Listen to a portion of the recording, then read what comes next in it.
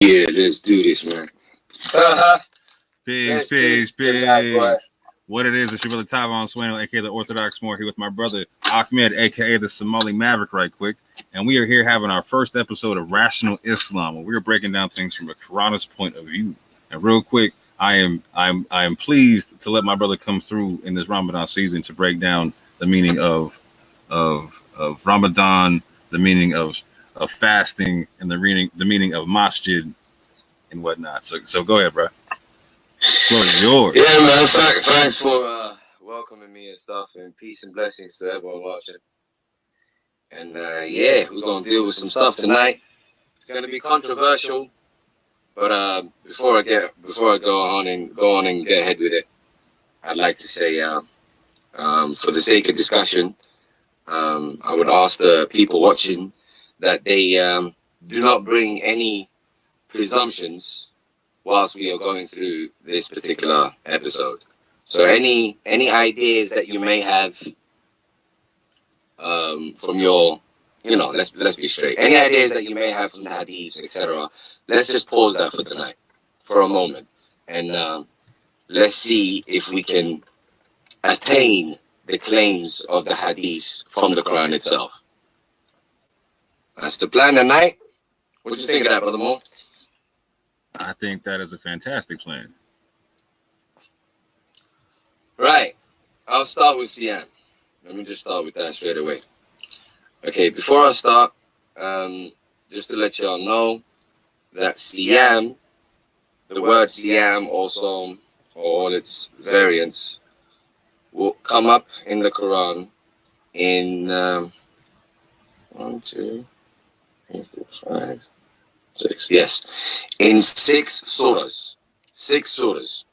That's the those are the only places that you will find the word Siyam and its variants.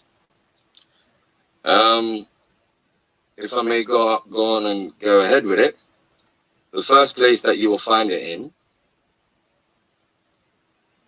Actually, before I start picking on each single one, I'll give you what each single one's subject title is. So, for example, we've got 492, and the subject title is basically expediation for killing. And then we've got 589 and 595, which is the same surah, and the subject is hunting. We've got 1926, and that is about Mary, and she basically has a siyam from speech, so we'll discuss that.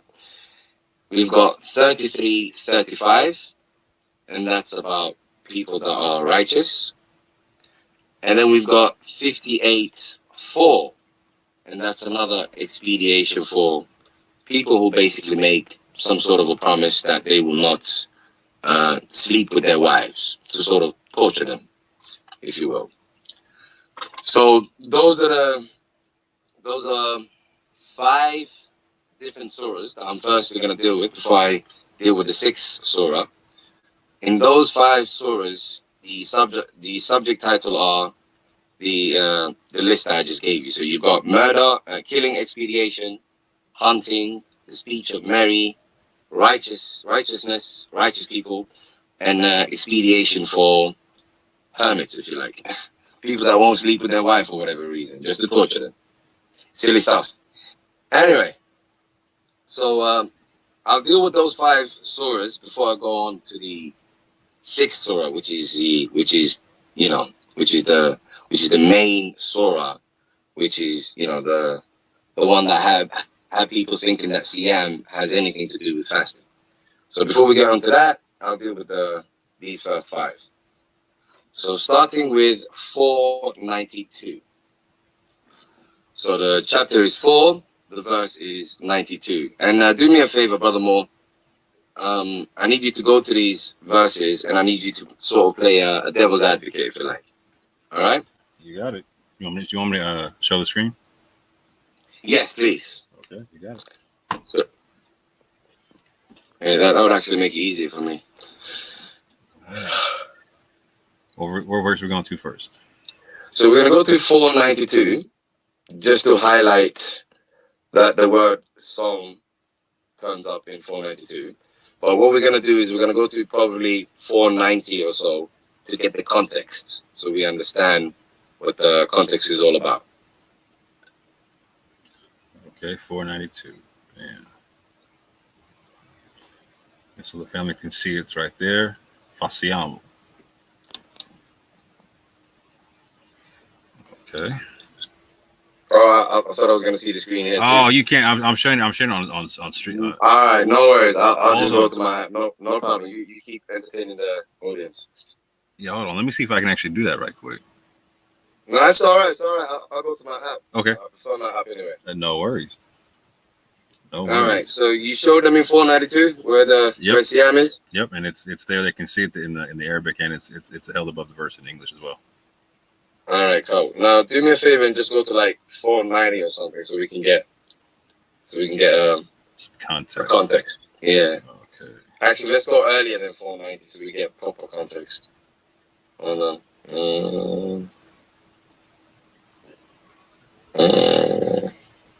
Okay, 487. It says, Allah, there is no deity except Him. He will surely assemble you for account on the day of resurrection, about which there is no doubt, and who is more truthful than Allah in statement. Just start with 490. Okay. Start with 490. No worries. Except for those who take refuge with the people between yourselves, in whom is a treaty, or those who come to you, their hearts strained at the prospect of fighting you or fighting their own people. And if Allah had willed, He could have given them power over you, and they would have fought you. So if they remove themselves from you and do not fight you and offer you peace, then Allah has made for you a cause for fighting against them. 491. You will find others who wish to obtain security from you, and to obtain security from you, their people. Every time they are returned to the influence of disbelief, they fall back into it. So if they do not withdraw from you, or offer you peace, or restrain their hands, then seize them and kill them wherever you overtake them. And those we have made for you against them a clear authorization. Verse 492.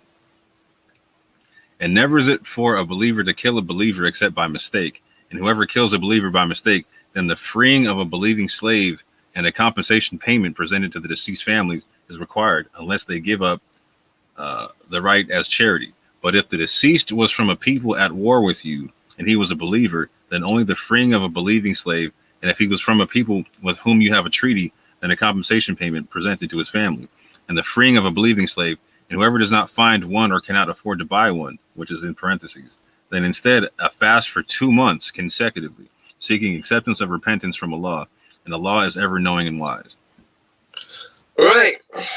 Now, just so we understand, what do you reckon the subject is about? So it would seem here that we're talking about the compensation concepts for killing somebody who is a believer, etc., and or accidentally killing somebody, right? And I see. Go ahead. Yeah, go ahead. And I see different ways of being able to pay that off. I see I can free somebody, and I see some concept where I can fast for 2 months if I can't free somebody, or afford to free somebody in compensation, and along with paying the compensation payment. Right. So to cut the long story short, what you see is some sort of expediation for killing. Yes. Okay. Now, so what we have is the word Siam, or the word song, could be, if done for 2 months consecutively, could be an expediation for killing someone accidentally. Correct? It's been, yeah, 100%. Right. So now here's the question. Now the question we have is, we have no reason so far to assume that the word Saum has anything to do with fasting, because the word fasting is literally to do with abstaining from food and drink. Nothing from this context makes that abundantly clear. Is that a fair statement? Yeah, 100%. There's no food or drink or bread or water or anything mentioned in the verse that would connotate abstaining from eating and drinking in any way, shape, or form. Cool. Could you even potentially understand why, let's entertain the possibility of fasting for 2 months from food and drink would have anything to do with you killing someone accidentally? What would it do? What's the connection? On some devil's advocate stuff, maybe like I could see it in a Catholic kind of concept of like doing penance for something wrong. You know what I'm saying? So like I'm paying back law through my suffering. I'm glad that you called it suffering. So is it fair to say then that fasting, if it would be fasting, it would be a punishment basically? I would say so, particularly in this particular situation where you see it as some form of compensation for a so-called wrong, right? A potential. Yeah. You know what I'm saying? So yeah, I would say so. Yeah. Okay, just highlight that for me, please. That if it would be fasting in this particular verse, the only possibility is it would have to be a punishment. Facts. Cool. Should I give you the alternative now? Hey, you're driving, man. Right. Before I give you the alternative, let's look at the patterns, because what we done now is we basically applied a process of elimination. So we got the possibility of fasting pretty much out the way right now. I mean, unless it's a form of punishment, right? However, there is no indication of food and drink in this context that we've read. No, sir. Cool. Now, with that said, and real quick, family, like, so keep in mind what my brother was saying earlier, like, so just follow the line of logic, because right now people are screaming, oh, but it says here and it says there and blah, blah, this HYDE says this. Just slow down and just follow the line of logic real quick. And at the end of it, when he's reached his logical conclusion, then try to throw everything at the wall and see what sticks. Please. Thank you. Please proceed, brother man. Thank you. Now, so we've eliminated that. Now we're going to try and eliminate another possibility. Well, I noticed a pattern between this quote unquote Siam and the fact that the people are supposed to follow something about this guidance. Is that pattern there? Is there a pattern between the guidance and between the guidance and Siam in this particular context? Potentially, in order to play devil's advocate, for me to see a pattern, I gotta see it somewhere else. Can you show me somewhere else? Like, does the pattern show up again in the Quran? Oh yes, this pattern will continue. Okay, interesting. Okay, so this pattern will continue. As playing devil's advocate, I accept that there could be a pattern for me. I need. Well, let me make it clearer for you. Okay. What we are reading right now is decrees, correct? Yes. These decrees exist in the guidance. Yes. Then Siam surely would have to be connected to the guidance, at least as far as that. Facts. Okay. I mean, in terms of these decrees are the decrees you're following, right? So this is how. So, for example, in this particular decree, dealing with if you kill a quote unquote, basically if you kill someone accidentally, yeah. Right. Now, so you're reading this particular decree from the guidance. Yes. And you're reading what you need to do if you have done something from the guidance. So at minimum, Siam is connected to the guidance in that light. Yes, sir. Thank you very much. So decree. So in a nutshell, decree and guidance are connected. Is that fair? Very much so. Is there a decree here? I would say so. Right. So I guess we. So is that particular argument eliminated? The fact that it's not guidance or a decree, yeah, 100%. No, I'm saying the particular argument that guidance, decree, and Siam are connected. Is that? Oh yeah, 100%. Is that eliminated? Yeah, I would say so. No, is that eliminated or not eliminated? As in, will it stand? Is that an argument that will stand? Like, so are you saying like it's no longer on the table that you got to defend it or take it down or that? No, I'm saying, is that a legit argument to say that decree, guidance, and Siam are connected? Yeah, 100%. at least in this particular context that we've read. Facts, because this is definitely a decree. Thank you very much. So now we shall continue. Actually, before we continue, Mhm. just to put out another argument, if someone did kill someone accidentally, and they were to apply abstain and basically reevaluate from their guidance, which is where they take their decrees from, then could they potentially evolve spiritually to a point where they would be more conscious of their actions in the future? All right, let me see if I got you understanding, because someone that was talking right quick when you were saying that. So if I replace the meaning of fasting with abstain, would I still get some spiritual benefit to it? No, I'm saying if they, let's say, I'm not even going to play with the words. Okay. Not yet, actually. I'll do that second. Hmm? So if they were to apply Siam Mhm. and go after they've done the accidents, because we're talking about accident right now, yeah? Yes, sir. If they were to apply Siam and go back to their guidance where they take their decree from, yeah? Yep. If they were to abstain from basically their normal activities other than the necessary, yeah? Mhm. So let's say for 2 months, as it says, yeah? Yeah. And they were to engage with where they take their decree from, yeah? Mhm.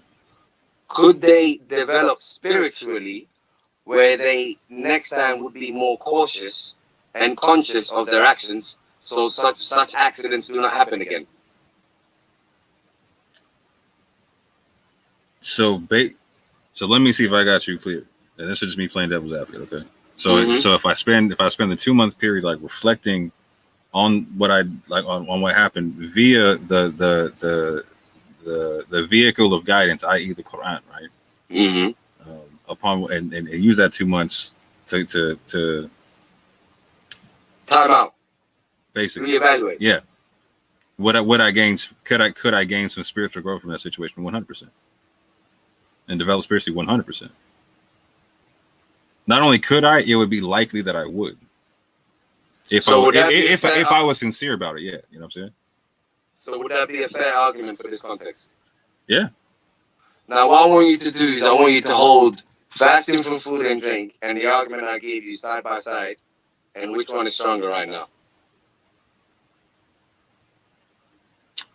At this juncture, I would have to say the one you just gave me, because there's no specificity for like abstaining from the food and the drink. It would just be the concept of doing the action of whatever fasting or abstaining is. Right. All right. Okay. Another thing we will deal with is we'll deal with the word abstaining or fasting. Okay. Whether this word Siam is likely. Let's use the word likely. Because we're going to give everyone a chance to really have a constructive argument against this. Right. Now, is it likely abstaining or is it likely fasting? Now, the question I would put forth to you is that fasting is not an everyday language. Fasting is a concept. Yeah. So this is what it makes sense to me. And when I'm hearing you say this, like, so if I just hear the word fast, like, I would need it explained. If you say the word abstain, that instantly makes sense. I don't need it explained further. Because it's a word. It's an everyday word. Yeah, 100%. But fasting is a concept. 100%. Can you disagree with that? No, not at all.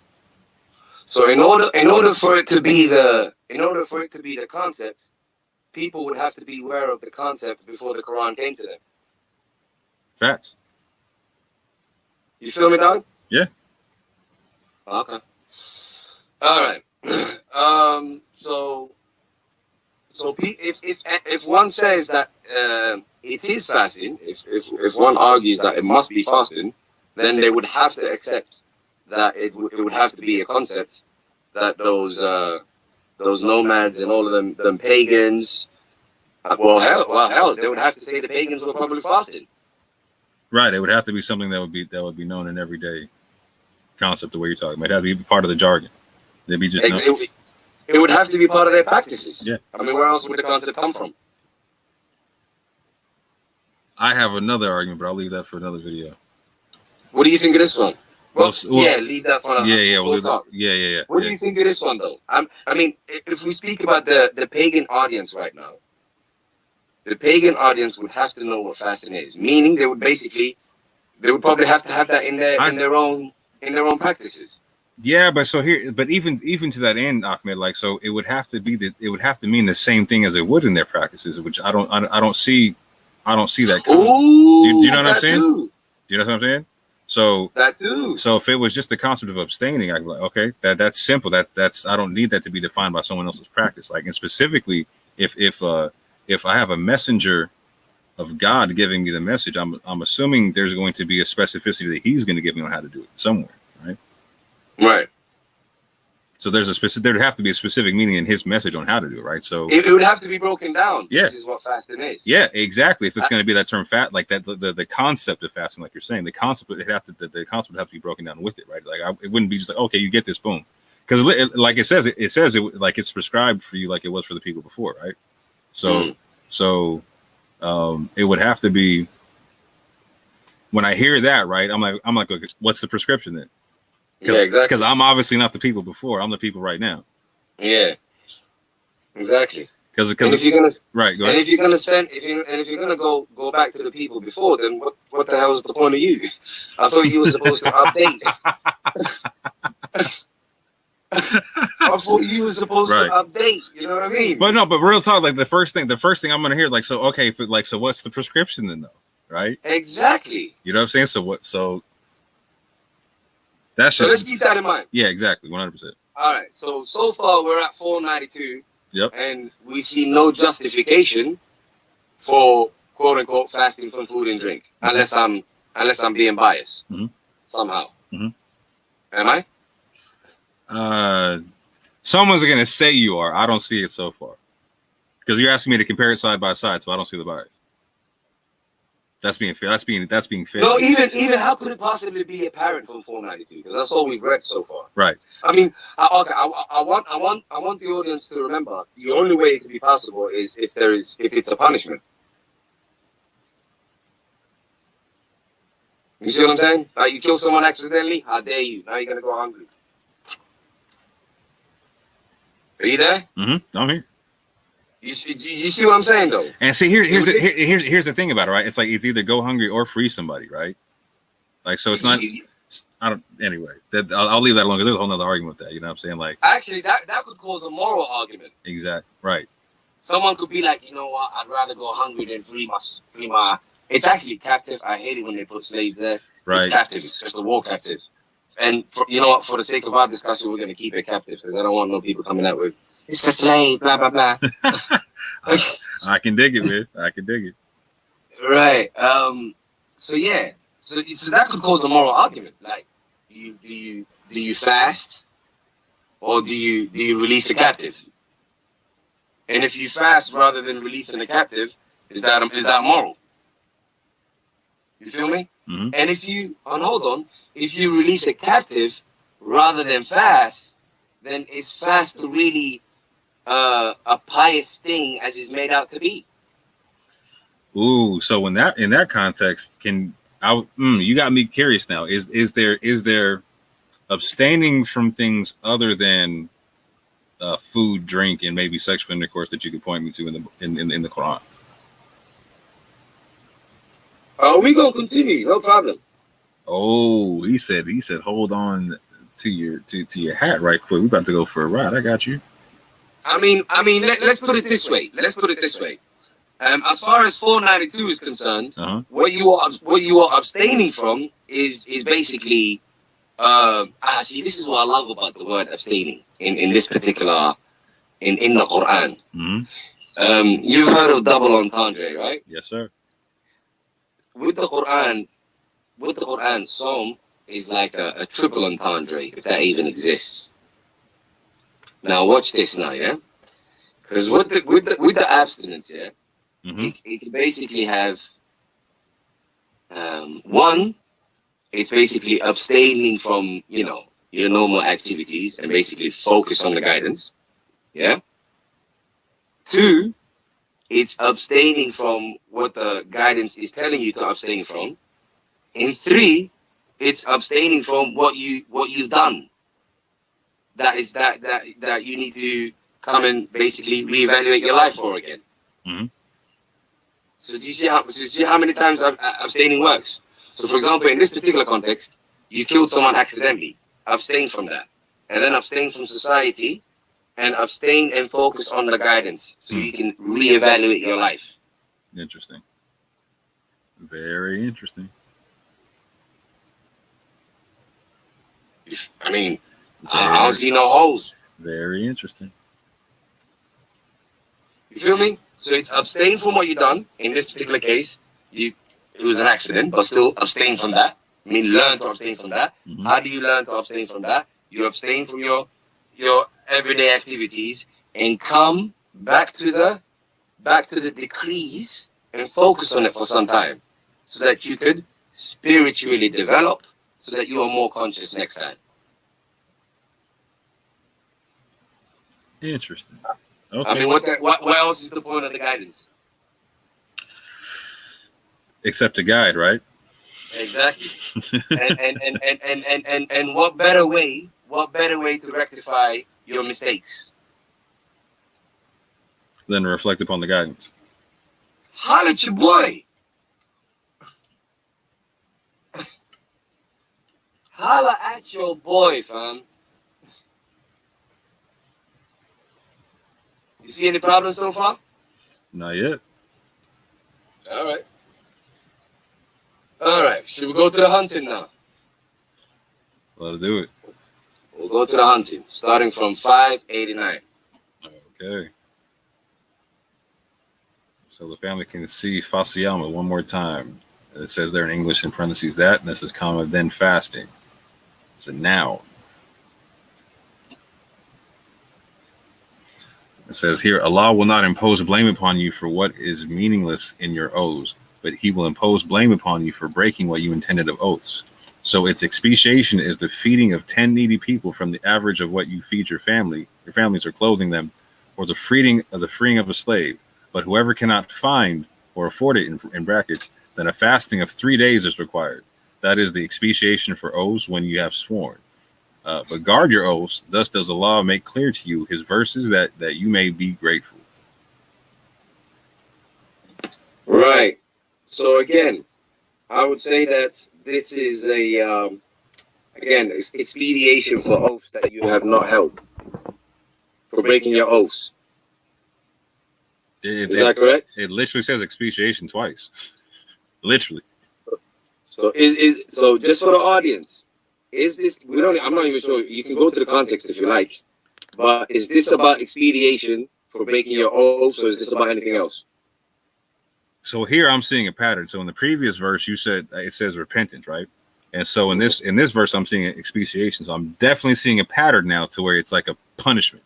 You know what I'm saying? Or you know what I'm saying? At the very least, or it's a means of expiation / repentance at the very least. Yes, it's definitely a means of expediation.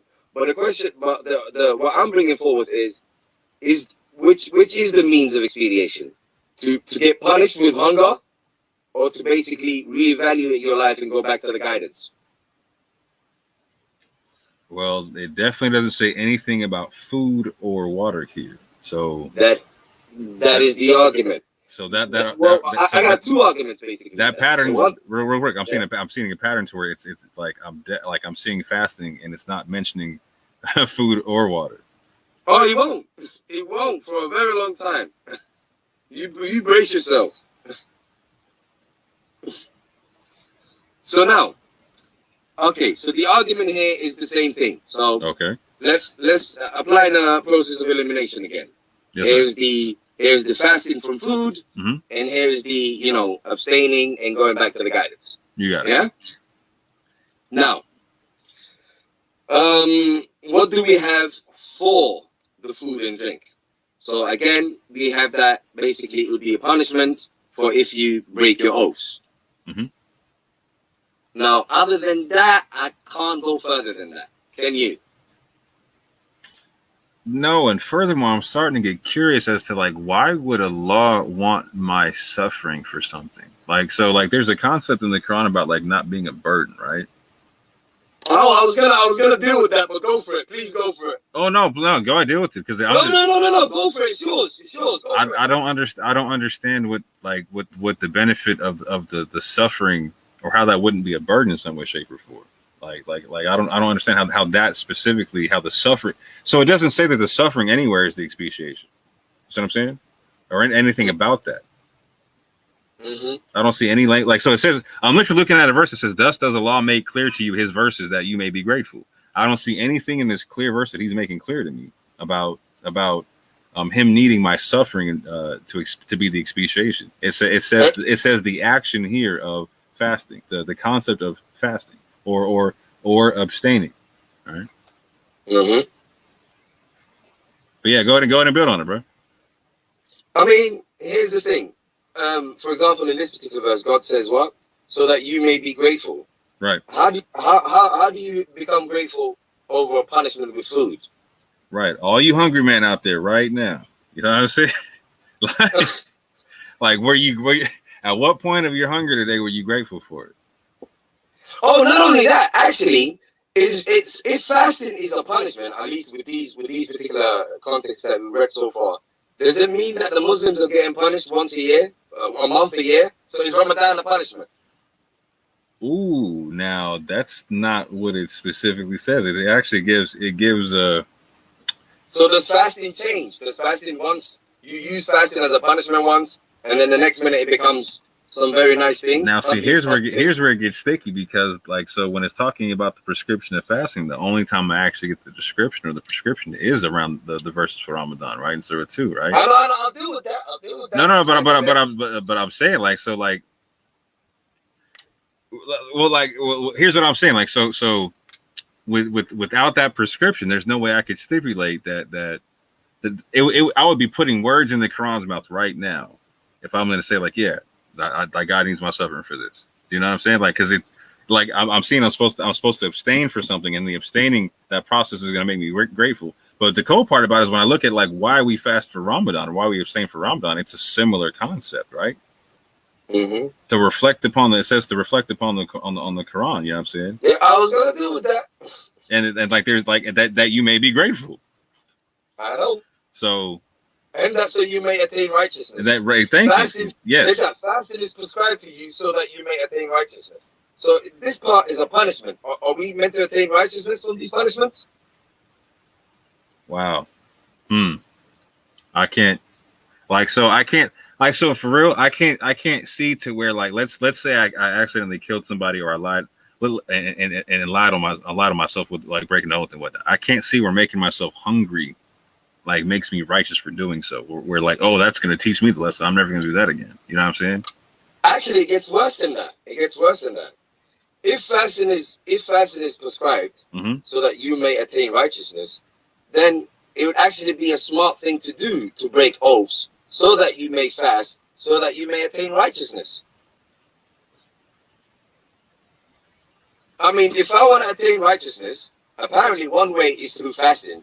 So why don't I just break oaths so I can just fast, so I can have an excuse to fast? Or just fast all the time voluntarily. I know. Because, I mean, it's how I attain righteousness, apparently. I mean, you see all these people that are starving, are they righteous? It's possible, but the question is, does the starvingness in and of itself make them righteous? And I would think, I mean, that seems to be the connection. So, but I don't see. Here's at this juncture, the pattern that I'm seeing is I don't see anything. I don't see the abstaining from food being mentioned. So, like it seems again, like you keep saying, right? Like it seems like the fasting would be an understood concept as it's being mentioned, right? Mm-hmm. So, like if I'm hearing the word abstain, I'm okay. Makes sense. Abstain. But like.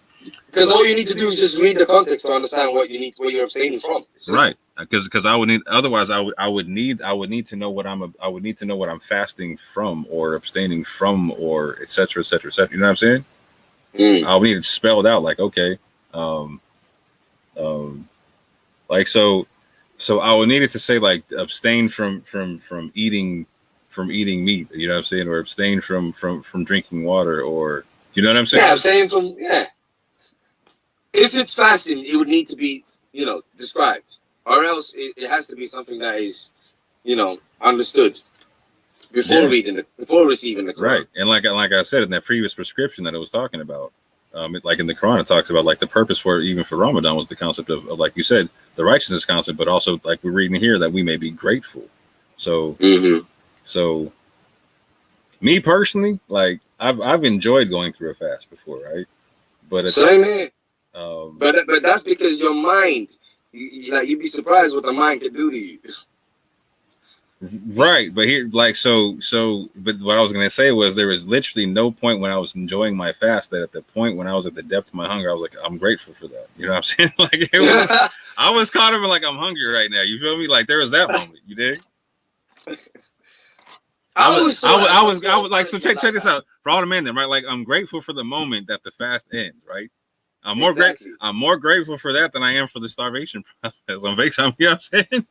I thought that was what it was all about. I thought it was all about, making you grateful for food and drink. I thought it was like a little punishment, like, you ain't usually grateful, so go through this just so you're grateful for the little things. Right. You know what I mean? Right. Which could make logical sense, right? Which could make logical. Well, that's why I bought it. You know what I'm saying? Mm-hmm. But right now, but then what if I'm like, so what if I'm one of the people like, so I actually went through this before, right? Like, so I actually had cancer while I was on during Ramadan one year, right? So I couldn't not eat. You know what I'm saying? Mm-hmm. Like, you so had to eat. I had to stuff my face. You feel me? I had to eat everything in sight, right? Right. So I literally just like fed poor people, right? You know what I mean? I was like, I read the Quran and fed poor people. You dig? I was like, but I gotta feed my face. You know what I'm saying? As a matter of fact, we're gonna deal with that later. I was gonna say, wouldn't it be better to feed poor people than fasting anyway? Well, right, but in this situation, right? Like, so if I was to stick with the concept, like God would need me to not eat for punishment, so I could feel grateful about something, right? Like I literally could have been dead at the end of that. No, but they would say that's covered though, because it already says if you're ill, you don't have to. You know what I'm saying? I'm with it, but like so okay. If I'm ill, what do I do? Like again, that's the hope. Like so that goes to your point, right? Like so, what do I do to get a benefit out of it, right? Like so am I going to get more of a benefit from reading the Quran and feeding poor people and freeing slaves or whatnot, or starving? If I'm ill, like well, apparently if I'm ill, I'm suffering already, right? Yeah. If I'm ill, I'm like, so why isn't me being ill like the same kind of expiation? That's what I'm saying, man. I mean, if you're ill, I think the argument would be, you could do the whole feeding poor people and stuff like that. But then, if you're feeding poor people, one would reckon that you're better off than the person that's just going hungry from food and drink. You're at least making a change. Right. Right. You know what I mean? Right. But anyway, that makes total sense to me, right? In the sense to where like there's something like, so me just starving myself, right, is something intrinsic. Do you know what I'm saying? It doesn't benefit it's not observable in the society that you're doing anything. Yeah, there's no observable effect in the society. You know what I'm saying? Yeah. Other than there's more food on somebody else's table because I didn't eat today. You know what I'm saying? Straight up that might but be, it makes more sense that it makes you might have a point with that one, believe it or not, but we'll continue. But it makes but if I'm gonna not get if I'm not gonna eat the food, it makes sense, like, okay, if I'm gonna starve, at least give that food to someone else that I'm you know what I'm saying? 100%. Now I can understand that, but I would need to see it said like that. You know what I'm saying? Like, so, but anyway, that's neither here nor there at this juncture. I'm just saying, like, so I was ill for a lot longer than Ramadan was. The length of Ramadan, I had cancer for a lot longer than the length of Ramadan. I'm sorry to hear that, man. No, I'm open right now, right? No, I'm good now. I'm straight now. My guy. No, yeah. Praise be to God. All praises to the Most High. Exactly. So I'm straight, right? Like, but the issue is like, so why was that not expiation? Because that was I fasted and I went through that. I can tell you, me going through the cancer was a lot tougher than me fasting. Yeah, that would be. You're right, actually, 100%. But I got some real shock for you later on. I got some shock for you coming up, bro. Okay. Trust me, man. But so far, do we have anything for on the table of fasting from food and drink? No, nothing of the sort. Do we have anything for the table of abstain and go back to the guidance? Yes. Cool.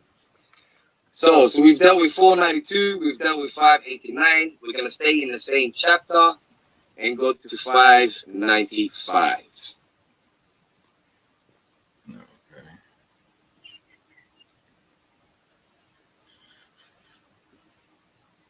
Again, the family consists of Siyaman, and then it says in parentheses in fasting comments. Now, one more time. And it says here, O you who have believed, do not kill game while you are in the state of Ihram, and whoever of you kills it intentionally, the penalty is an equivalent from sacrificial animals to what he killed, as judged by 2 just men among you as an offering, delivered to the Kaaba, or an expiation. Again, there's that word expiation.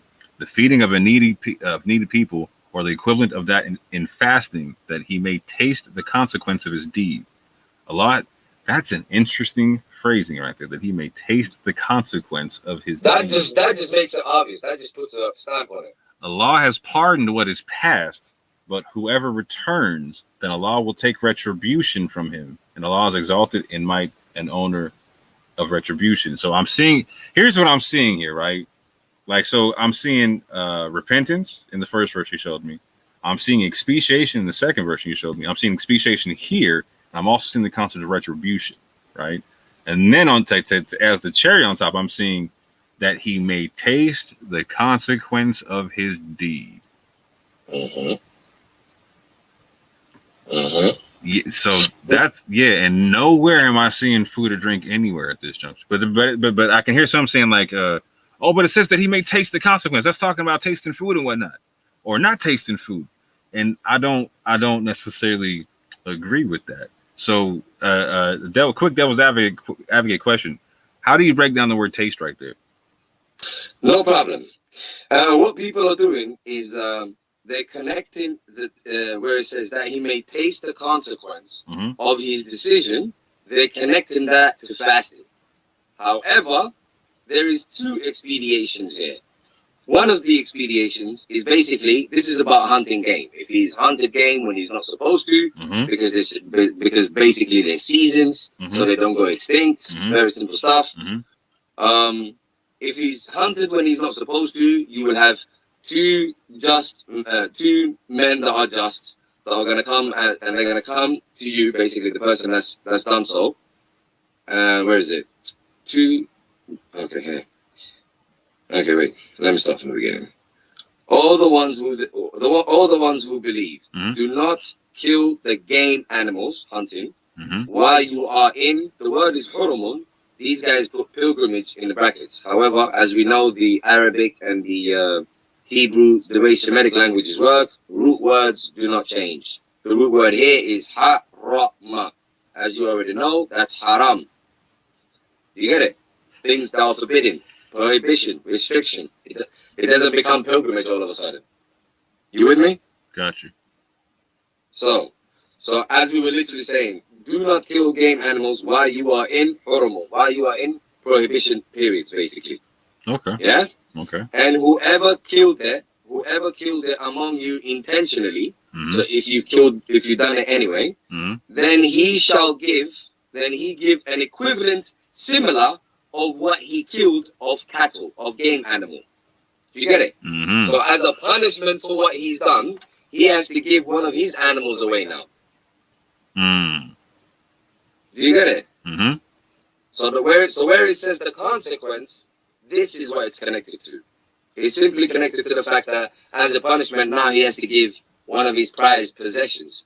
And to show you that it's one of his prized animals, not just any animal, and where it says, equivalent, similar to what he killed of cattle, and judging in it 2 possessors of justice, people basically, among you. And here it says hudan. Hudan, the translation they have put it as offering. Are you with me? Yep. Now we know that the word hudan means guidance and whatever is synonymous to guidance. We know that because, for example, in the beginning of Surah Al-Baqarah, it says, ذَلِكَ الْكِتَابُ لَا رَيْبَ فِيهِ هُدًى لِلْمُتَّقِينَ. This is the book of which there is no doubt, a guidance for those conscious of God. So the word hudan is guidance and whatever synonymous to it. So we know that guidance and an offering are not synonymous. Am I correct? Facts. Does guidance and offering have anything to do with each other? Nope. Cool. However, in this particular context, because it says hudan, we're going to leave it as hudan, reaching the Kaaba. Now, here's where it gets interesting. This is the famous quote-unquote Kaaba, the Kaaba in Mecca. Now, watch this now, yeah? Remember that the subject matter is game animals. It's animals that we're dealing with. And we're dealing with, you've killed an animal when you're not supposed to. Now you have two members of society that are just here to take something from you. You got to give an equitable or similar to what you have killed, right? So that we're still dealing with an animal. So with that being said, when we have hudan baligha al-Ka'bati, I'll make it simple for you. So hudan, we agreed that it would be guidance and whatever is synonymous to it. Baligha, we'll leave it as, how about baligha? It could be reaching, but we'll say it's reaching and whatever is synonymous to it. Because you and I both know how the Semitic languages work. Yes, sir. It's all down to the context, Yes, which synonym fits best. Fact. So it could be reaching, or it could be something synonymous to reaching. Yes, sir. Right. So the last one we have is the Kaaba.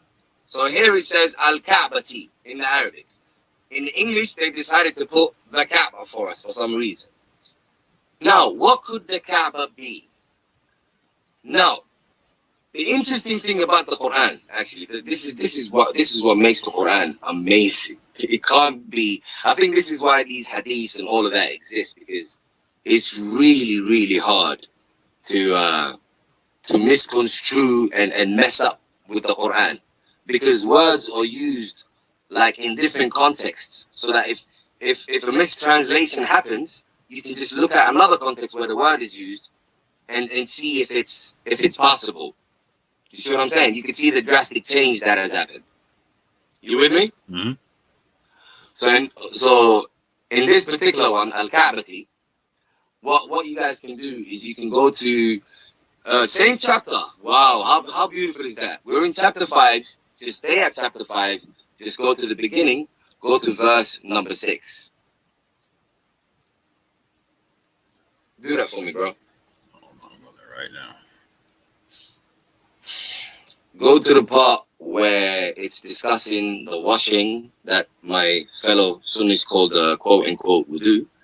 Go to the part where it talks about the washing and washing your feet down to the ankles. Okay. Oh, you have believed, when you rise to perform prayer, wash your faces and your forearms to the elbows, and wipe over your heads, and wash your feet to the ankles.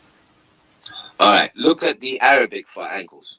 You got it.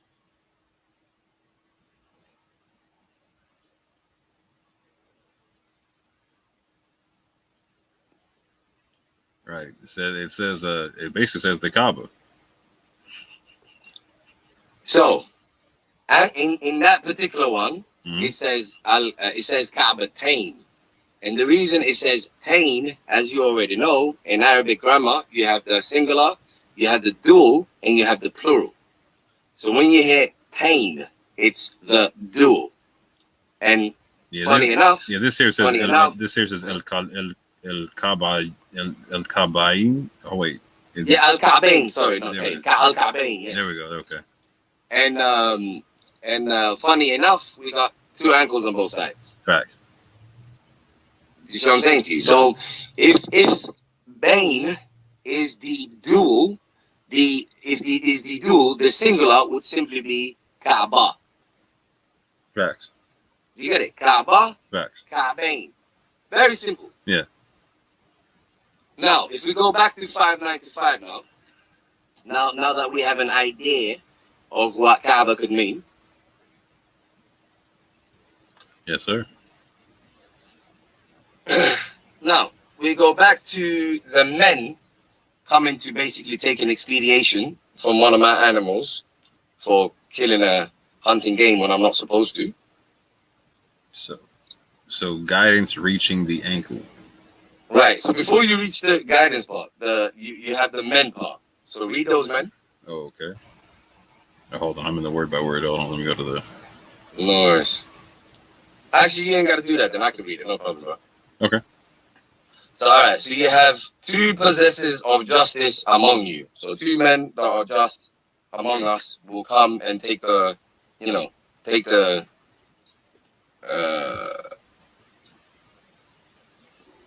Take similar or equivalent of what I have killed. You get it? Now the question is, how would they know? How would they know? How would they know what animal of mine is similar to what I've killed? Is that a fair question? Say that one more time. I said the question is, how would they know what animal that I've killed in terms of what's similar to the animal that I've killed? How would they judge? I would have to tell them, or they would have to have some evidence thereof. So they would need some evidence, right? Because Yeah. you can tell them anything. Yeah, exactly. All right. Now here's this. Now, yeah.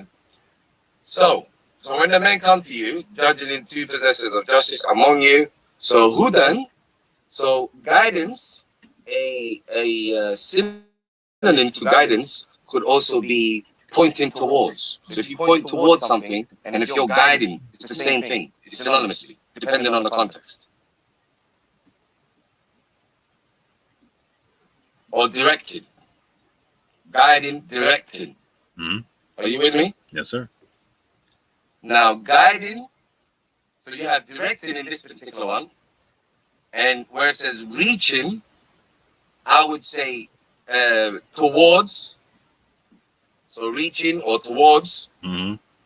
So if you have directing towards and Kaaba, so you have directing towards the ankle. Now let me put something forward to you. Now, to judge the age of an animal, what scientists do is that they look at the ankle of an animal. The reason they can tell the age of an animal through their ankle is dependent on how long they've been roaming the earth, if you like. They would have put pressure on their ankles. As a matter of fact, you can even see this in human beings. Just look at their ankles the older they are.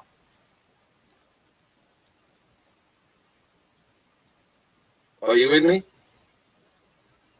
Kinda. At this juncture, I think there's a lot of people probably throwing all kind of stuff at their computers talking about. What is he talking about? The Kaaba means the ankle. Like, so what's the Kaaba? What's the Kaaba? I mean, you know what I'm saying? But here's this though. If Kaabain is dual and he meant the ankles at 5'6", what's the issue? What did it do? Just change? Fact of the matter is, if it fits the context, then you would struggle to have an argument. I'm just saying, you got a lot of men who paid that trip to it, paid for that plane fare and all that stuff to go to Saudi Arabia. Who are hot at you right now if Kaaba means ankle. That's all I'm saying. I mean, it is what it is. I showed the proof. It's up to them what they want to do.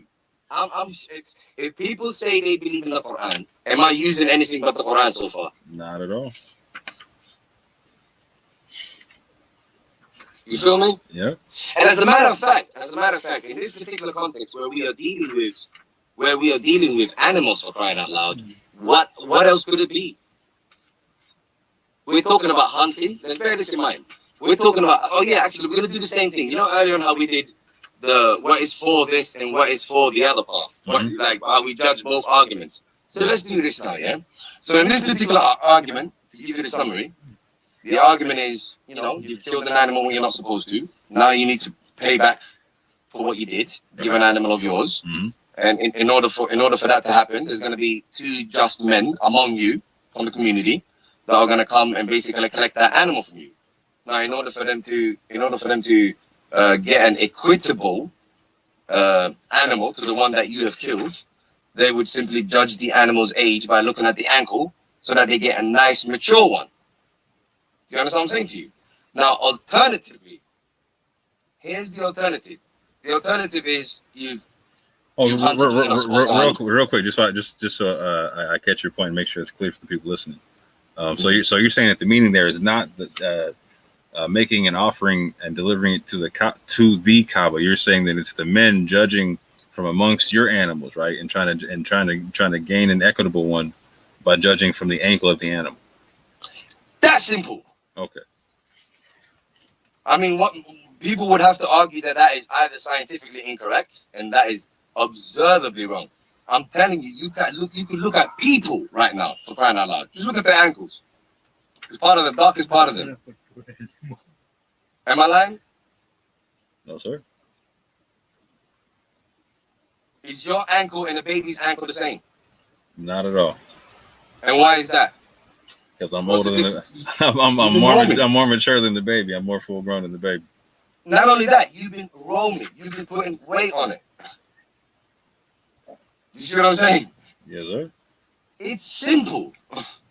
Now the alternative, the alternative is hunting. You've hunted when you're not supposed to. Mm-hmm. Two just men among you, and the Kaaba in Mecca. Apparently, we don't even know if that is the Kaaba, but somehow we would have to connect that to the Kaaba. So what do? Do we in London, if we hunt when we're not supposed to, do we take the animals to the Kaaba in Mecca? Man, I gotta put the Kaaba and Masjid in this title, bro. You got me dying right now. My man's taking on fasting. My man's taking he's taking on the Kaaba, he's taking on the Masjid, all in the same joint. I didn't mean to, but I had to deal with this verse. Yo, this is why they call my man the Somali Maverick. You dig? No, brother.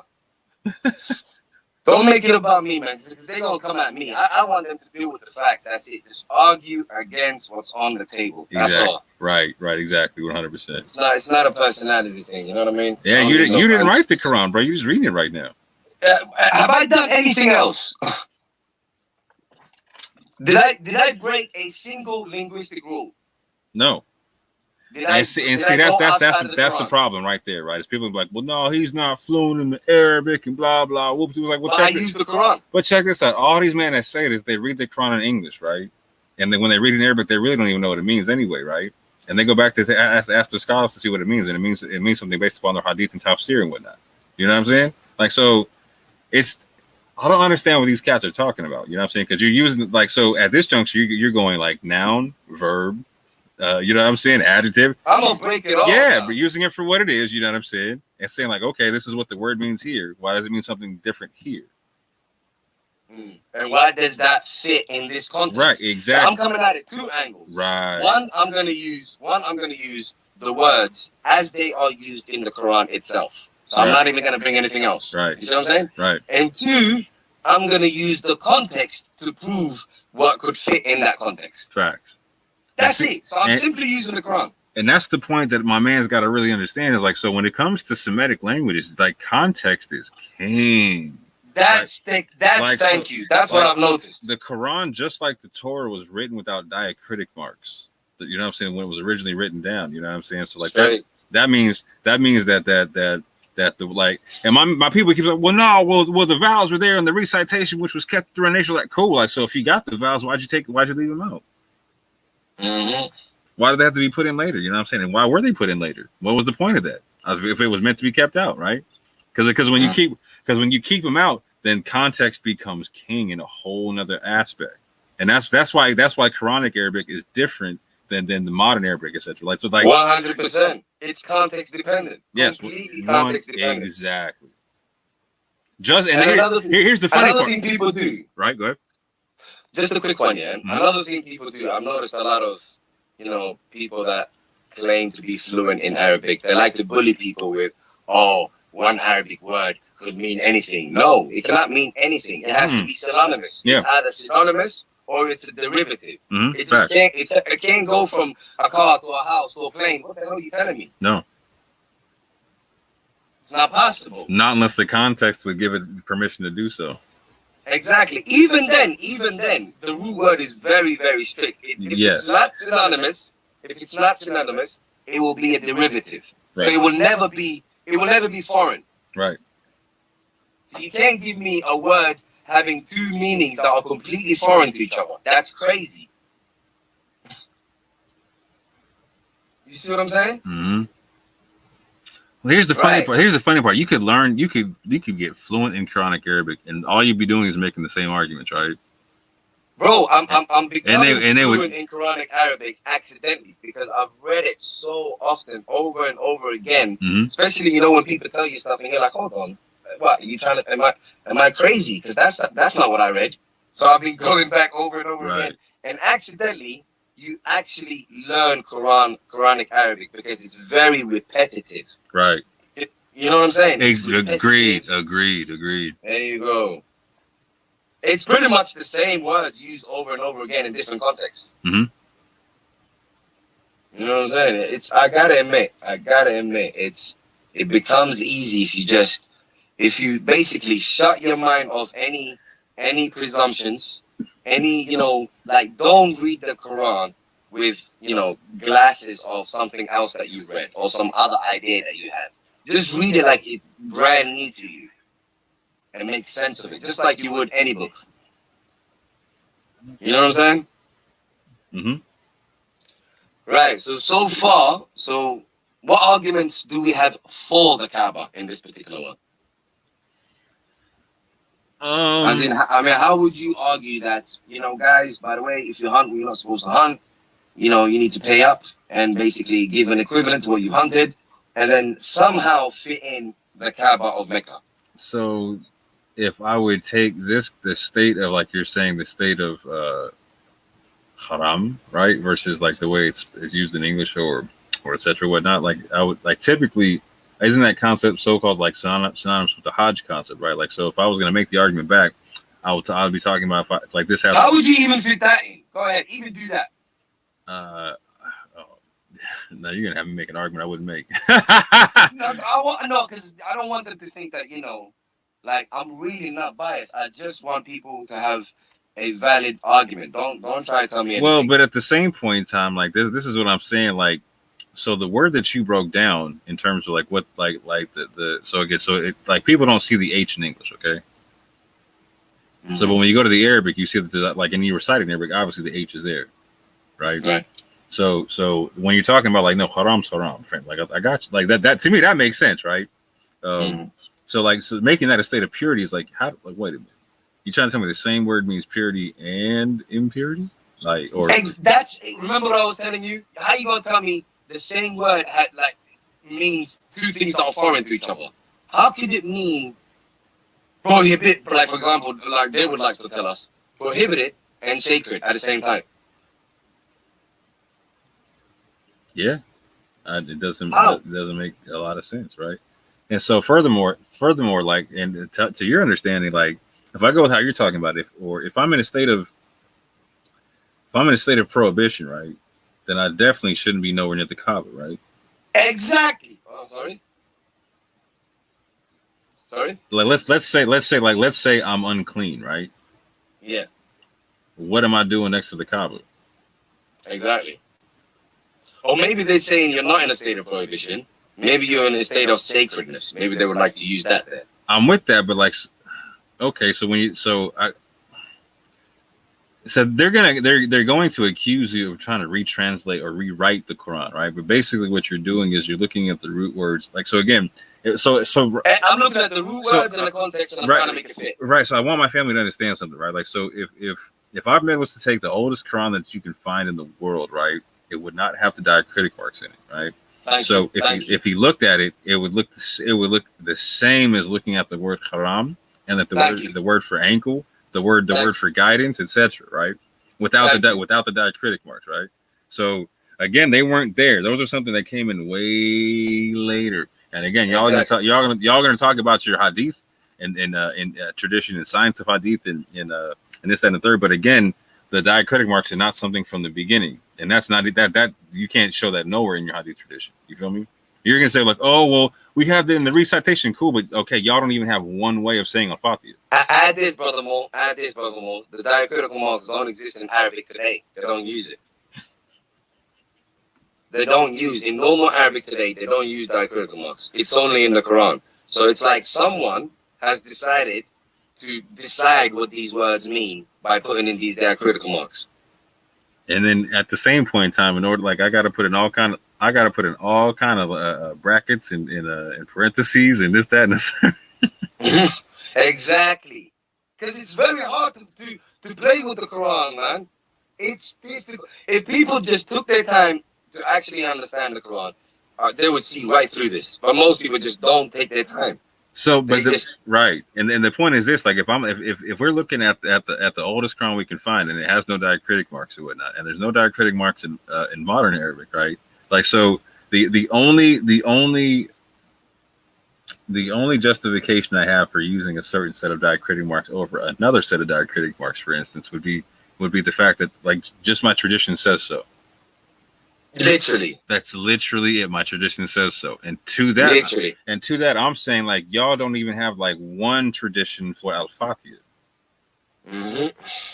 But like both traditions that pronounce al-Fatiha different.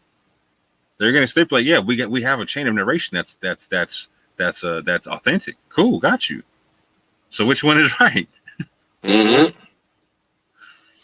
So which one is right? So at this juncture, you have to understand, like, so if you're going to be intellectually honest, you don't know which one's right either. That's why Ahmed is saying, okay, so if you can't tell me what diacritical marks to use in al-Fatiha, we're talking about al-Fatiha, fam. No, bro. It's worse than that. I don't even mind them using their diacritical marks. It's still got to fit the context. No, but right, that's what I'm saying. You got to, like, you. So the point is like they're gonna say that there's no reason why you should be able to make this argument, right? But historically, in intellectual, like, this is why there's two different lineages of that one sir, right? But you know what I'm saying. This is why they have to disprove you actually your reading of it, right? So like when I hear you when I hear your reading of it, or your translation of it, or your breakdown of it, like, I have to see, does it not make sense via the context, first and foremost, because like that's the same place I would be in if I was doing it any other way, from a scholarly level, right? Because again, I'm like, and people don't recognize this. Like, if you take yourself out from being like a Muslim family, like let's say you were a Quran scholar, okay? Like this is right. This is what you did and whatnot, right? You just studied the historicity of it, you studied all kind of all the facets of it thereof and whatnot, and someone asked you to come up with the translation of the Quran, right? You would not, you as an individual would not rely on the hadith tradition. You would go through the language as you know it, and you would go word for word as you know it, and you would give your translation as it would make sense, right? It's that simple, fam. Like, so you can't say my man's wrong for doing the same thing that a scholar would be forced to do in the same situation, and that they're currently forced to do now. It just is what it is. We have translation. We have traditions of the Quran and how it's translated and how it comes about. You know what I'm saying? And so my man, he's like, okay, whatever one you want to take me to, right? It's like the word says this. This is what it means. And so in context, it has the ability to mean this. So for instance, we're finding ourselves to where in context it has the ability to mean this or this. Which one makes more sense when you read out both contexts? That's it. It's that which one makes more sense, and not just more sense because everyone's saying, like, oh, it's up to your own logic at this juncture. Everyone's gonna get like their own concept. No. I'm not even talking about more sense. I'm talking about possibility. I'm going to prove that it's impossible now. Right, because we're going through the reiteration of the Quran, right? So that's people to miss that one concept, the fact that it says it has much reiteration therein. It repeats itself, right? So it makes the same. You're not going to read it one way here and a whole nother way somewhere else. It's going to say it the same way over and over again, so you understand what it's saying. So that's why my man's waiting for you to point out food and water right quick.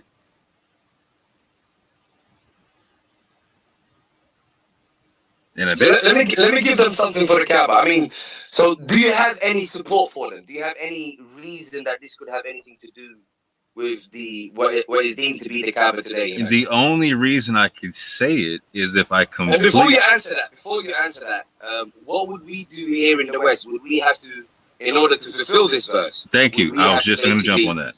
Go for it. No, I was just going to say that. Like, man, like, so I mean, like, that's a long trip to make every time I mess up like that, bro. You feel me? Like, yo, word? Like, so anyway. No, I'm just saying. I'll leave it right. I'll let you pick it up from there. But I'm just like, so the only way I could make the argument for it being the Kaaba is if I reject any other possibility of context, right? Which is not fair. Which to be specifically honest is not fair to how the language works, right? So like I don't have an intellectually honest objection. Let me say it like that. I'm trying to find one. I can't find one yet. I mean, I guess they would have to argue. I can think of one for them. They would probably have to argue that this was a circumstance-limited verse. So they would have to say this was literally dealing with a particular people in Mecca, near the Kaaba. This was, an injunction given to them, period, only. Well, at the same point in time, like, so let me say it like this too, like, so if fasting was if the prescription is as it was for the people. No, we haven't reached the fasting yet. No. Go ahead. Yeah. Well, it's part of the verse. I'm not going to hit the fasting part of it, right? But I'm going to touch on it in the part of it being the expiation for what we're talking about here. Go for it. So in a sense where like it's being prescribed as it was for the people before, who else was prescribed to fast or do anything in anything related to the Kaaba? Yeah, exactly. Period. Yep, and also anything related to punishments for hunting. Facts. Like that. That's not a tradition that makes sense to me. And again, by the way, this would still have to be punishment, right? Yeah, it's saying expiation right there, or an expiation. So far, if there is a fasting, it's really a punishment. It's like you've been bad and hungry. That word for expiation, we're gonna have fun with on a whole another day, bro. So far, the only thing we have is if you've been bad, go hungry. So basically, that's what it is. Yeah, it's a horrible punishment. Go hungry.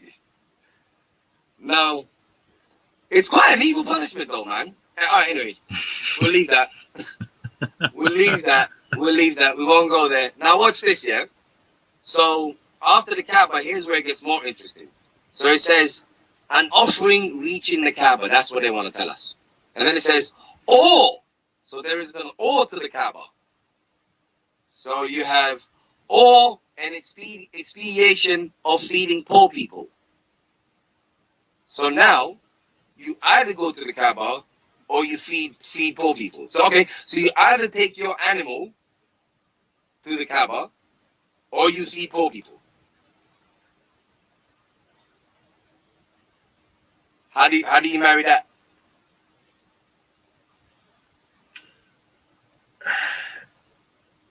So in a way, I guess, like, to play devil's advocate, I'm having to go without the animal in that either situation. Like, well, maybe potentially in either situation, because it's not telling me how to feed the needy, right? It's not saying take an animal and feed the needy with the animal, right? But I'm assuming I would have to. I could correlate it to where I'm taking that same animal and feeding the needy with it if I'm not taking it to the Kaaba. Okay, hold on. Is the Kaaba an altar in this? In this juncture, the Kaaba seems to be like an altar. See, now you got me messed up. So how is anything relating to ankle an altar? There you go. Like the context got me all messed up right now. There you go. Well, wait, before we even say altar, I'm saying, because I'm sure they're not going to like the word altar, because altar is, connected with pagans and stuff like that. But here's the thing. No, but it says the penalty is an equivalent from sacrificial animals. So, like, all right, they can call it some pagan stuff they want to, but like we're talking about sacrificing animals right there, right? Yeah, but if you're talking about sacrificing animals and you're talking about taking them to a cube, what's the connection between sacrificing animals and a cube, unless the cube is some sort of an altar where you slaughter animals or some shit? Right. Which again doesn't make doesn't make sense via the context of the ankle thing that you just showed me. Like, so. No, we can leave the ankle. I want to deal with their argument. I got you. Let's see the validity of their argument. Yeah, but I mean, why do you need to take these animals to the Kaaba? But if I go to the Kaaba right now, like, am I going to see animals being slaughtered? That was another one that I was going to bring to you. You're not going to see animals being slaughtered if you go to the Kaaba. Well, they may argue that on the outskirts of, Masjid al-Haram, on the outskirts, there is some slaughtering going on, and they might connect it to the Kaaba somehow. Oh. But I don't even know how that works. I don't see Masjid nowhere in this verse, though. There you go. There's that too. But they would say Hurumun, where it said, they would say Hurumun is like, they would basically change Hurumun into a noun or a proper noun. Yo, that's crazy. So like typically I read this in English, right? So I saw that I didn't see that there was like there's not an H in there in English. You know what I'm saying? That's a trip to me. Like to me, like the only way you can make that not make. Why would you leave the H out, even in the Sahih or national version? That don't even make sense to me. How do you change it to it's like you change it to pilgrimage, like how you change the word. You change the word, yeah. So basically, prohibition would be what? That would be an adverb. Can haram mean pilgrimage in any way, shape, or form ever? No, not pilgrimage. They would say haram. No, they would say haram is Masjid al-Haram, where you take your pilgrimage. So they would connect it to pilgrimage that way. So they would change Huramun into like a label, it's like saying the New York Knicks Stadium. So the direct translation of Masjid al-Haram just sounds funny to me, right? Like, so what is it? No, we'll deal with Masjid al-Haram. I got you. No, okay, yeah, I won't jump in. My fault. I got you. Yeah, Masjid al-Haram, they would basically be saying the forbidden mosque. I know. But to get around that, they changed haram from forbidden to sacred. Can you imagine that? No. The funny part. That's okay, yeah. So that's where they connect this Hurumun. They say Hurumun and Masjid al-Haram is the same thing. So they say Hurumun. They change Hurumun into a label, basically. Literally like a stadium. You get it? Hurumun, the only place where Hurumun is that particular place. So what does that make it? It makes it a thing. It makes it a label. Right. Do you see what I'm saying? Or else but it's saying, but the co-part is saying that you're in the state of this thing, right? Like, so it's not like the Republic state of You're right. Or they're saying you're in the state of something. Right. So that makes it even worse. So now what are you? Are you in a state? How do you become a state of sacredness? Yikes. So human beings can be sacred? What? Maybe this is me making my wudu. I'm in my wudu, and maybe I accidentally killed some game, and then I gotta act like. It doesn't work, bro. I promise you, man. People are just following their forefathers, man. I'm telling you, if they take their time with the Quran, it just does not work. But isn't that what the Quran said? Like you know what I'm saying? The people who rejected the Quran, they just wanted to follow the forefathers anyway. Like, literally, that has always been the case. That's the reason the Quran was sent. This is what makes me look at Muslims like, what the hell are you doing? The Quran told you that is where the Jews and the Christians messed up. So what are you doing the same thing? Facts. We're doing the same thing. And now that one of them are bringing animals to the Kaaba, I'm just saying. So there is that too. So they would have to say, okay, we don't do this anymore. So the verse becomes obsolete. Oh, but then you know what they might say? Like, oh, you know what? It was written in the Torah and in the Gospels. It was just rewritten by the Christians and the Jews. Yeah, they'll always do that. Yeah. But then if this is something that is just circumstantial, why would it be written in the Torah and the Bible? But if it's just around that area, I mean, unless Kaaba is everywhere. So here's the cold part. Black box everywhere. I gotta go to the Torah to get food and water. Do you know what I'm saying? Like, so, like, unless you can show me the food and water concept, like, oh, you got me, like, I'm trying. You got me stuck at this juncture. You know what I'm saying? Bro, I got something worse for you. It gets worse. Hold on, real quick. Unless my family is trying to tell me that the Torah is part of your Hadith tradition, you know what I'm saying? Exactly. It gets worse. I'm gonna allow that one for a second. We've only done. You know what the crazy thing is? We've only done 2 chapters so far. Right. So we've still got. We haven't even hit Surah al-Baqarah. We've still got 4 to go. We've got 4 to go. We haven't even hit the main one yet. The Chief Coon Boom. Yeah. The only one where you might find eat and drink, but we'll deal with it. It got peaked by the second surah. Okay.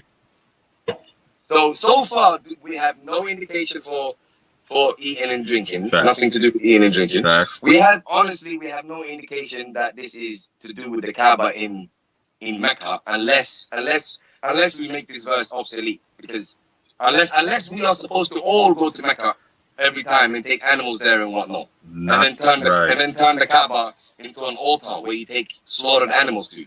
Not gonna lie, you just messed my head up on the Kaaba. Like, I don't know how it's gonna work, bro. I really don't know. And furthermore, this is what I was gonna tell you. Actually, it gets worse. You know where it says with the Kaaba or an expediation of feeding the poor people, then it becomes surely it's better to feed poor people than taking animals to the Kaaba. So what are you saying? This is why I don't find a black stone in the Quran. Straight up, bro. Now, please think about this one. If it says or an expediation of feeding poor people, then surely it is better to feed poor people than to be taking bloody animals to the Kaaba, where they don't even get slaughtered anymore. And then who'd be eating if they got slaughtered anyway? You know what I'm saying? Like, it's not like if there's poor people, I'm slaughtering animals and they could be fed off that animal. Like, that's crazy.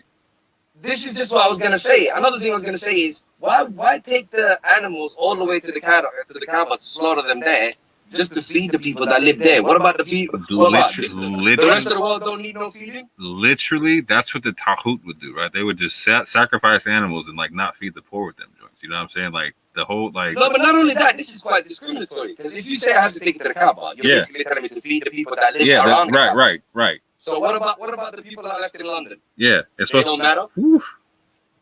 So basically, trying to say like the Kaaba is supposed to be like the homeless capital of the world, right? All the homeless people go there. We'll feed you with all our animals that we got. Well, all right, cool. Unless they want to say that, but then what you want to do? You want all the poor people to take planes to come to you for you to feed them? But there's no Quran verse and no Hadith that says that.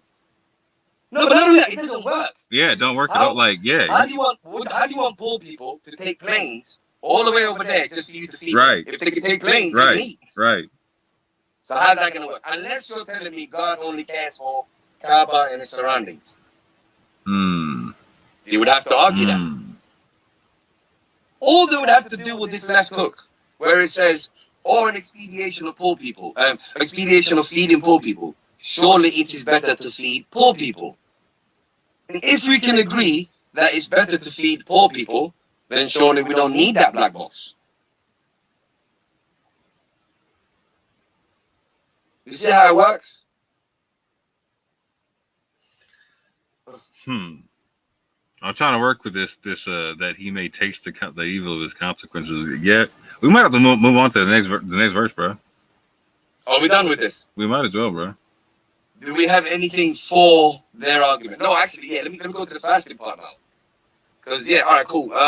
So if you hunt and you're not supposed to hunt, wait. Let me get to the fasting. Yeah, as it says here. Yep. So an expediation of feeding poor people, and here's where it gets crazy, or equivalent in fasting. So if you have a choice between fasting or feeding poor people, surely it is better to feed poor people. You're given a choice here. It says or. And if I'm giving up the food, why wouldn't I just feed the poor with it anyway? Oh, damn.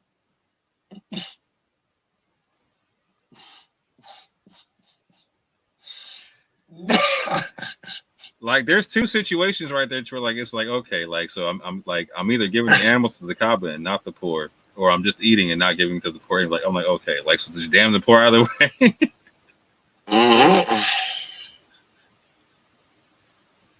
Yikes. Okay. So in terms of so that he may taste the consequence of his decision, that's simply the fact that he has to pay back the animals that he killed. Does that make sense? That does not have to be connected to fasting. However, even if they wanted to connect that to fasting, again, they make fasting a punishment. But then they would argue it was supposed to be a consequence, so punishment is exactly what it's meant to be. Fine. But then as long as they stay consistent with fasting being punishment, that's the only thing we see so far, if it's a possibility. Hey, real quick, what time is it for you? 20 to 11. Oh, wow. Okay. You want to you want to go somewhere or something? Oh, no. I thought Brother Man was doing a show. Oh, yeah, but we got to deal with this. Yeah. No worries. I was just seeing how much time was. No worries. Yeah, this is some fire. Let's deal with this. No, you're straight, bro. Get it in. So again, going back to our old concept of process of elimination, what do we have for their side?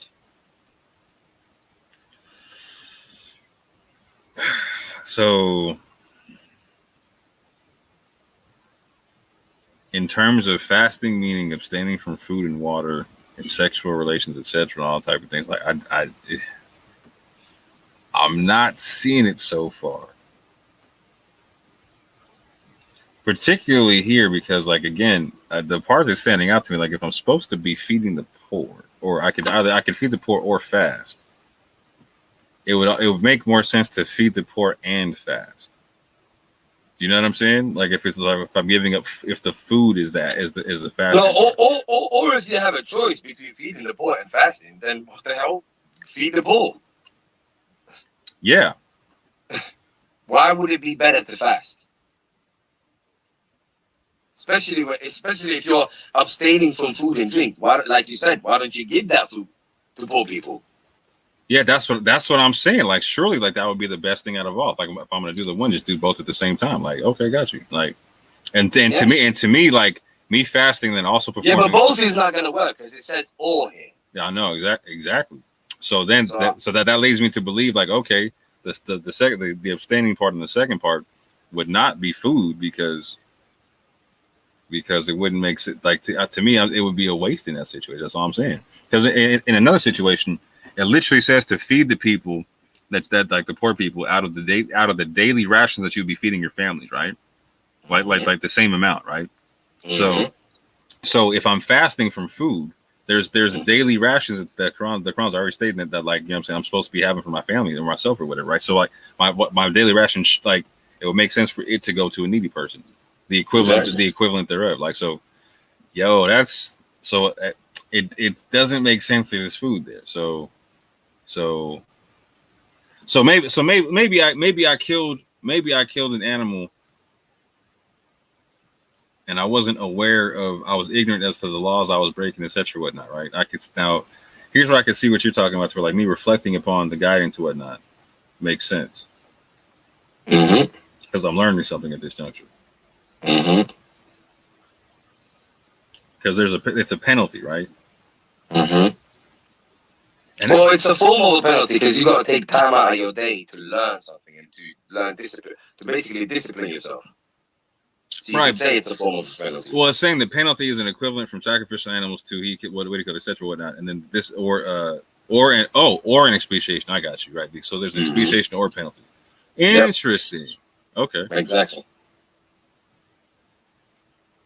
Yeah. So any arguments for both Kaaba, as in the black box in Mecca, and full fasting in this verse that we've read, or even in this context, without reaching for the hadith? No. Right. What about my argument? Do you see any holes in that one? In terms of basically my argument, you could just, in a nutshell, put it down to self-restraint training. Yeah. Via the guidance of the Quran is what you're saying. Yep, via the decrees of the Quran. Right. Simply. What does the Quran teach? It teaches self-restraint. So the only way I could see a hole in the argument and something for what they're talking about is that the last part of the verse was talking about, then Allah will take retribution from him, and Allah is exalted in might and owner of retribution. The concept of retribution is But I would argue the concept of retribution is the fact that you have to give one of your animals away. You have to feed poor people for what you've done. So I would argue that it's connected to that. It does not have to be connected to fasting. Because remember, there are two. You had that or an expediation. So it's dealing with the first part.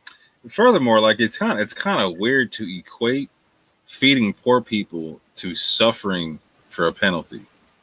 Exactly. Like that just seems kind of snobbish right there. I don't, you know what I mean? Like some posh shit. Like yo, like feeding poor people is like a punishment. Like what? Mm-hmm. That sounds like some Marie Antoinette let them eat cake type stuff right off the top. Where like, yep. So I that's weird to see it. Yeah. Okay. You want to keep moving or no? So can we move from this? Yeah. Are you good as the devil's advocate? Yeah. I'm trying to. I'm like, yeah. The more I'm thinking about it, the more I'm kind of getting disturbed trying to make an argument for it. I ain't gonna lie to you. It's gonna get worse. It's gonna get worse. I want you to notice that so far we have read two verses, two chapters. Two chapters, right? And the two chapters that we have read, they're basically not practiced anymore. If we go by their understanding today, nobody fasts for 2 months. Nobody fasts for 2 months for killing someone accidentally. How many people even know that there's a 2 month fast in the Quran anywhere? I'd be surprised if any. I brought it up a couple times and people are like, huh? Are you like, exactly. Show me the verse. Exactly. And I show them too. Oh, by the way, just to let you know, the word Kaaba in terms of, the black box, that's the only verse that you will find it in. No, I'm hip because like again, you just showed me the ankle joint, which is that's a bruh. You didn't inform me at the beginning of this. You was taking the Kaaba away from people. You know what I'm saying? Because here's the cold part, right? Like so again, if it is the black stone, if it's the box with the black stone or whatnot, like so where's the sacrifice popping off at? Where are the animals anywhere around the Kaaba? Exactly. Unless you're trying to say the people circumambulating. I'm not even okay. Unless you're calling them animals. No, it just does not work. It's got so many holes. It's like a net. That argument. How does it work? You're making a lot of men mad right now, Ahmed. You bruh. He's making a whole new religion. I can hear it right now. What, the Quran is a new religion? But the Prophet ﷺ, he did this to the Kaaba and did that to the Kaaba. But furthermore, did I do anything but read? In a sense, here, the Ibrahim and Ishmael, they say like they're going off right now. You know they are. I know. Hey, furthermore, did I do anything but read, by the way? There's somebody kicking a dog right now, Ahmed. You know that, right? I'm mad at you because there's somebody kicking a dog right now. And they refuse to feed a poor person over that joint. You know what I'm saying? I'm just whoever just kicked their dog, go fast and go suffer for a couple of days because you kicked the dog. and make penance right quick.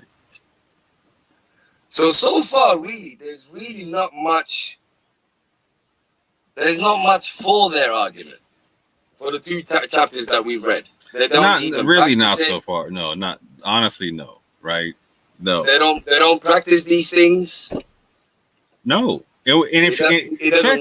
check this out. If we were to start practicing this stuff, like let's say. For instance, you and I were like, we're taking a word for like they say it. Like you and I, we're taking a trip to Mecca, right? We're gonna go to the Kaaba, do our thing, right?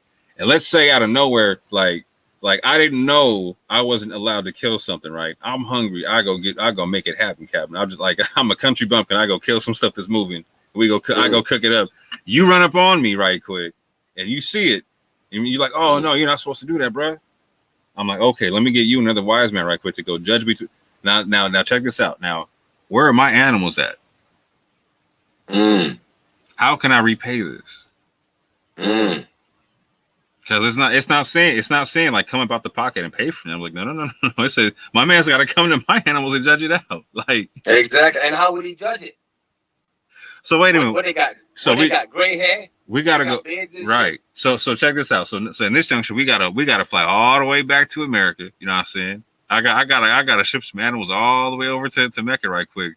And then once I get to Mecca, now where am I gonna take? Hold on, wait. Before we even get to Mecca, I want to know how they're going to judge the animals. How are they going to know it's equivalent or similar to Facts. what I did? Facts. Please tell me the only way to judge an animal besides those ankles. Please give me one. Unless there's especially at that time with very little tools. There would have to be another prescription given in the Quran somewhere of how to judge the animals, if not here. Or they would have to say that you cannot judge an animal by looking at their ankles. Now, how would they say that? I don't know, but I'm still stuck around the fact, like, after I've flown back to America, right, then got the animal, came back, had it judged to be righteous by some way, shape, or form that we haven't specified yet, right? I still, like, so if you and I try to take an animal to the Kaaba right now for a sacrifice, like, bro, will we make it to the Kaaba? Exactly, bro. I got a chicken over my shoulder right now. We're walking down the streets, you know what I'm saying, in Mecca, like, hey, what you doing with that chicken? I'm going to the Kaaba, about to sacrifice it. I actually, you know what I'm saying? And we're explaining via the Quran says, blah, blah, whoop, dude. They look at us crazy, bro. They look at us all kind of nuts. Right now, they would literally look at us like, what the hell are you talking about? And we'd be like, what? Aren't you guys Muslim? And they would look at us like, where do they those? Right. And it's in the Quran. Right. So who's the crazy one? Yo, that's I can't even practice this if I wanted to right now via their method. That's how bad it is. Yes. Even if you wanted to, you could practice it. You know what the funny thing is? Do you know who would prevent you from practicing it? People that claim to be Muslims like you. Imagine that. Now, how does that work? I'm not gonna lie. I would love to hear EB make an argument for this. Nah, that's pointless, man. Let's talk about the heavyweights. AB's my boy. I love him. Shout out to my man AB. Shout out to my man AB. But how do you deal with this? I'm saying there's literally every sect of Islam out there would look at us nuts if I try to sacrifice an animal at the Kaaba in for expiation from what I just for killing an animal. Not only killing an animal. You know what these people, what a lot of people don't realize? It says hunting, so this is about game animals. Right. Now watch this here. That's actually a very great lesson that is being taught to mankind here, and that is that that hunting should be regulated, because or else these animals will go extinct. How many animals go extinct? A lot, yeah. You see what I'm saying?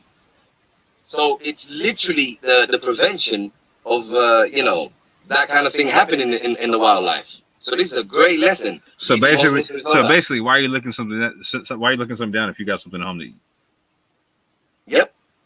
Because people are greedy. Interesting. I'm sure you've seen that in America. Oh yeah. Fan. Well, there you go. This is This is a perfect lesson for them. Bro, we're the land of fat people and homeless people. It makes no sense. Not only that, they just kill for fun, like for game. They literally kill animal. They go hunting for fun. So this would be a perfect lesson for them.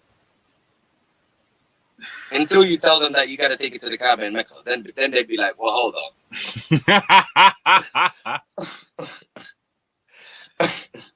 Yo, I'm trying to go to the Kaaba and get a kebab right quick for real. Like, yo, like, what do you like? That's blowing my mind, fam. Like, this is the first time I literally thought about, like, if I couldn't even follow that if I wanted to right now. If I wanted to wholeheartedly, no one would even let me in the Quran. But yet they're gonna die. They're gonna die on that hill and tell me like that's what the Quran says to do. Like, cool. Yep. What hadith abrogates it, and can they?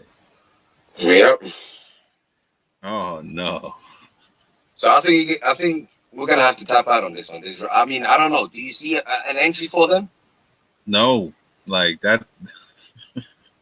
Like, cause at this juncture, bro, like you gotta tear up HYDE. You know what I'm saying? Like,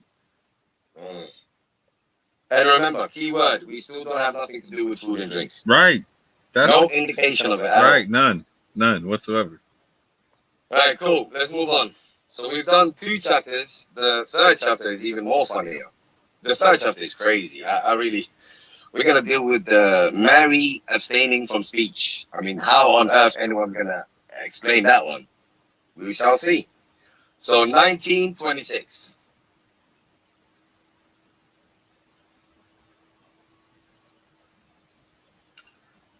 Salman, a fast.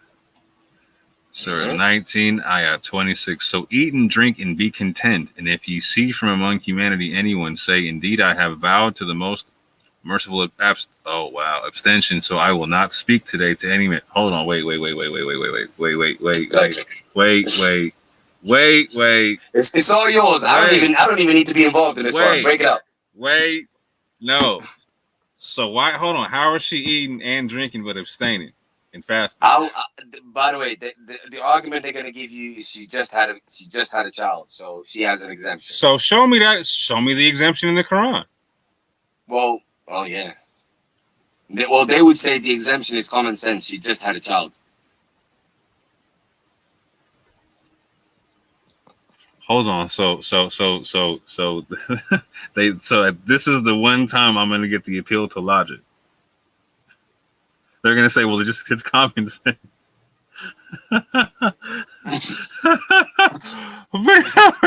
Hold on. Wait. No, stop. Hold the phone. Everybody stop. It says so she's eating and she's drinking. So where is she abstaining from? Oh, well, apparently speech by the sounds of it, because it says to the most gracious a fast or abstention, so not I will speak today to any human being. So the fasting seems to be, if you're going to connect it to anything, it's to speech. Hold on. Let me go a verse before and after this. Just try to get some context right quick. Just to try to, bruh. Okay. Hold on. What was it at? 20? Yeah, 26. Okay. Let me go 25 right quick. Okay. And shake toward you the trunk of the palm tree will drop upon you ripe fresh dates. Hold on. So she just had the baby. Okay. Oh, maybe she's pregnant. One of the two. She just had it, or I think she might be pregnant actually. Continue. Let me go to the previous verse then. Let me go up a couple. So she conceived him, and she withdrew with him to a remote place.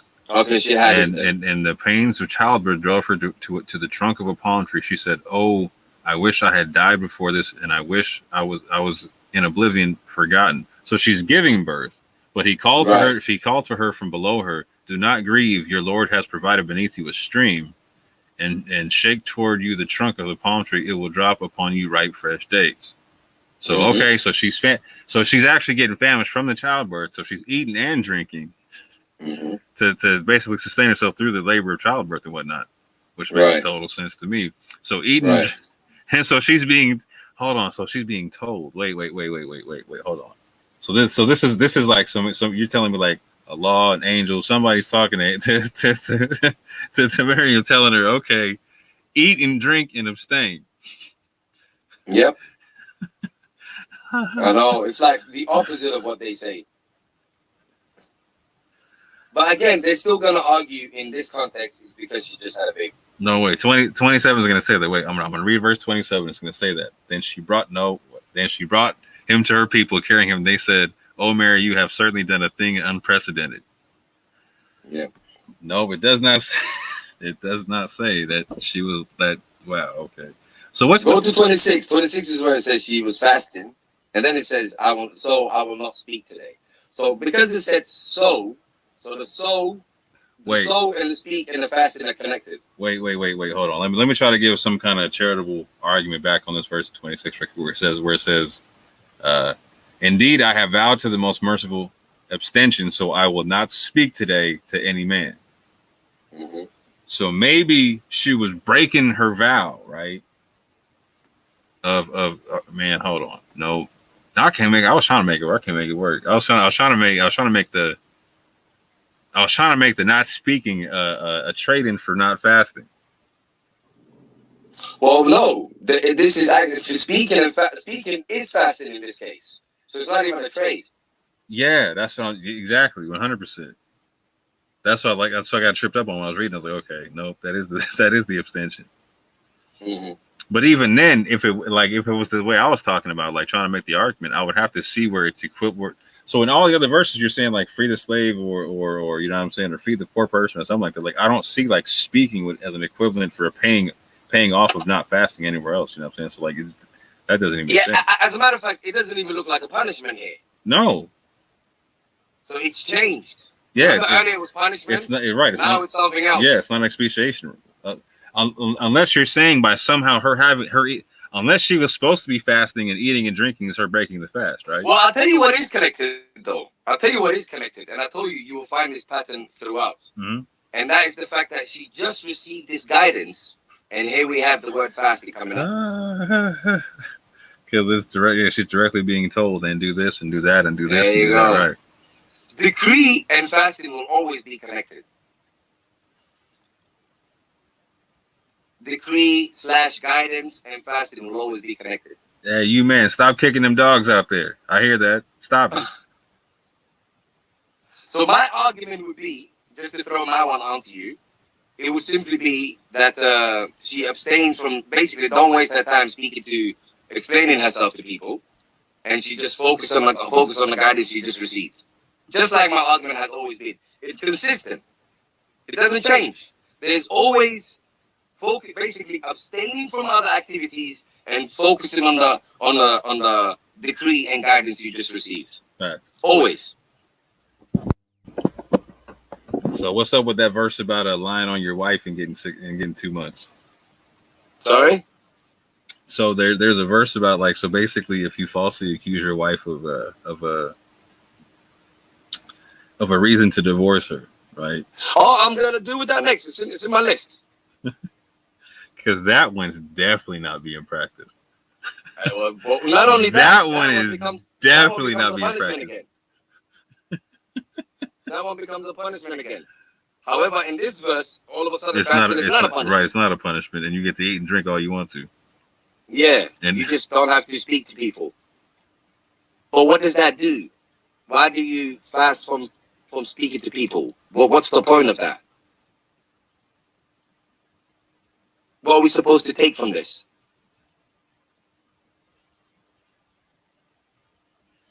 Question mark. That's all I got right now. Tapping out? Yeah. All right. So that's 3 chapters so far, and not the slightest indication of anything to do with food and drink. Or am I exaggerating? Nope.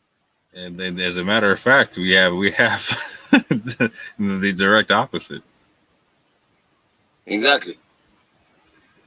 Oh. The next one is gonna get worse. The next one is actually worse, bro. The next one is deadly. You ready? Mm-hmm. Have you tapped out on this one? Yep. All right. So 33, 35. The fasting men and the fasting women. Okay. Oh, you know about that one. Okay. So again, family, you can see it's up there. It's actually up there twice. Okay. It's Wala Saimati twice. Okay. It's once it says it there once, but it's there twice. So indeed, the Muslim men and Muslim women, the believing men and believing women, the obedient men and obedient women, the truthful men and truthful women, the patient men and patient women, the humble men and humble women, the charitable men and charitable women, the fasting men and fasting women, the men who guard their private parts and the women who do so, and the men who remember Allah often and the women who do so. For them, Allah has prepared forgiveness and a great reward. Now, here's the question I have for you. I can understand everything in this list has some sort of connection or similarity with each other. How the hell does fasting from food and drink fit in this list? It's like, let me give you an example. Let's say you're in a room of submitting men, submitting women, believing men, believing women, obedient men, obedient women, truthful men, truthful women, patient men, patient women, reverend men, reverend women, men who give charity, and women who give charity, and some hungry people. And men, wait, and men who guard their chastity. By the way, look, men who guard their chastity. People usually go on about women. But watch this now, yeah. Men who guard their chastity, and the women who guard it, and the men who commemorate God much frequently, and the women who commemorate God much frequently as well. He has prepared for them forgiveness and a reward, recompense great. So here's my question. If there was a room full of people with those sort of descriptions, if you was an individual who simply fasts from food and drink, would you feel like you belong in there? In no way, shape, or form. Like, so you're saying like all that type of stuff, right? Like the truthful people, the patient people, the charitable people, the humble people, and then hungry people. That like, oh shit! You dig? Like imagine this here. What did you do? Yeah, I'm obedient, man. I'm submitting. I'm a believing man. I give charity. I give I'm a what's the word? I give reverence. Yeah. Yeah, I'm a reverend man. You know what I'm saying? I commemorate God. What about you? I'm hungry. There's you going. Guess what I do, man? I ain't eat. I ain't drink for the past 10 hours, man. Holla at your boy. How do you fit in there? As a matter, I either would that even be just? Is that even just? I either look ignorant or arrogant in the situation, to be honest. To be 100% honest, you don't belong in that room at all. No, yeah, I look ignorant or arrogant in that situation, to be honest. I ain't gonna lie to you. Like, to compare me being hungry to somebody being for chased a couple of hours. You can cheat. Imagine you was, let's say you were someone who had a bit of money, and what you would do is you would fly to countries where basically there was very little sunlight, and you would fast over there. So you'd fast like for a couple of hours, and then it's dark already, and you'd be like, "Yep, I belong in that group of righteous men who give charity, truthful people, etc." Do you get it? You can even cheat. Yeah, check this out, right? Like, so let's say, in comparison, I'm talking to like an NBA basketball player, right? He's got women throwing themselves at him left and right, center right now, but he's a Muslim, right? And he's married, and so he's denying these women left, right, center. It's like, no, I'm a married man. I'm a married man. I'm a married man. That's him being chased, yeah. Right. Explain to me how my man being faithful to his wife throughout all that temptation is equal to me being hungry. Yeah, for a couple of hours, actually, by the way. No, just period. It's me being hungry, period. Like, yeah, I know. Period. Just explain. Like, yeah, how are you the same? What did you do? Right, yeah. Because check this out. I know I'm gonna eat again. Exactly. My man guarding his chastity doesn't ever get to cheat on his wife and guard his chastity at the same time. He does it once, and his chastity is not being guarded against his wife. It's done. You know what I'm saying? Like, when I break my fast, like I break my fast. Like it's not the same thing. He has to be chased to be. He has to stay chased to be chased. Straight. Still no indication of food and drink as well. No. However, abstaining works perfect there. Exactly. Abstaining and basically going back to the guidance. Well, in other words, you could just say abstaining. If you abstain from evil, that's it. You belong in that group. Yeah. Fair. If you abstain from everything that the Quran... Check this out. If you abstain from everything the Quran tells you to abstain from, how do you not belong in that group? How do you not become righteous and, someone who guards their chastity just like them? Mm-hmm. You would belong there. So again, do you see the two arguments? Which one has something going for it? Mm-hmm. Which one has something going for it? It's either abstaining or it's fasting. Which one can fit in here? I'm trying to make an argument real quick. I'm trying to look. I'm like, hold on. Let me see. I can't fudge it, bro. This one is even rough. Like, I'm like, it's even more like the one of these is not like the other. You know what I'm saying? Mm-hmm. This is this is like trying to play Tetris, right? Trying to make that piece fit, but it just don't fit, bro. Like, it don't fit. Mm-hmm. It's just all out of place. Like, it would have to mean abstain here. It would have to mean abstain. And then, and not only that, I would have to have a prescription for abstaining from something for this to even matter, right? So, and where do you get that from? The decrees. Yep. And what is this connected to? The decrees. All the time. Yeah, facts. All the time. It's always connected to the decrees. Is that an accident? No. I mean, for example, how would you become? Think about it. How would you become a believing man? From the decrees. How would you become a submitting man? From the decrees. Facts. How would you become an obedient man? Facts. From the decrees. Charitable, A truthful man? Yep, from the decrees. Yep, facts. A patient man? From the decrees. Facts. How would you get your abstinence? From the decrees. Where would you get your motivation to give charity? From the decrees. Facts. Where would you get the prescription or the decree to guard your chastity? From the decrees. And check this out. Like, you get two shots, you know what I'm saying, in the same verse to say fasting from food and water. And that mark isn't hit once out of the 2 shots. So, yo. You with me? Yeah, I'm done with this one. I can't do nothing with this verse, bro. I'm trying to. I'm stuck. I'm stuck in the mud, bro. I'm trying to, bro. Like, you got me quick on that. I was like, man, I thought I was gonna have. I was like, nope, I got nothing for this one. All right, here we go. The next one is the one that you was mentioning. So it's 58:4. Yep. 58:4. This is the expediation for the weirdos that, you know, make a vow not to sleep with their wives. Yeah, it's a Sfasiamo again, right? You see it there in the verse there. So yeah. Okay. So, and he who does not find in brackets a slave. No, that's captive. Please don't use that word. No, it's not even there, but it's in brackets. It was there, like I know, but they may have a point there, because if you read the context, it is. I got you. Okay, and he who does not find a captive, then a fast for 2 months consecutively before they touch one another, and he who is unable, then the feeding of 60 poor persons. That is for you to believe completely in Allah and His Messenger, and those who are the limits set by Allah, and for the disbeliever is a painful punishment.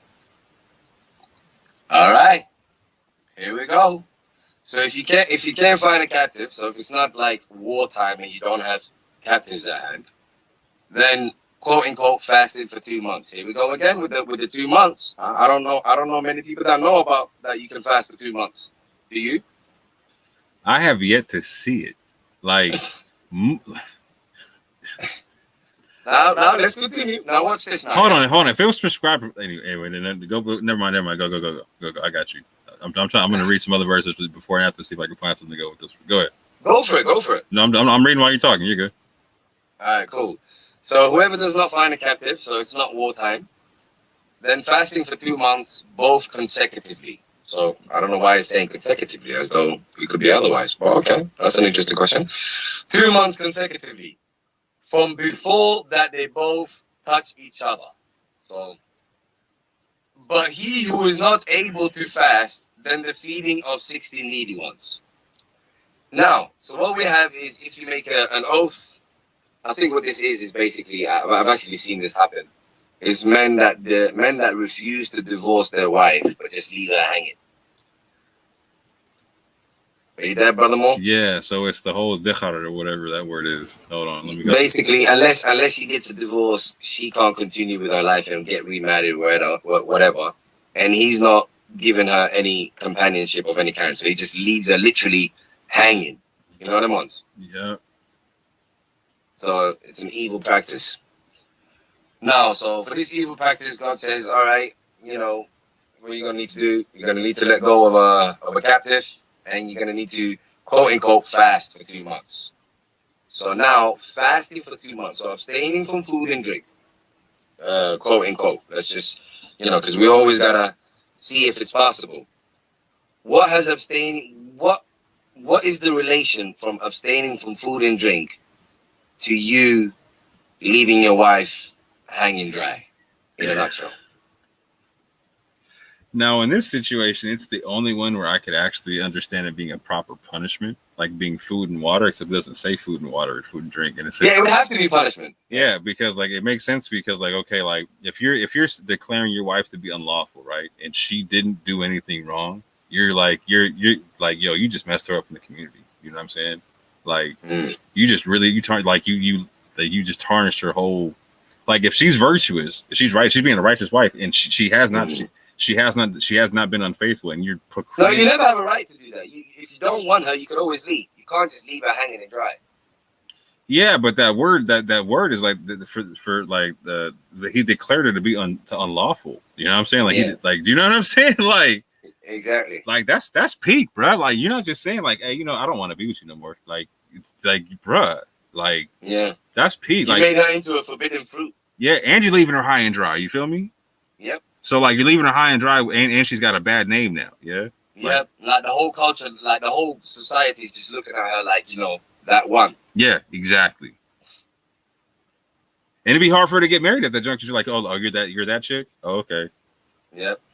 It's like that scarlet letter treatment. You know what I'm saying? Like, so I can understand that being a punishment, but at the same point in time, like, if I was the lady, right, that's not enough for me. Not only is that not enough, if the only reason you are not leaving this woman hanging dry is because you fear the punishment of going without food and drink for a couple of hours, what sort of relationship are you guys gonna have, if any? Yo, that's peak. I ain't gonna lie to you, bro. It's not a relationship you want to be in. You're just avoiding not having to go through hours of drinking and eating. It's not a relationship. It's like, ah, shit, I'd rather sit next to you than deal with that. So check this out, though. This is like before they touch one another. So, hey, I lied on my lady, right? Declared her unlawful, like she done cheated on me or something like that, right? She didn't do it. She didn't do it. And or I decided to take her back. One of the two, right? And so before, like, let's say I just declare she did it, right? She didn't do it. You know what I'm saying? I take it, like, before I touch her again. Like, so it's like the assumption is we're going to have sex again, right? Yeah, basically, yeah.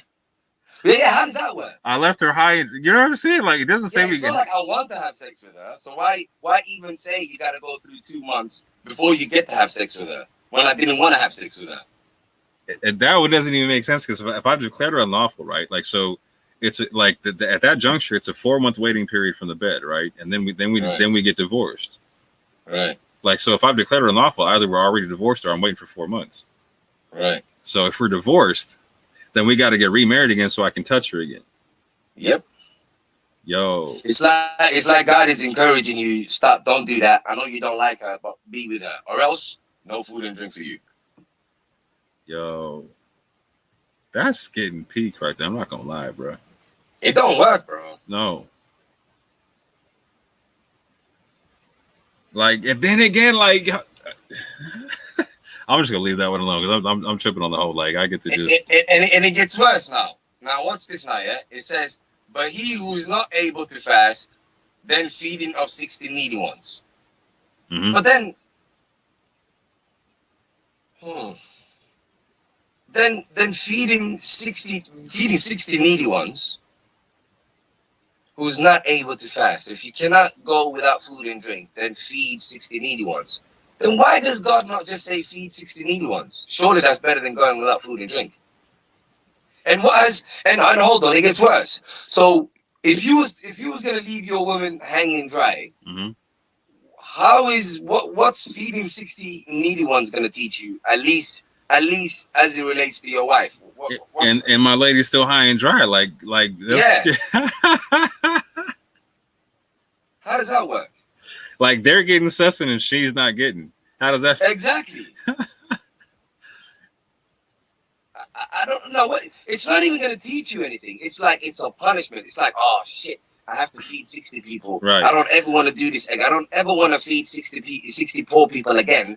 So I'll just do what I need to do. And that's so that makes right. That makes charity like a punishment now.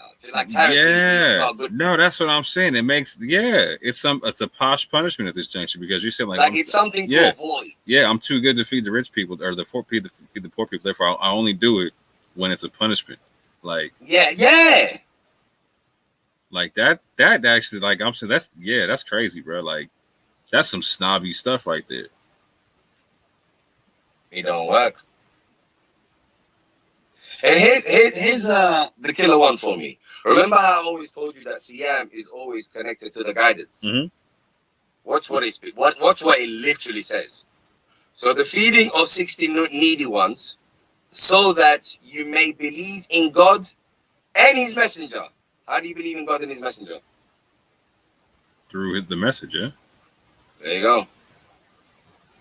Every single time it's connected to the guidance. And then wait, it gets worse. Watch this, yeah?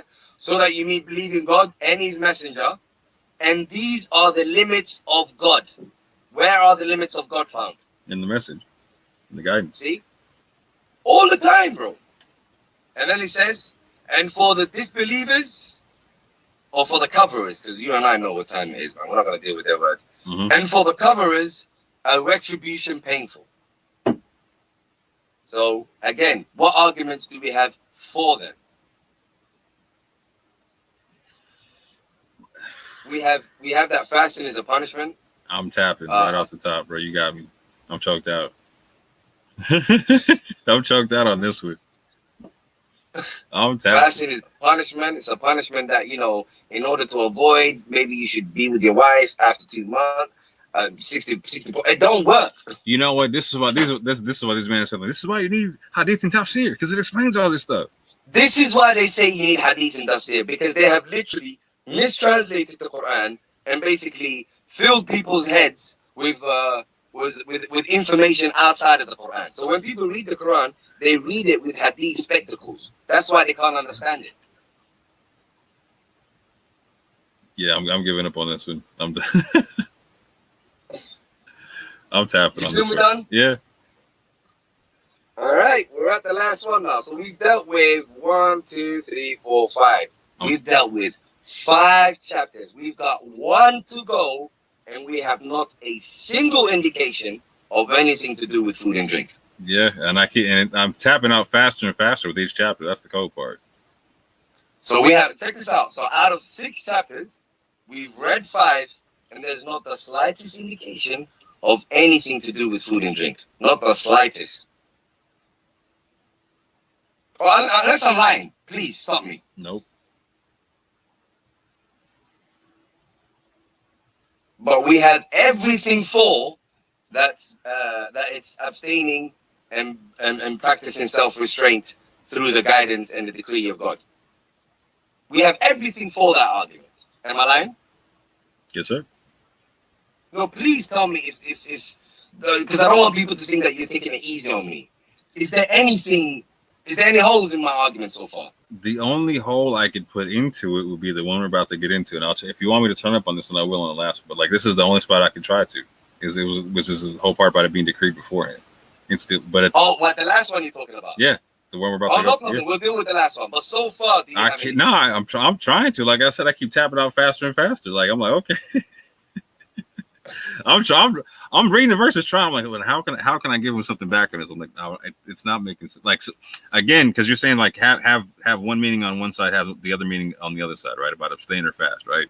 So when I'm working on it from both sides, like it's which one makes more sense in the situation? Like, okay, it's I'm tapping faster and faster.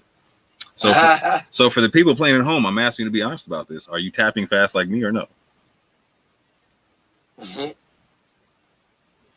Now, this last one, I'm going to give the best fight I can, and we're going to see where it goes. All right, so we're tapping out on this one? Yeah, I'm done. All right, the last one, what we're going to do is we're going to start off with 2178. Oh, we're going mad. Okay, let me jump up there. Yeah, we're getting context, baby. Okay. Oh, you who have believed, prescribed for you is a legal retribution for those murdered. The free for the free, the slave for the slave, the female for the female, or the captive for the captive, and the female for the female. But whoever overlooks from his brother anything, then there should be a suitable follow-up and payment to him with good conduct. This is an alleviation from your Lord and a mercy. But whoever transgresses after that will have a painful punishment. Verse 1. Right. What I wanted you to notice with that verse is that it's about decree. Okay. Correct? Mm-hmm. So there is a decree there, right? Mm-hmm. So I want you to highlight that. Yes, sir. And then I want you to go to 180. Okay. And just as it says one more time in 179, and there is for you a legal retribution one more time. Yeah. It just continues. Yep. So 180. So go to 180. Prescribed for you when death approaches, any one of you, if he leaves wealth, is that he should make a bequest for the parents and near relatives according to what is acceptable, a duty upon the righteous. To 181. Then whoever alters the bequest after he has heard it The sin is only upon those who have altered it. Indeed, Allah is hearing and knowing. 182. But if one fears from the bequeather some error or sin and corrects that which is between them, there is no sin upon him. Indeed, Allah is forgiving and merciful. 183. O you who have believed, decreed upon you is fast. Wait. Did you already reach 183? Stop right there. Okay. So from 180 to 183, what you have read was another decree. Am I correct? Yes, sir. So far from 178 to 180 all the way to 183, what you have read was 2 decrees basically. Facts. Okay? And those decrees are found where? In the guidance. Okay, I want you to remember that. Now read the 2183. Okay, this is the part y'all been waiting for. Y'all been ready for this part, yeah? So, all you who have believed, decreed upon you is fasting, as it was decreed upon those before you, that you may become righteous. Okay, stop right there. Yes, sir. Stop right there. So, decree. We have another decree, correct? Yep. And this decree is found where? In the guidance. Okay. So, this decree is that decreed upon us is fasting, as it was prescribed, decreed for those from before you, so that you may become righteous. So there's 2 things I want you to notice here. I want you to notice that Psalm and becoming righteous is connected. Correct? Yep.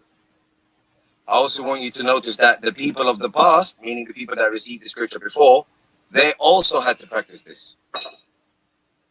Correct? Yes, sir. Now let me ask you this. Mm-hmm. So you have two possibilities again. Mm-hmm. So you have either fasting, and you're gonna have to explain the connection between fasting and becoming righteous. Mm-hmm. And you also have to, and you'll also have to explain the fasting of the people of the past. And if you're going to get any additional information from the people of the past, the Quran is supposed to be the criterion.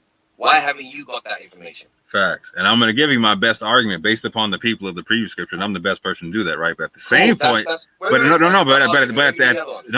quick, at the same point in time, when I give the argument, like again, this like the same people that talk against me, like again, they're going to tell me that the Quran is the guardian criterion, right? Yep. So yeah, so right off the top, like so they should go against you when you give the argument. Yes. There you go. Like my argument is not even one that they could make. That's what I'm saying. Like it. There you go. Like, because they're going to tell me the previous scripture is corrupt, and that the Quran is the guardian over it anyway. How do you, if the previous scripture is corrupt, and you're going to take information from the previous scripture, which you don't have in your scripture, how are you a criterion over it? Yo, you got people kicking way too many dogs right now, Ahmed. You know what I'm saying? Now, most people, unfortunately, there's going to be a lot of people that won't care.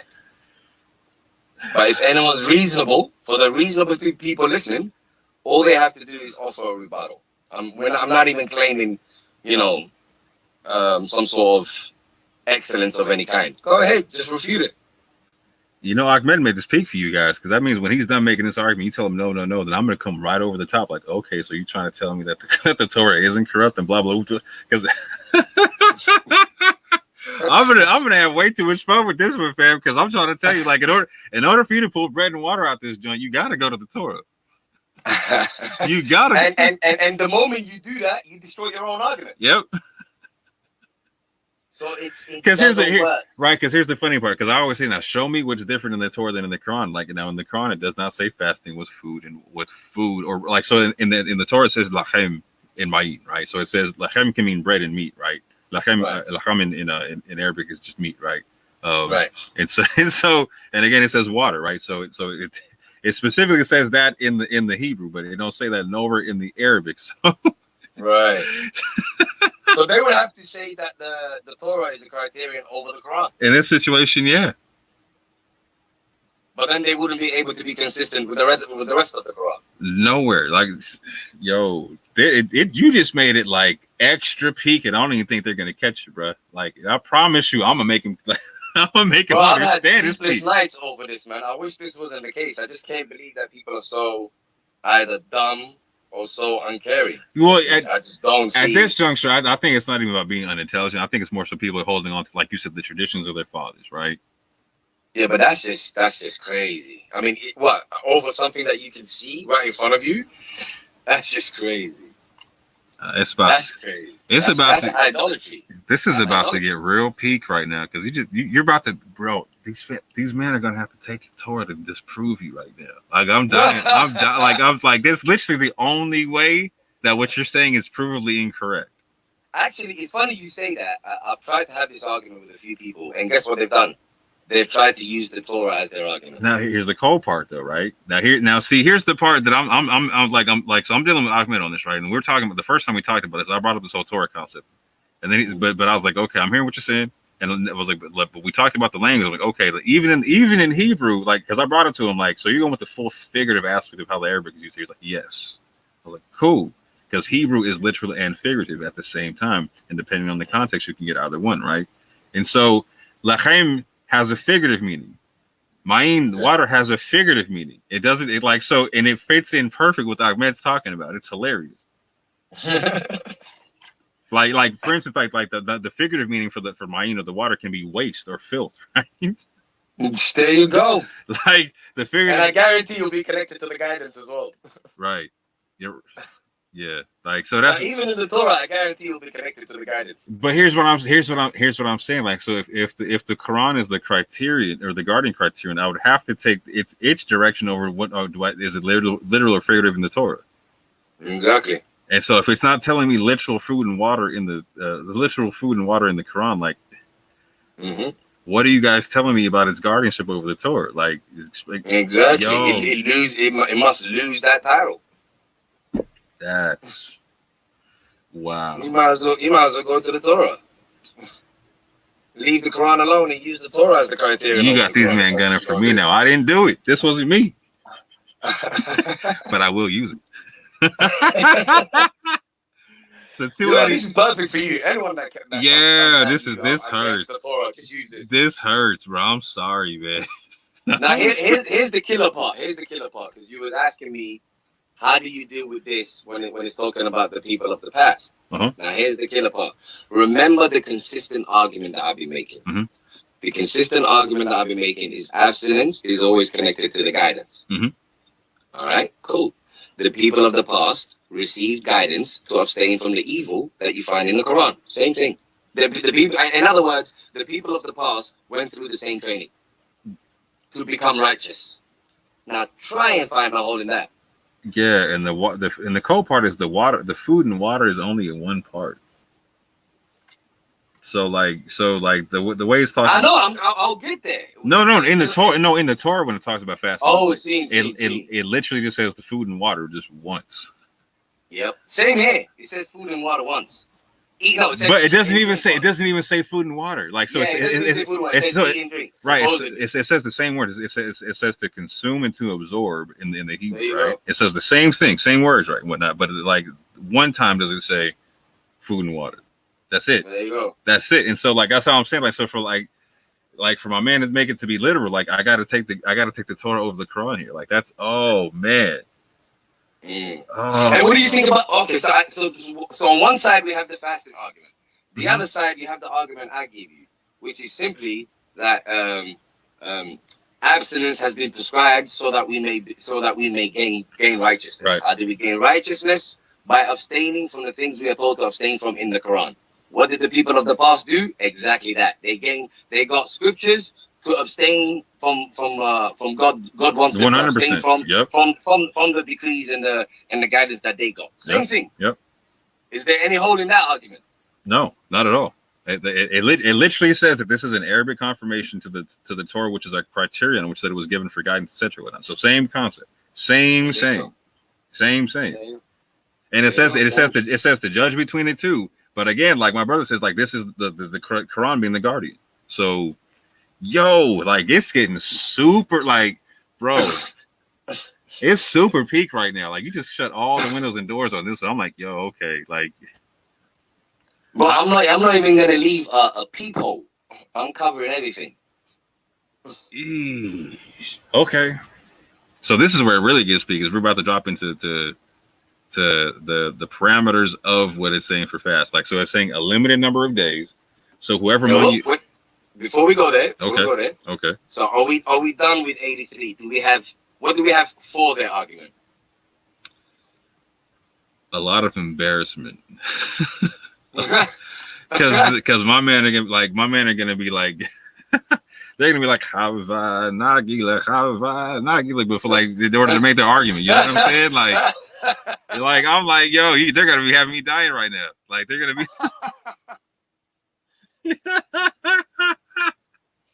I was like, yo, they're gonna like Musa's gonna be their favorite prophet. You know what I'm saying? That like to make this one happen. Like, okay. Yo, I'm dying right now. I'm so dying. It's gonna get worse, bro. I hadn't even thought about it from this angle. I'm reading, I'm like, oh, this hurts. Like, cause man, you're gonna have my man's like kicking dogs and confirming the Torah all at the same time. Like, man, it's peak. So I'm moving on to verse 184 because I can't do nothing with that. I mean, I can, I can, but like, I can't make an argument that they would make. You know what I'm saying? Like, all right, cool. Did you have any argument against mine? I'll make it off air because again, it's a in the weeds argument. You know what I'm saying? But like, and it's not one that they would ever come one that they would make. But no, go for it because I don't want them to think that there is, you know. I want them to see how sincere we're being. Go for it. Any argument. Again, like so, the only thing I could point to is the Quran talks about that 30 days was appointed to Musa, and then 10 days was added to perfect it, right? And but I'm talking about what we've read though. Right. Go ahead. No, but that's what I was gonna say. They wouldn't make the argument anyway. Like so like the only place, like the previous scripture says that he fasted for 40 days twice. One does not mention food or water anywhere. It just says that he fasted, that he abstained. Right. Okay. And while he was abstaining, he was receiving the Torah. Well, there you go. So my man with the abstaining, right, and the guidance concept, right? Mm-hmm. And the other one is a reflection upon it, saying that he fasted for 40 days and that he did not drink food or water, or he didn't eat food and drink water, whatnot. But at the same point in time, in the figurative concept, there's it's basically filth and waste that I'm not consuming or absorbing, right? Which he's learning from what? The guidance he just received. Facts, right? So like again, like it I would have to take the Torah. I mean, that is literally the point of the guidance, for you to abstain from filth and all of that stuff. Literally. Exactly. Literally. So like I would have to be taking the Jewish context in Torah over the Quranic context in Quran via to even make the argument work. And like again. Yeah, but to be honest, I don't know why you're surprised though, because a whole lot of the Hadith corpus is based on Jewish sources. Yeah, exactly, 100%. No, 100%. So there's no surprise there. Yeah, real talk. Like a lot of the jurisprudence, like I understand right off the top. I'm like, oh, you got that from the Talmud. Oh, you got that from this. Oh, you got that from this. Okay, I got 100%. Yeah, 100%. So going on to 184, right? It says in brackets for fasting a limited number of days, not in brackets. So whoever among you is ill or on a journey during them, then an equal number of days are to be made up. Now, this makes sense to me, what you're saying. So if I'm ill, I'm not really going to be able to concentrate on the guidance as much. Exactly. I'm a bit focused. And if you're on a journey, you're going to miss out on the guidance. 100%. I'm on a journey, fam. Yeah. So when the prophet is preaching, you're not there. Right. 100 facts. Got you. 100 facts. Same thing with if you're sick. If you're sick, you're going to be at home, whereas the prophet is preaching to the public. Do you get it? Facts. Now, alternatively, why would being on a journey stop me from fasting? I've always wondered that.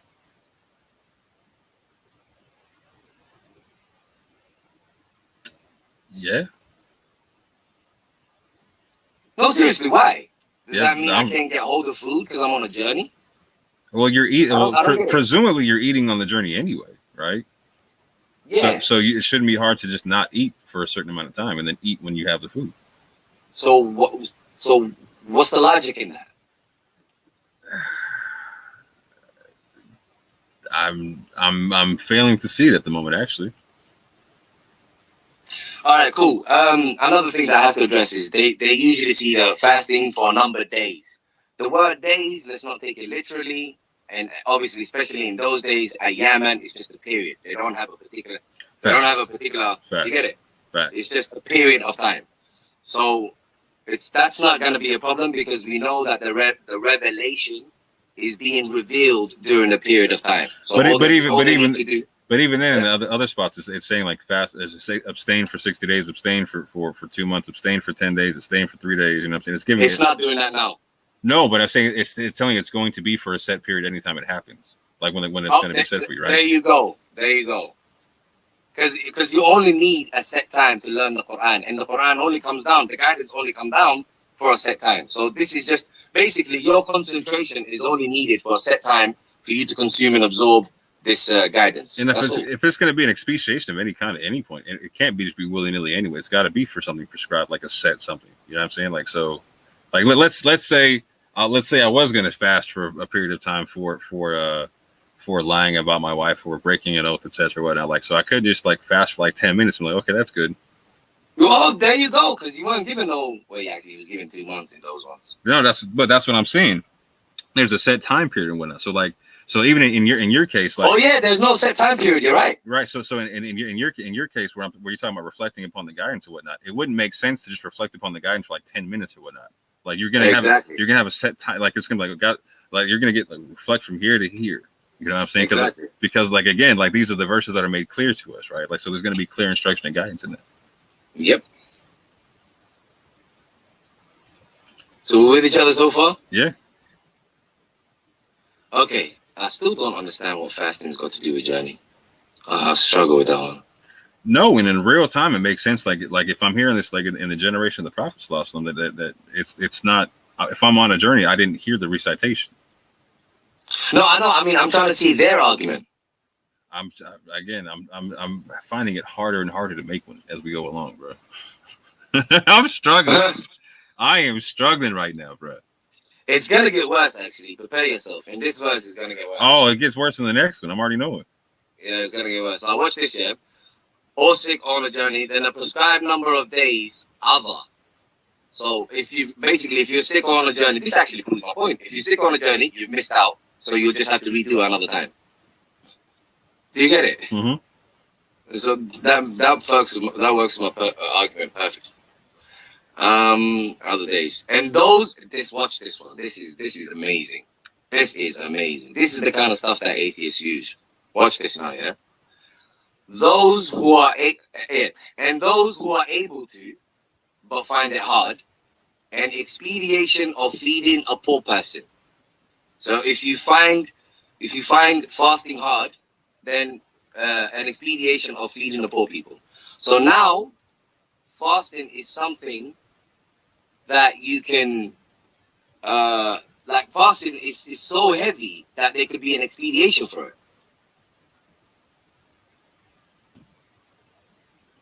Are you with me? Yeah. Because it says, and those who are able to, but find it extremely hard, an expediation of feeding a poor person. So that, okay. So if you're gonna call feeding a poor person an expediation, that means fasting is a burden. Am I lying? Nope. No, seriously, am I? What am I missing here? I'm trying to work it out. Like, nah, I'm hearing what you're saying. It's like I'm having, like I said, a harder time trying to work it out. Now watch this now, yeah. So now we're being led to believe that fasting is a burden because we can have an expediation of feeding a poor person. So all right, but here's where it gets worse. Watch this. And whoever volunteered any good, then it is better for him. Now watch this, yeah. And to fast is better for you. So earlier on, fasting was a burden. And then we're told to escape the burden, we can feed someone poor. However, now we're being told that fasting is better than feeding a poor person. So now we have to deal with this morally. How could it possibly be better for you to be fasting for food and drink than feeding a poor person?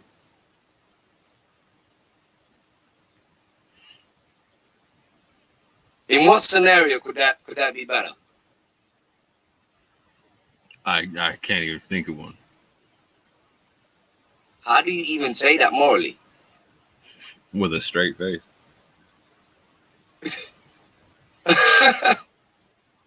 Does it work? Particularly not when you get to the next verse. Sorry? No, and particularly not when you get to and particularly not when you get to the next verse. Right. So now what arguments do we have for them so far? I'm Oh, by the way, wait. Hold on. And to fast is better for you if you happen to know. Yeah, just to finish the verse. Continue. So here we're basically being told that fasting is better for you if you only knew. So there is feeding the poor person.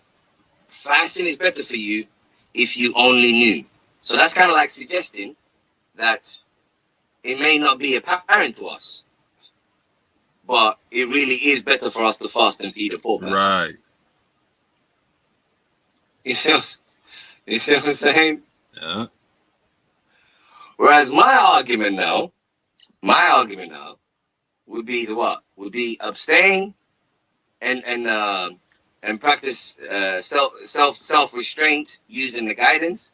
And what would the guidance teach you? It would teach you literally to feed a poor person. It would teach you to give charity. So it wouldn't be opposite to you feeding the poor person. It would be you feeding the poor person plus.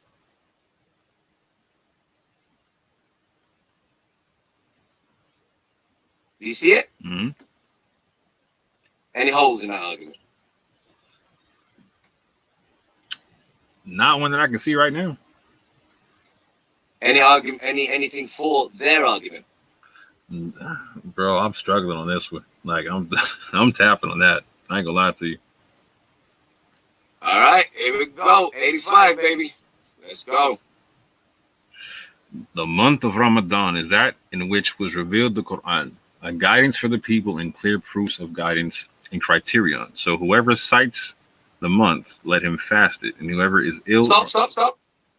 So whoever cites the month, let him fast it. Stop right there. Now, what I want you to know, what I want you to notice here is that fasting is connected to the Quran, the coming of the Quran. And that the relevance of the month and the relevance of whatever the word Ramadan means, we'll go into it, is the Quran. Any arguments against that? Say that one more time. I said, okay. In this verse, what you will notice is the month, Ramadan, Quran, and fasting are all connected. Yes. Okay. Now I'll tell you that the purpose of the month is the fact that the Quran came down. Is that incorrect? No. Ramadan is a description of the month. Is that incorrect? No, sir. Right. And the purpose of the Quran is to give guidance for the people and the clear proofs of the guidance, wal Furqan, and the criteria. Facts. 100%. Big. See what's happening here? Yep. You see what's happening here? So the month, the Quran, Ramadan, fasting, the fact that the Quran is a guidance and a criterion are all connected. Is there any way to disconnect them? Nope. And which one is the subject title then? What is the subject title of what you read? What's the main subject? The Ramadan that's the Ramadan at this juncture, right? Or no. Okay. You would have to say the Quran is the subject. Oh, hold on. I got you. I'll tell you about like the month we're talking about. So yeah, the Quran. Well, I mean, put it this way: is there a month of Ramadan without the Quran? No. So the whole purpose of Ramadan is the fact that the Quran came down. 100%.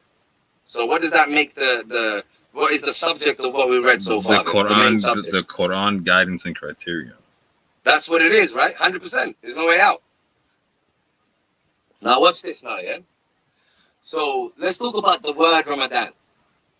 So when you say when you say the month of Ramadan is which was revealed there in the Quran. So if the month is a noun, and if the Quran is a noun, what is the only possibility of what Ramadan could be? Read the sentence and then work out what is the only possibility it could be. The noun. No, if the month is a noun and the Quran is a noun. Now, for the word Ramadan to be a noun, which they made it to now, they made it into a noun or a proper noun. For the only way that could be the case is for them to be aware of something called a Ramadan before. Or if I'm titling the month that in that juncture, right? So it Sorry? says, if I'm titling the month in the verse itself, like if that's when I'm giving it the title, that would make sense to be a proper noun there, right? But either or. Yes, but if you're giving it that title, then you would have to introduce it as a title. How do we work that out from this? It's like saying, imagine if you've never heard of a label before. In order for me to introduce it to you, I would have to break down what the label represents. So this is where I'm trying to push back. This is the counter argument. It would be like, so Ramadan would be, you would know it's the month that the Quran came down. Like so it's labeled like, okay, this is like it's saying the month of Ramadan in which was revealed the Quran. You know what I'm saying? So let's say you never knew of Ramadan before. You know it, like at this juncture within the verse, it's talking about, okay, this is the month that the Quran was being revealed. Okay. Okay, cool. Okay, even if we was to say that it's a new title that was created, what would be the point of creating that title? To commemorate the month. Any indication of that from what you've read? Let me see here. You could, furthermore, read the whole thing and give me any indication that you're supposed to commemorate the month. Go ahead. You commemorate it by fasting it. So whoever cites the month, let him fast it. Okay, but then, so here's the thing. When you say whoever cites the month, then that can only be the primary audience, because only they could have cited the particular month of which the Quran came down. Unless you make unless you say as whoever cites the month, and you completely ignore that the relevance of the month is the fact that the Quran came down, and you just focus on the month. But then how would you ignore the entire relevance of the month?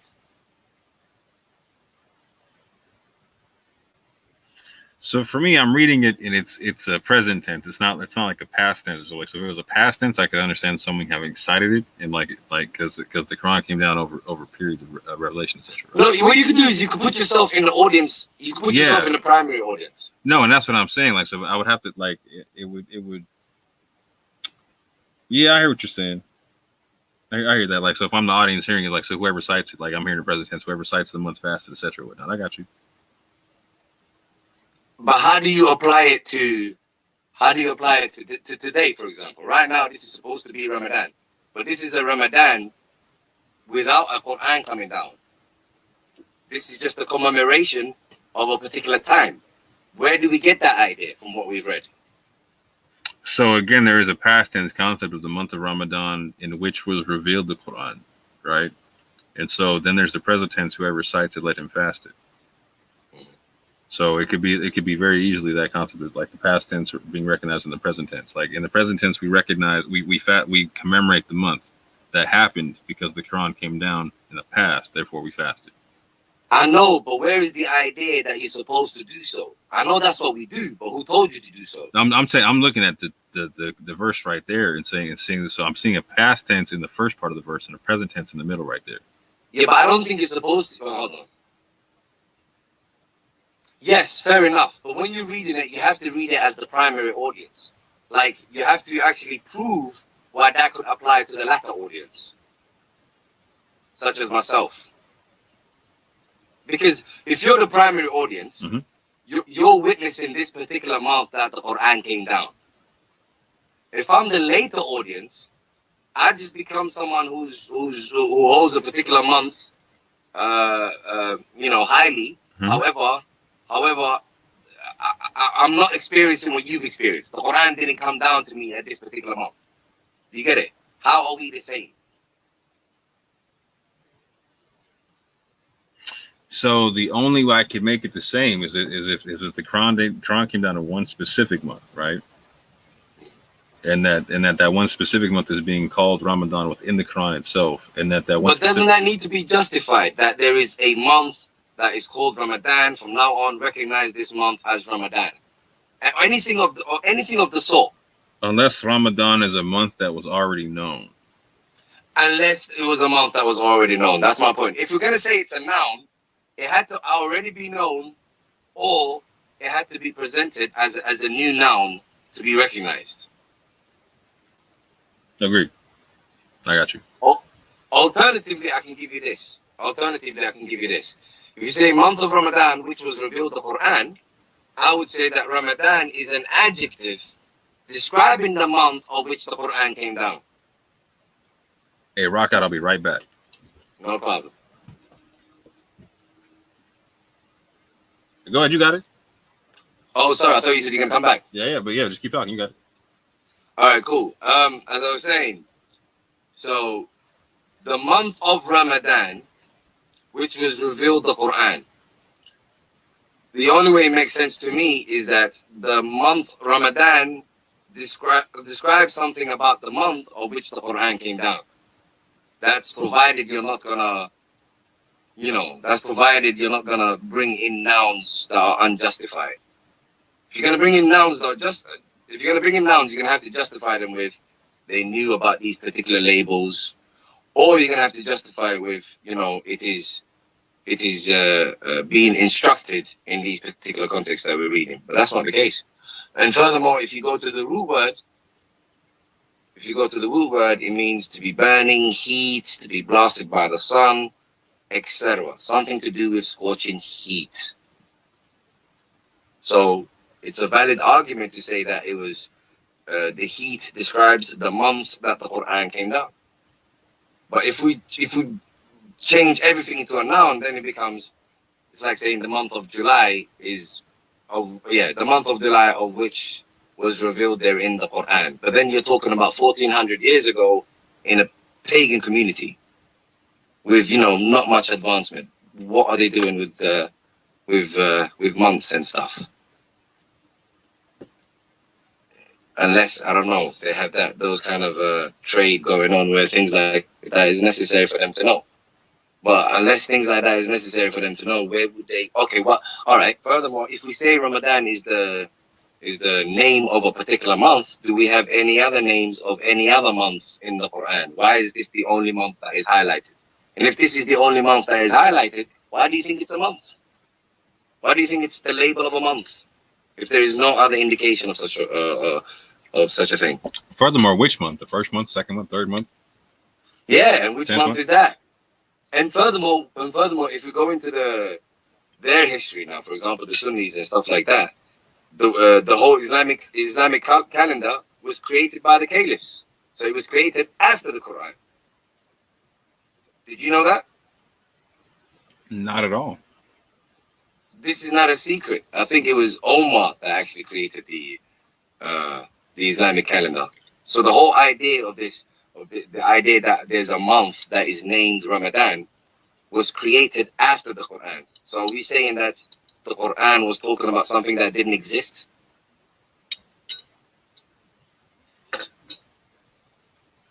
You see what I'm saying? That's a great question.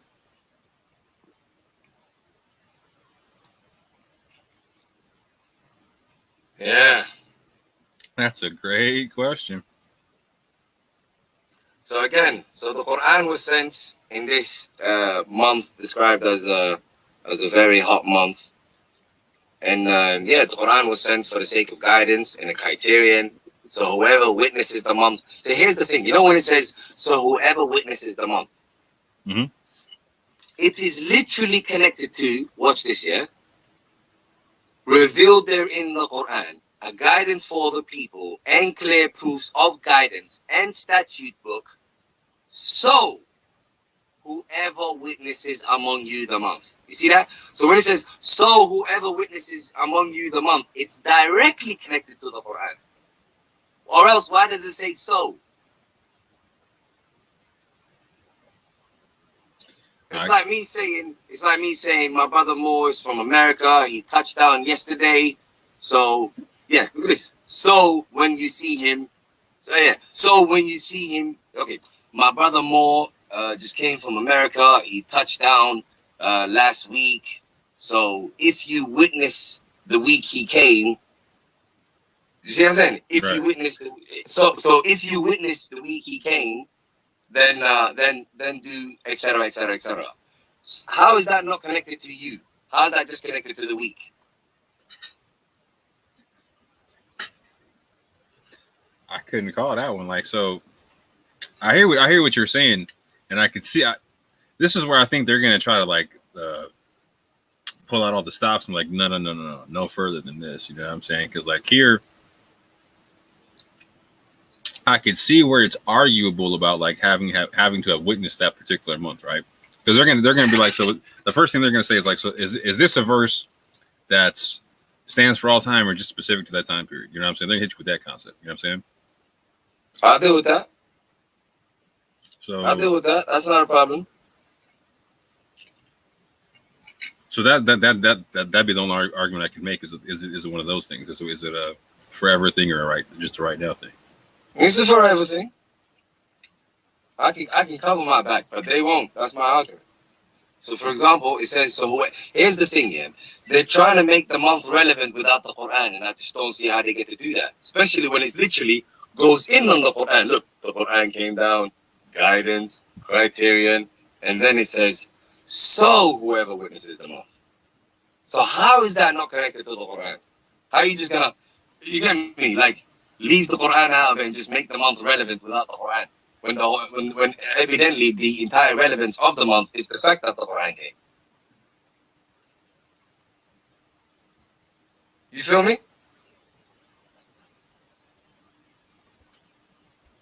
Facts. Yo. Facts, I mean, facts.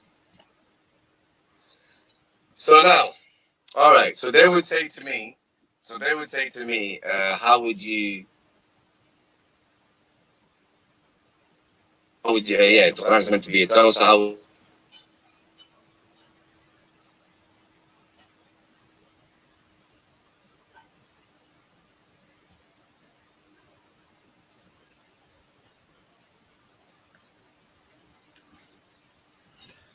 So really, the next verse is the only one you really got to deal with, or the one about. Hello? Can you hear me? Yo, sorry, man. My missus phoned me, man. No, I thought I got cut off. No, I thought that was me. Never mind. You're good. I'm glad I'm still here. So now, here's you said they would put to me, basically, this is supposed to be eternal, so how does this apply to you? Easy.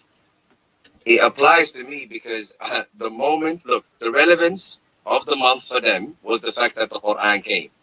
So where it's relevant to me is the fact that I received the Quran. The moment I received the Quran, I practice the abstinence that the Quran tells me to practice. Simple. Still applies to me. I make the Quran relevant where they make the month relevant. I see. Okay. And my argument is the entire relevance of the month is the Quran.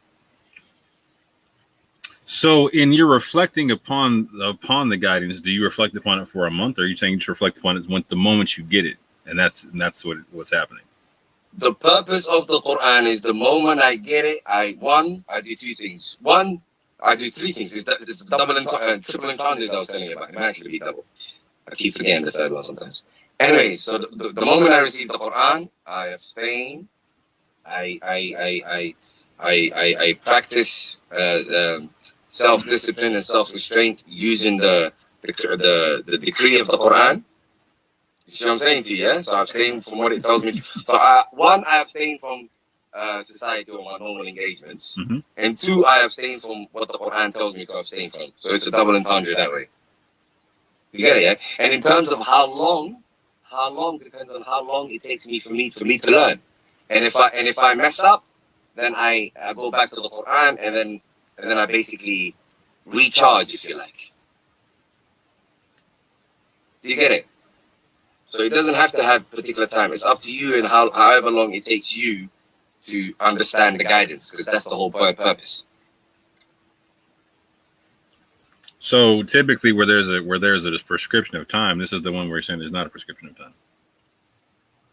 Well, no, I'm saying there's a prescription of time in terms of the Quran is coming down in a prescribed time, right? Mm-hmm. So obviously, during those prescribed times, one, you're gonna have to abstain from society and go go listen to the Prophet preach and give the revelation. Understand? So you're gonna have to abstain that way, and you're gonna have to abstain from the decrees that you are given. Do you get it? So when it says prescription of time, it obviously occurs during a set amount of time where the Quran is being revealed. So in terms of, for me, you can still say the set amount of time still applies to me, because it takes a whole lot more than a day to learn the Quran. Is that where you get in, like, so is that where you get into like times of salat and all type of stuff, or what? Sorry? Is that when you get into salat, or no? It's when you get into salat. Yes, it's when you get into salat. 100%. Okay. 100%. So even in this day and age, you couldn't learn the Quran in one day, so the time still applies. Okay. You get it? But there is no set time. It's just there is time, but the time is person dependent, because everyone learns at a different pace. You feel me? I can understand that. And if, let's say, you have not learned, remember earlier on the chapters that we discussed earlier on about when you do mistakes here and there, what do you do to atone for your mistakes? You go back to the Quran, right? So same thing applies here. So if the time wasn't enough, if you mess up, you just go back and evolve spiritually, going back to the Quran, basically. You see what I'm saying? Okay. So I say, go ahead, please. If there's any holes, go for it. I say we jump into the sticky verse, right?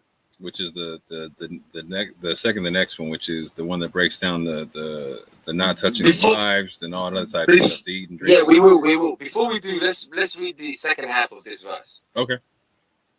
So you said, whoever witnesses among you the month, then they shall fast therein. Continue from there. And whoever is ill or on a journey, then an equal number of other days.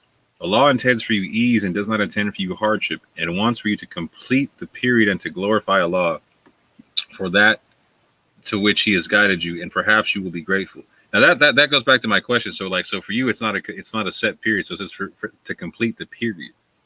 Yep. And what's the purpose of completing the period? Right, to be grateful and be guided and whatnot, right? But just be clear, you're saying that's not a specified period, other than it's how it. Hold on, I was gonna say other than, so for you it'd be like the times of salat, correct, or something else, or what was that? Yeah, it would be the times of salat, basically. Because the long story short, I'm trying to make sure I remember how you particularly talk about it. Is that so? Like that's the set times of salat is when would be the prescribed times of the recitation, etc. Right? So for you, that those are the periods being spoken of that are specific in the previous verse. 100%. Okay, got you. 100%, and that still works today, because facts. We still need to have salah sessions today. We still need to abstain. We still need to learn self-restraint using the guidance. So it still works today. Right. It still takes time, as it did then. You're still gonna do mistakes.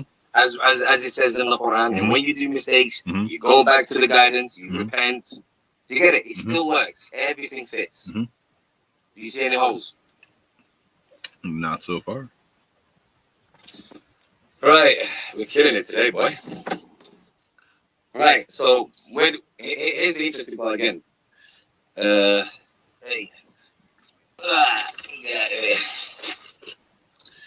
Right, here's the interesting part. It says, and whoever is sick or on a journey. So here's the thing. Before it says whoever is sick or on a journey, it says whoever witnesses among you the month. So are they trying to say that if you're sick or on a journey, you would perhaps not witness the month? Yikes. Okay. Need I say more?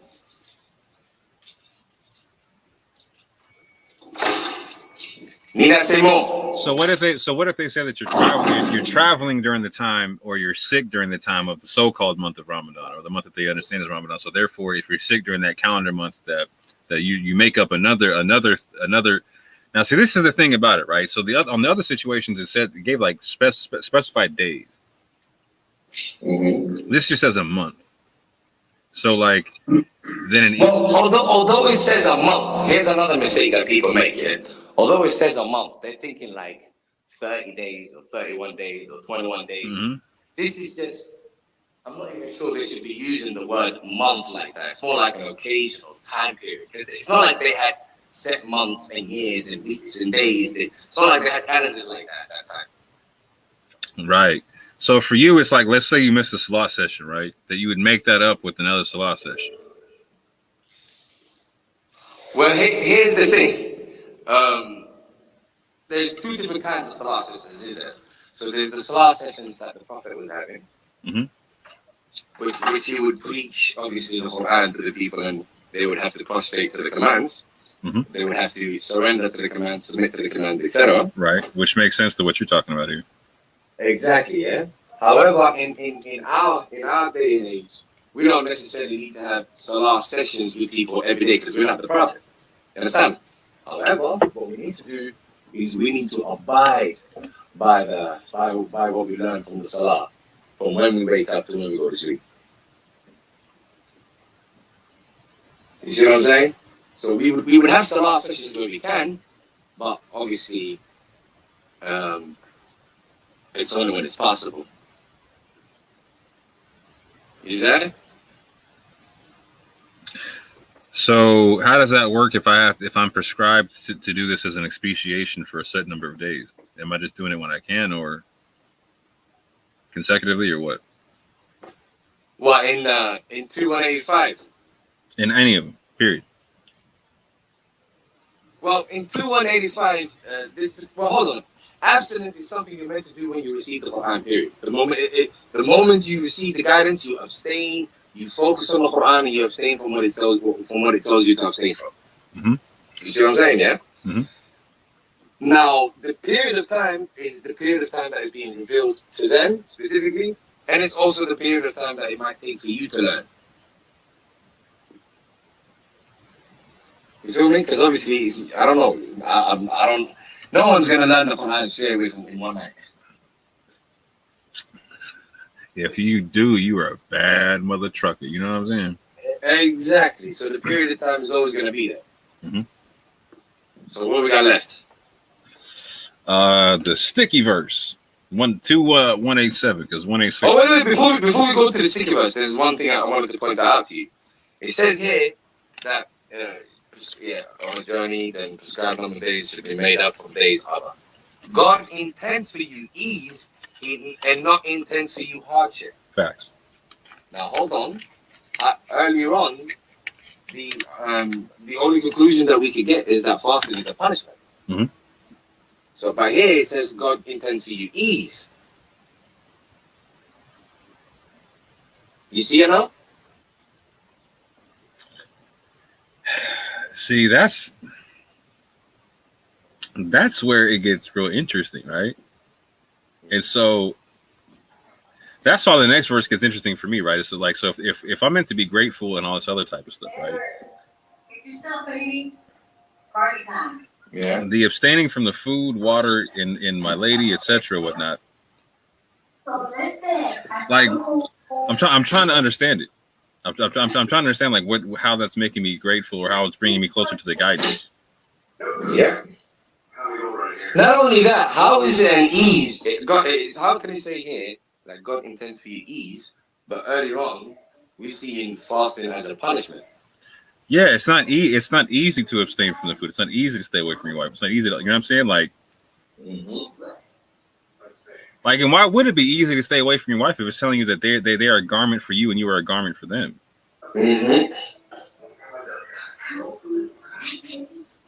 It's an interesting concept.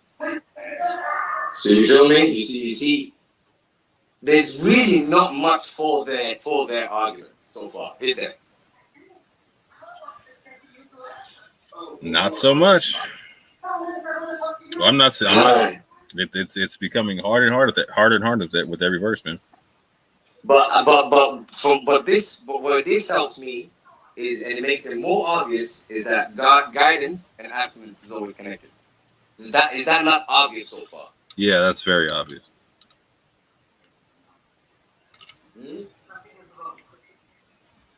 That's obvious, right? Yes, sir. All right, let's go to 86. So that one's real simple, real short. And when my servants ask you concerning me, indeed I am near, I respond to the invocation of the supplicant when he calls upon me. So let them respond to me and believe in me that they may be guided. And Where is this from again? that's, yeah, the guidance. So moving into the sticky, icky verse, right? Because this is the one they've been wanting us to get. They want us to start on this verse. You know what I'm saying? Yeah, I know. That's why I left it to the last. I wanted them first to know that so far you have nothing. Their whole argument rests on this particular verse that we're about to read. There is no such thing as food and drink in anything we've read so far. Mm-hmm. Am I right? Nope. Not even the slightest of indication. So this is where it gets sticky for everybody, where everybody got to start proving some stuff, yeah? So, this is the killer one. I'm going to end it with this one. Yeah, sir. 2 Ayah 187. It has been made permissible for you the night preceding fasting to go to your wives. They are clothing for you and you are clothing for them. Allah knows it that you used to deceive yourself. Wait. Do me a favor. Start again and stop at they are clothing for you and you are clothing for them. Okay. You want me to read that part or stop before it? Yeah, start again. But stop before the clothing or read the clothing part and then stop? No, read the clothing part, then stop. Okay. It has been made permissible for you the night preceding fasting to go to your wives. They are clothing for you and you are clothing for them. Make sense of that. I can't. Before we deal with the first part, because I know people will argue that, the first part is talking about how in the night, you can have sex with your wife, you're just fasting in the daytime, blah, blah, blah. I know people will take that argument. So I'll leave the first part alone, and I'll discuss with you, they are garments for you and you are garments for them. So here's the part that tripped me out. Like, even back in the time of the Prophet, I'm like the work part of the day was the daytime. The what part? The actual laboring part of the day was the daytime, right? So it's hard. Like, I'm finding it hard to imagine that you weren't waiting till night to have sex with your wife anyway. Yeah, exactly. But let's just leave that for the moment. I got you. I'm with you. I got you. And let's deal with the second part. Okay. So the second part says that they are clothing for you and you are clothing for them. Right. Now let me ask you this: why does anyone need to be reminded of that? Or when does anyone need to be reminded of that? When is the only time you need to be reminded of that? Personally, I would think that the only time I need to be reminding of them being clothing for me and vice versa is in a situation to where I'm actually facing temptation of stepping out on that person. So in order for you to be reminded of that particular verse, you must have done something that is against it. Yes. Something that is opposite to it. Something that is unguided, yeah. Is there any other argument? Not that I can think of off the top of my head. If you got one, go ahead. No, I mean, that's the only one I can think of too. And so why the first argument I can give you is that in order for that to follow, in order for it to say they are garments for you and you are garments for them, the first verse must have something to do with you doing something that is against the second verse, against the second part.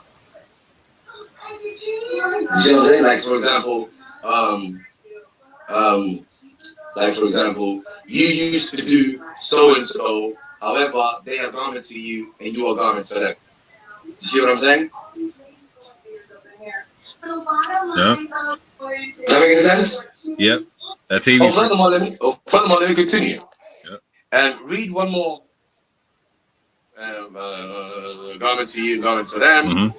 Yeah, read the God knows that you used to betray yourself. Right. So Allah knows they used to deceive yourself, so He accepted your repentance and forgave you. Stop there. Yep. Stop there. So Allah knows that you used to deceive yourself. So now you have, they are garments for you, you are garments for them. Allah knows that you used to deceive yourself. How does the first part not have anything to do with that? Why is God saying that Allah knows that you used to deceive yourself? See, that's the good part, is the why, right? It's because, like, so. And the second. Wait, just a quick one before you start. Yeah? Mm-hmm. How about the part where it says, God knows that you used to deceive yourself, and the part before that where it says, they are garments for you and you are garments for them? Right. At least those two go together. Yeah, it would have to. So how can the first not go together with it? And the second part of it is even more confusing, right? So he accepted your repentance and forgave you. Exactly. All right. Add that, but stop there. So how does the first part not have anything to do with all of that? It has to, and that's what I'm saying. Like it's funny because so if they're my clothing, and I used to deceive myself with the fact that they were my clothing, either I'm cheating on them or I'm sleeping with them when and where I shouldn't be, right? And so Exactly. So for instance, later on in the verse, it talks talks about like don't have relations with them as long as you're staying at worship for the mosque or whatever, right? So it's not good. It's not good yet, though. No. I'm saying so either I'm stepping out on them, or I got the nerve to go have sex with them in the mosque somewhere. You know what I'm saying? Like I'm doing it in the wrong spot, or something like that. Like I'm have like so why would me having sex with my wife be a need something where I'm deceiving myself and I need to repent for it? Exactly. Unless it's in the wrong place, or which it's got to be some ill shit. Yeah. It has to be some ill shit.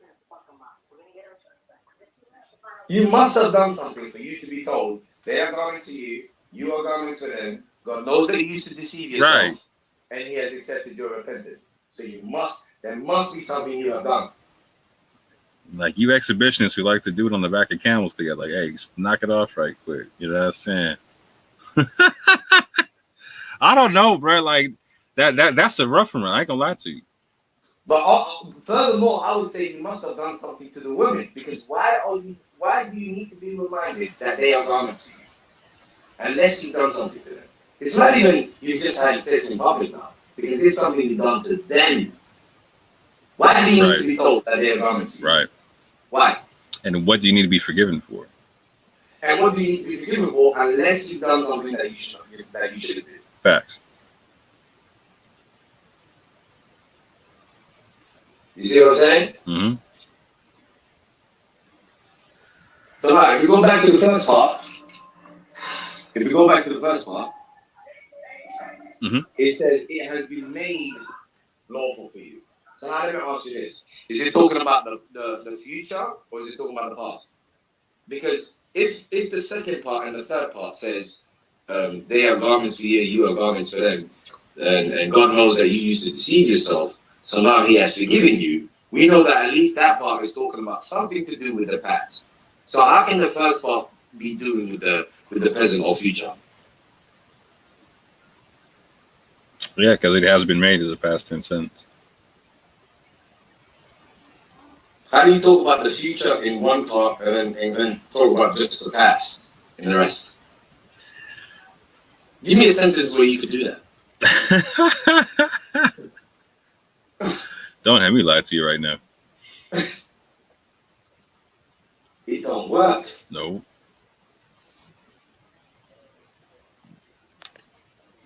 So the next part, so the next part says, so now have relations with them and seek that which Allah has decreed for you.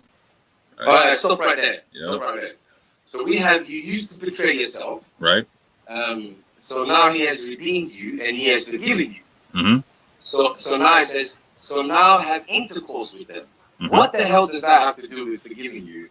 And forgiving you and you used to deceive yourself. What does that have to do with you now have intercourse with them? I'm not gonna lie. Still, it's a confusing set of wording if you look at this just that one way. You know what I'm saying? In terms of like, if I'm trying to look at how do you say you deceived yourself? God has forgiven you and He has redeemed you. So now go and have relations with them. Yeah. Encourage you to have relations with your wife. How do you make sense of that? The only way I could make sense of any of this is if I had done something wrong and then I was corrected for it, and I'm going back to doing things on the right path, right? Like on the right track under the concept. Like so now like I did something beforehand that was off. You know what I'm saying? I deceived myself in doing so. I received forgiveness for my repentance on that, right? And so now I'm being told to basically go and sin no more. Basically, you know what I'm saying? Like have relations with my wife and be cool with it. You know what I'm saying? But at the same point in time, well, why do you need to be told to have relations with your wife? That's right. I was just about to say that. Like that just seems peculiar. unless it's the concept of like, so again, so if I go to the other marriage part, the parts of the Quran, for instance, let's say I cheated on my lady, right? And she wants the divorce or whatnot, and we're in that 4-month time period now. You know what I'm saying? Maybe at the end of 4 months, she doesn't want to get divorced, and we want to stay together now. You know what I'm saying? So maybe it's saying like, okay, now you stay. It's the end of that. You can go reconsummate everything again. You know what I'm saying? After the end of that period, but again, I would have to have done something wrong that would have been worth divorcing over. Yeah. So, I mean, you've done something wrong. God has forgiven you. Go have sex with your wife. I just really don't understand how that works. not unless it's all involved in the marriage or whatnot. You know what I'm saying? Not unless it's singularly dealing with the marriage. You know what I'm saying? That's the only. And what is that? And notice what else has happened. That the entire context that we've been reading so far has been entirely disconnected. Because now we're just talking about sex. So now the whole point of telling us that the Quran came down at a particular month of Ramadan, fasting, all of that, what's that got to do with have sex with your wife? And that you have been you've been deceiving yourself, you've been forgiven. So now go and have sex with your wife. How do you connect that to the rest of the human being?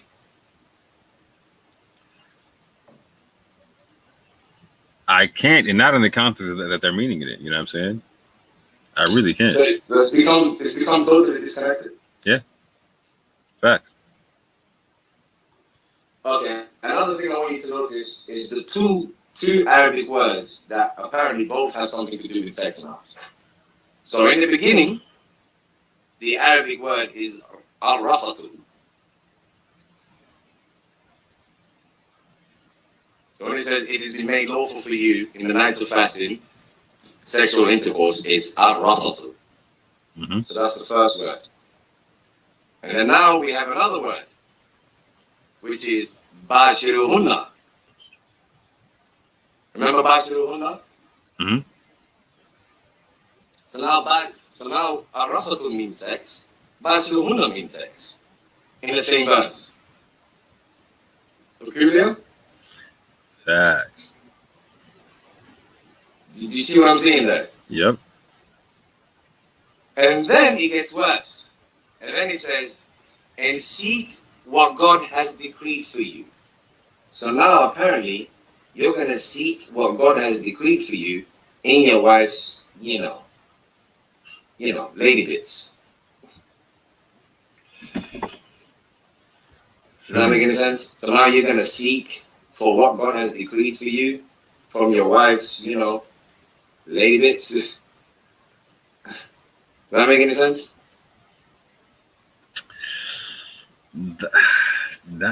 That's not saying a lot. Like, what's that saying about the lady in that juncture, right? You know what I'm saying? Like, what's that saying about her worth in that situation and what she's meant for in that situation? Like, that's. Oh yeah. Just she becomes just her parts. Yeah. That's literally go seek what Yeah. Yeah, that's all she becomes. But here's the interesting part. The interesting part is we've been reading from 2178, 2180, and 2183. We have been reading precisely the decrees of God. Facts. So where do we seek the decrees of God? In the guidance.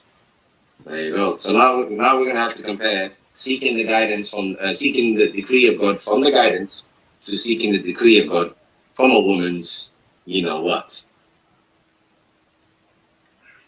Yikes. It just got sticky. And it's about to get stickier still. Yep. We ain't even done. Now, if we go into Bashiruhunna, if we look at this word Bashiruhunna that has been translated to mean, have relations with your wife, we will find that it is basically, the word is all over the Quran. Literally all over the Quran. Now, we don't even have to go to the dictionaries or anything like that. We'll just use the Quran. Now, the Quran itself translates the word as the following. good news in 225. 297, good news. 2119, good news. 2155, good news. 2213, good news. 223, good news. 321, a promise. 339, good news. 345, good news. 347, a man. 379, a human. 3126, good news. 3170, good news. 3171, good news. 4138, good news. I could literally continue. So to cut the long story short, in the Quran, the word basar, and all its variants, is translated as either good news or man. The funny thing is, even in my language, we use this particular word. In our way of pronouncing it, we say bisharo, bisharo. So bisharo, bisharo is when there is good news, glad tidings. In the Hebrew, it's the exact same word, bashar. It literally just means good tidings, good news. And all over the Quran, we're led to believe that this word is either translated as good news or man. However, in this particular verse, and I stress, this is the only verse where this particular word is translated as something to do with sex. And this is probably the only verse where you will ever hear this word to be used in reference to sex. Have you ever heard of this word used in reference to sex? Never. Never in my life. I mean, what's the other than the result of I had sex with my wife, had it, and I'm having a child now. Have you heard the good news? You know what I'm saying, like that kind of thing. Exactly. But beyond that, that's not what it's saying here. It's not saying like a child was born. We were giving glad tidings of a child born to the prophet Abraham. You know, nothing like that, right? It's not saying that at all. And if you try to read this verse and say glad tidings anywhere, people are gonna look at you crazy. They're gonna look at you crazy. It's like, but wait a minute. But how does it mean sex though? Exactly. Like, so and here's the cold part. Like, so if you want to be honest about it, like, so now we're breaking down, if you break down the root word or whatnot, the root of the whole thing, like just the linguistics of it, like, how is it possible for it to mean sex? Yep. Not only that, what's the likelihood for it to be sex when all over the Quran, this is the only time it has anything to do with sex? What's the likelihood? Right. As a matter of fact, if we check the alternative, then you might understand why people have translated this as anything to do with sex. Because the alternative is a killer. The alternative is literally an absolute killer. So break down the alternative right quick.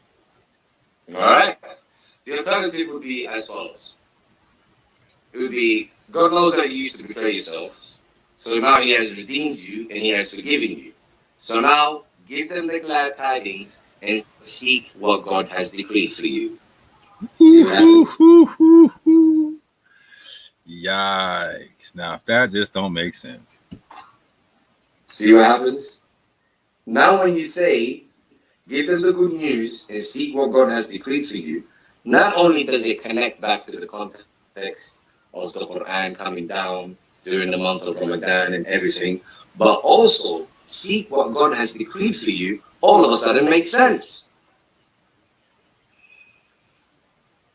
They're going to declare you crazy. You know that, right?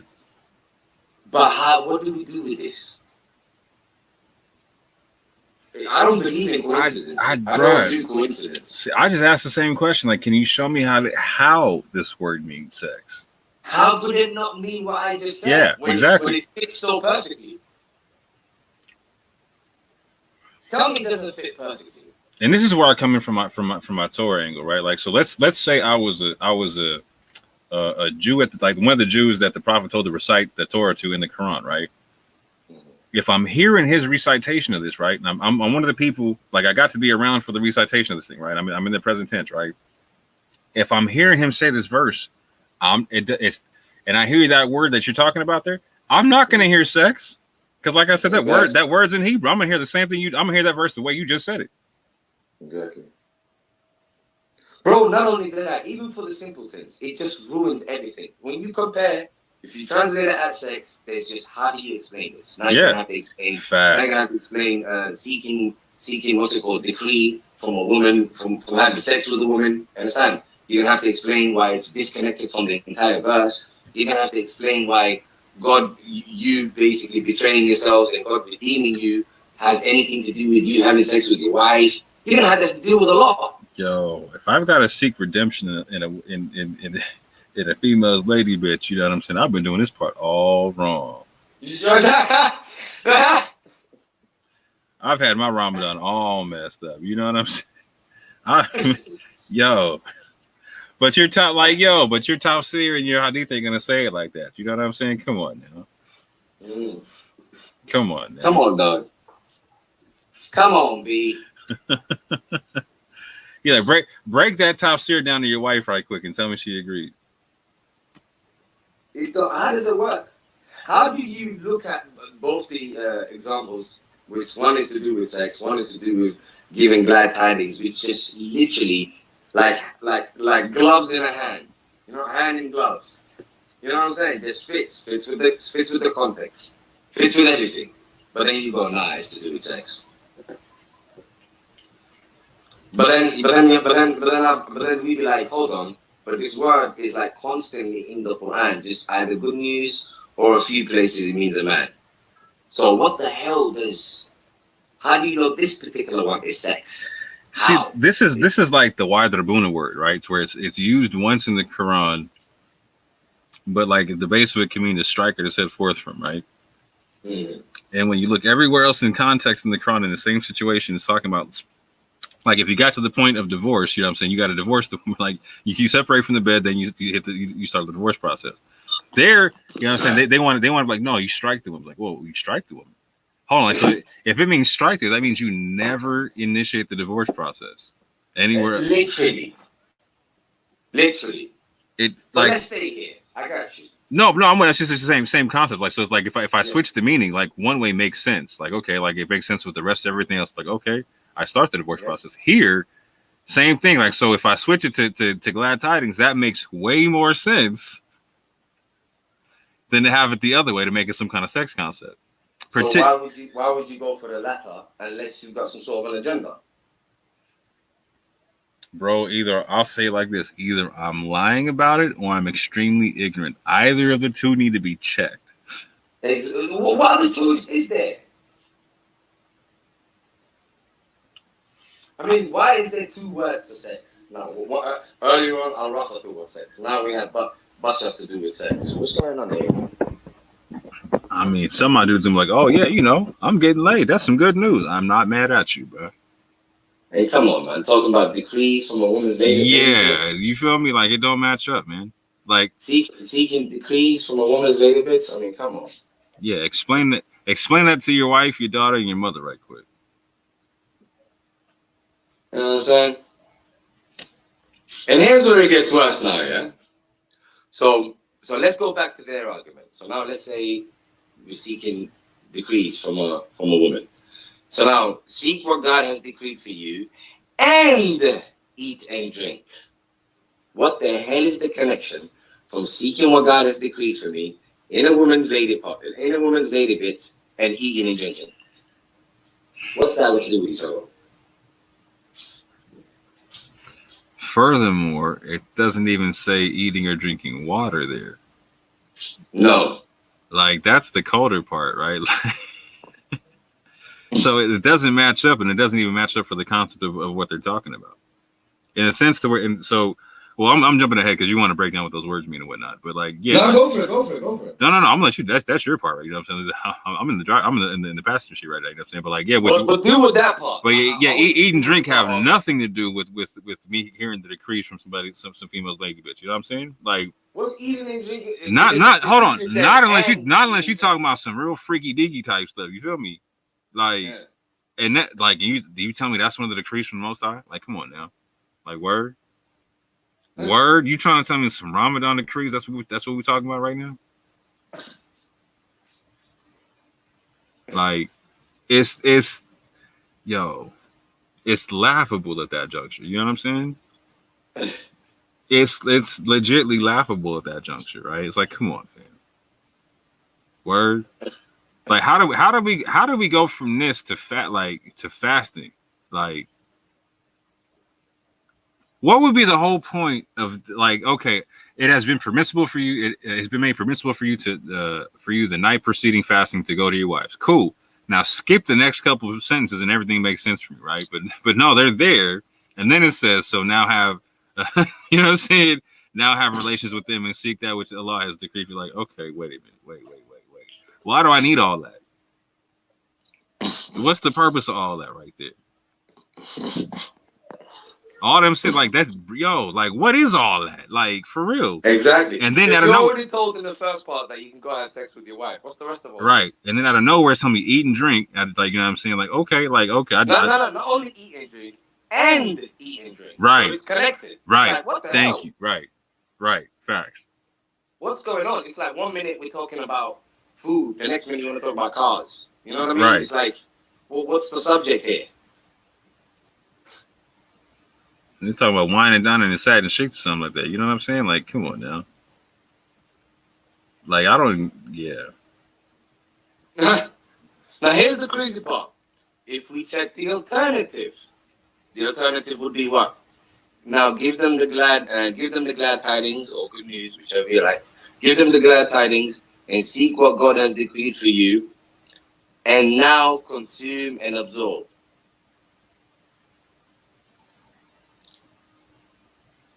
Now, the consuming and absorbing will be connected to the giving the glad tidings. Yeah, and let me take it out like this: if I start going from the very beginning, right, and I just make sex with that one verse and understand that it's not following after that for certain portions, right? Like, so again, like this verse makes way more sense. Allah knows you used to deceive yourselves, right? So He accepted your repentance and forgave you. That would be like, okay, now we're getting to I'm handing down the guidance concepts. There you go. You know what I'm saying? Like, so like it doesn't make sense to have the sex aspect going through these verses that have nothing to do with the sex aspect. It's talking about the guidance concepts, right? There you go. Like it literally, like that's what I'm saying. Like, yo, come on, stop playing. Like, it's laughable at this next. Like, okay, you trying to tell me good news means sex now? Like, but then tell me I don't know Arabic. Okay. Now they've been bullying people with this Arabic stuff, bro. That's why I'm sick of it, man. I'm breaking shit down, leaving no holes. None of that, you know. Because listen, every single time, that's the only argument they have. Right. As if Arabic is rocket science. Right. And really what they're saying is, when they're saying that you're not fluent in Arabic, they're saying, well, I'm not fluent in Arabic. That's what that is. Like, they're saying, I can't refute you. Yeah, basically, I can't refute you, so I'll just use this card. I literally got people, you know what I'm saying, from Speaker's Corner talking about they won't talk to me about the Quran unless there's an Arabic scholar present. Because they can't deal with you. I'm like, that's like, come on, B. Come on. Like, so that means you shouldn't go to the Speaker's Corner without an Arabic scholar. You know what I'm saying? What are you talking about? Even right now, I guarantee you, the only argument people will have against us is they can't speak Arabic. I guarantee you. No matter how much we break it down and show them how impossible it is, they'll always use that card because that's the only thing they've got. Now, see, here's where it gets real funny because this is where it gets sticky in terms of like the language. So prove that word means sex. Like, I don't even want to hear, like, just knock off the dummies. Just prove to me linguistically, right? Don't show me somebody quoting some scholar saying, no. Language is a science, my dude. You understand what I'm saying to you? Like, it's a science, my dude. Like, so we can compare. Like, so Semitic languages are sister languages. Like, so I better not find good news in all these other. I better not see it in Aramaic. I better not see it in Hebrew. You know what I'm saying? And the co-part, I know they're there. I know they're there. They know they're there. Right. They still have to deal with why is this the only place where it means sex. I better not see them in Amharic. It's in Amharic. It's in, hold on, what other languages they got down there? You know what I'm saying? Like, again, my man just said it's in Somali. Come on, fam. Bisharo for my Somali listeners. Come on, fam. Like, yo. Not only that, they even use bashar sometimes to mean a boy. We bashar, that's what they say in Somali. They know this dude. Right. Come on, man. It's a joke. We name our girls Bisharo. That's how bad it is. It's a joke thing. It's a joke thing, fam. So now we have eating and drinking and seeking decrees from a woman's daily parts, and God forgiving us and telling us to go have sex with our women. I like real talk. I want my man to understand this. I'm gonna lose any respect for any dude trying to make this argument to me that this word means sex right here. Like I can't look you dead in the face with any kind of respect because you're basically saying like what my man is saying. Like you're looking for the decrees in all the wrong places. You know what I'm saying? Like I want to know the woman with decrees down there. God damn it! You know what I mean? Who is this woman? you could then call her the mother of all believers. You understand what I'm saying? Like if beyond that, come on. It's impossible. Stuck, bro. It's impossible, bro. For anyone that thinks we're mocking the Quran, no, we're mocking the translation. Don't even try it. Yeah, 100%. 100. Like, and if you think we are, like, it just. How does this make sense to you? And I want you to like have your wife, your mother, and your daughter's like right next to you while you explain it to me, bro. Like, do you understand what I'm saying? Like, come on now. When your child asks you about Ramadan and fasting, tell them this. Yeah. Tell them this is where you got it from. 100%. Yeah, exactly. Go ahead. Tell them, yeah, God told us, He's forgiven us, to go to your wives, seek the decrees, and eat and drink. Because like like you said, it's like changing it's like changing the movie in the middle of the movie in the theater, right? Like you're talking about one thing that I know where you're talking about something else, and I know you're talking about this thing. It's like, whoa, what happened? Yeah. Like what? Yeah. And if you ever wonder why they tell people you can't understand the Quran, now you know why. Right. They've intentionally messed up the translations. See, and I got into this the other day with some brothers when we were talking about like the burning of of certain manuscripts and whatnot, right? And they're like, "Well, how do you know how to say the proper recitation of a Fatiha?" What I was like, "Well, how do you know how to say it?" Like I'm saying, because you just told me that there's two different narrations. You know what I'm saying? Like so. And here's another thing: they're so focused on recitations. My dude, it's about the message. Did you get the message? What is it with you in recital? You know what I mean? Like some dude try actually use that against me last night. Like, oh, you don't know how to do tajweed, blah blah blah. I'm like, I ain't performing. I ain't gotta sound a particular way when I'm reading the Quran. I just need to understand it. It's a message. What do you think you do with a message? Right. You understand it, right? Right. I mean, did you get the message? If I had no tongue, you criticize me the same way. Exactly. What if I was deaf? Facts. What if I was blind? I ain't guided? Yeah. It's ridiculous. It don't work. I will say this though, man. They got some piss poor translations coming out the Arabic, man. No, it's on purpose, bro. No, I'm with it, but I'm like, yo, like, it's designed for people never to understand. Basically, it's designed for people to get frustrated and go, all right, you know what? I'm just gonna go to a scholar.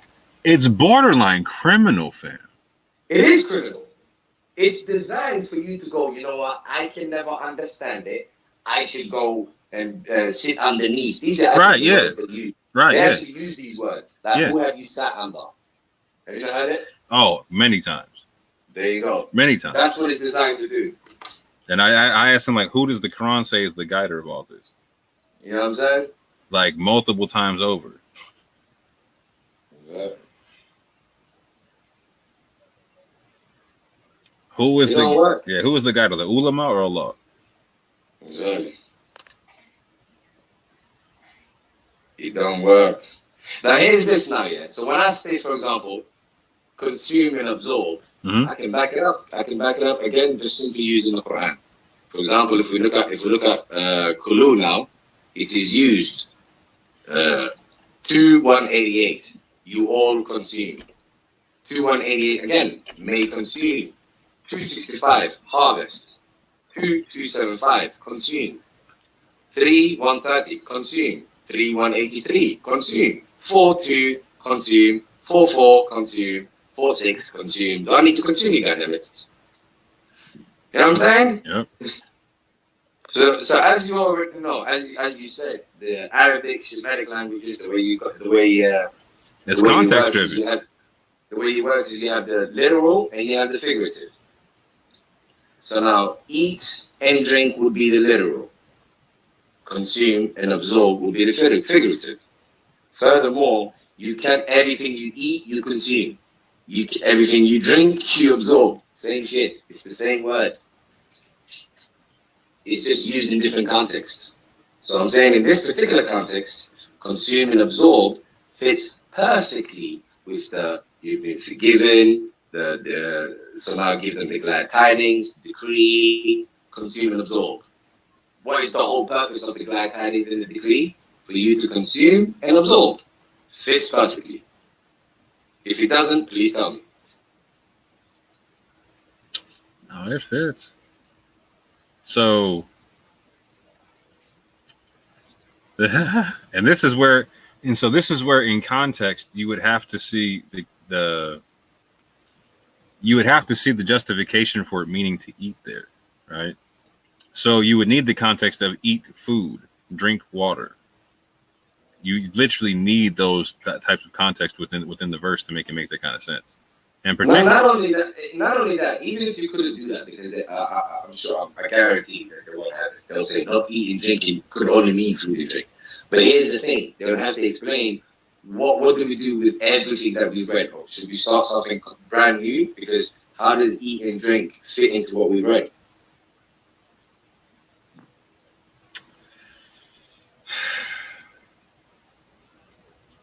That's what I'm saying. It needs a modifier, right? Because like when what we're listening to here, like, so let's say I'm going with their sex account, right? Like what, like where, like you're saying, like so now have relations with them and seek that which Allah has decreed for you, and eat and drink. How? What has that got to do with each other? Yeah. Well, all three. Look, So God has forgiven you, redeemed you. What's the word? Have sex with them and eat and drink. What the hell does have anything to do? Even in which that, one of them is connected? Even in that context, right? Like, so I'm having sex at this juncture, right? The concept of absorb and consume, particularly when the words you go into next, like with the whole white thread of the dawn becomes distinct to you from the black thread concept. Quran, in other words, the criteria. Yeah, but like so even then, like if I'm looking at it from the sexual context, the meaning still makes better sense to consume and absorb versus eat and drink, because it's telling me that like it would be like, so seek that which Allah has decreed from you, absorbing and consuming, or consuming and absorbing the decree. Yeah, or relations with your wife and them in a decreed format. You know what I'm saying? Like, because if I go with the format, if it's all sex for the first few parts of the verse and whatnot, right? Like they're like something went wrong. Now I'm being forgiven and whatnot. So now I'm being told to do so in the ways that's proper, like in decreed and eating and absorbing, or excuse me, consuming and absorbing in that situation, you know, in a way that's consistent with me seeing the white threads from the black threads, etc. You know what I'm saying? Yeah. The whole eating and drinking part does like it. It still doesn't make sense in that juncture. That's all I'm saying. What they would do is they would apply their understanding now. So they would say, oh, eating and drinking is connected to the white thread and black thread of dawn. So they would say it's basically what we do today, where we look at the sky when it's nighttime, we basically start eating, and when it's daytime, we stop eating. They would say those two are connected. I know they were going to do that. And so I wanted to say, basically what happens then is if they say, okay, eat and drink is not connected to anything else that we've read so far. It's only connected to seeing so basically eat and drink until it becomes distinct. Right. So you're supposed to eat and drink until it becomes distinct. So we don't actually know whether that means eat and drink during the night or eat and drink during the day. We don't actually know that yet. This is an assumption. But watch this. Eat and drink until it becomes distinct to you, the white thread from the black thread of dawn. So they would simply connect these two, but they would be applying cognitive dissonance, because what they're doing, actually no, what they would be doing is confirmation bias. because then they would be saying, okay, the black thread of dawn and the white thread of dawn is connected to eating and drinking, and that's because we're only supposed to eat and drink during the daytime and stop during the nighttime. So they would say these two are connected. But then what they would do is they would disconnect these two from everything else. Not only everything we've read, even everything we're about to read. But what do you think of that? I'm trying to figure out when the so-called fast begins in this, right? Because they're saying the night preceding the fast can be all the sex all you want and whatnot, right? And then they say then complete the fast until the sunset. So it there's no like you start the fast by not eating or something like that, right? So it's eat and drink until and this is again, eat and drink until the white thread of dawn becomes distinct from the black thread of dawn, then complete the fast until the sunset. So basically I can have sex and eat as much as I want to right up until dawn. Mm-hmm. Like, actually, when you say until dawn, it doesn't tell us where until any. When it talks about dawn, for example, it just says. So that's white. That's what I'm saying. I would need it to run together like that. And otherwise, when do you so it has been made permissible for you the night preceding fasting to go to your wives, right? Mm-hmm. So it's saying the night, right? Mm-hmm. Then it's saying up until dawn or whatnot. So I'm saying apparently all up until the time period or whatnot. But so nah, I'm gonna leave that one there, bro. Because I'm gonna beat a dead horse with that one. I'll leave that one alone. I'll just stick to this part. So you know what, Trent, do your breakdown of the white thread and black thread right quick before I say what I'm saying. All right, I'll add the last a little bit to it as well. So eat and drink until it becomes distinct to you the white thread from the black thread of dawn. So are you supposed to eat during the night or during the day? It doesn't say. But however, this might make it clearer. Okay, so the white thread from the black thread of dawn then completes the fasting till the night. So complete the fasting till the night. I guess that's where they would argue, yep, you basically fast until the night and then you can start eating and drinking. We can give them this. I'm with it. We can give them this. But where I would argue is that what they've done is eat and drink until it becomes distinct to you the white thread from the black thread of dawn, then complete your fasting until the night. That has basically been entirely disconnected from everything we've read. So real quick, because you touched on it real fast, like prior to, break down the whole distinction between the black and the white part. Cool. Now, if we go back to my translation, then it would be, so he has redeemed you, he has forgiven you, so now give them the glad tidings and seek what God has decreed for you, and consume and absorb until it becomes distinct to you. Before I continue, consume and absorb until it becomes distinct to you. What does the Quran do? Makes things distinct, the criterion. You get it? You there? Yeah, I'm here. All right, cool. So consume and absorb until it becomes distinct to you, the white thread from the black thread of dawn.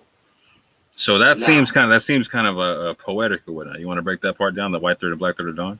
Like it's like yes, yes. Now watch this now, yeah.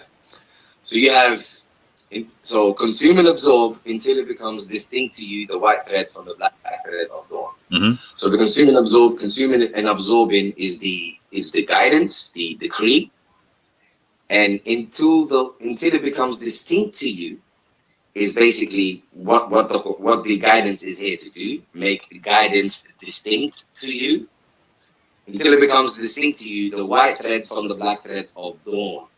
So the guidance makes distinct to you the black thread and the white thread and the black thread of dawn. So the guidance makes two things distinct to you. Let's just leave it at that for now.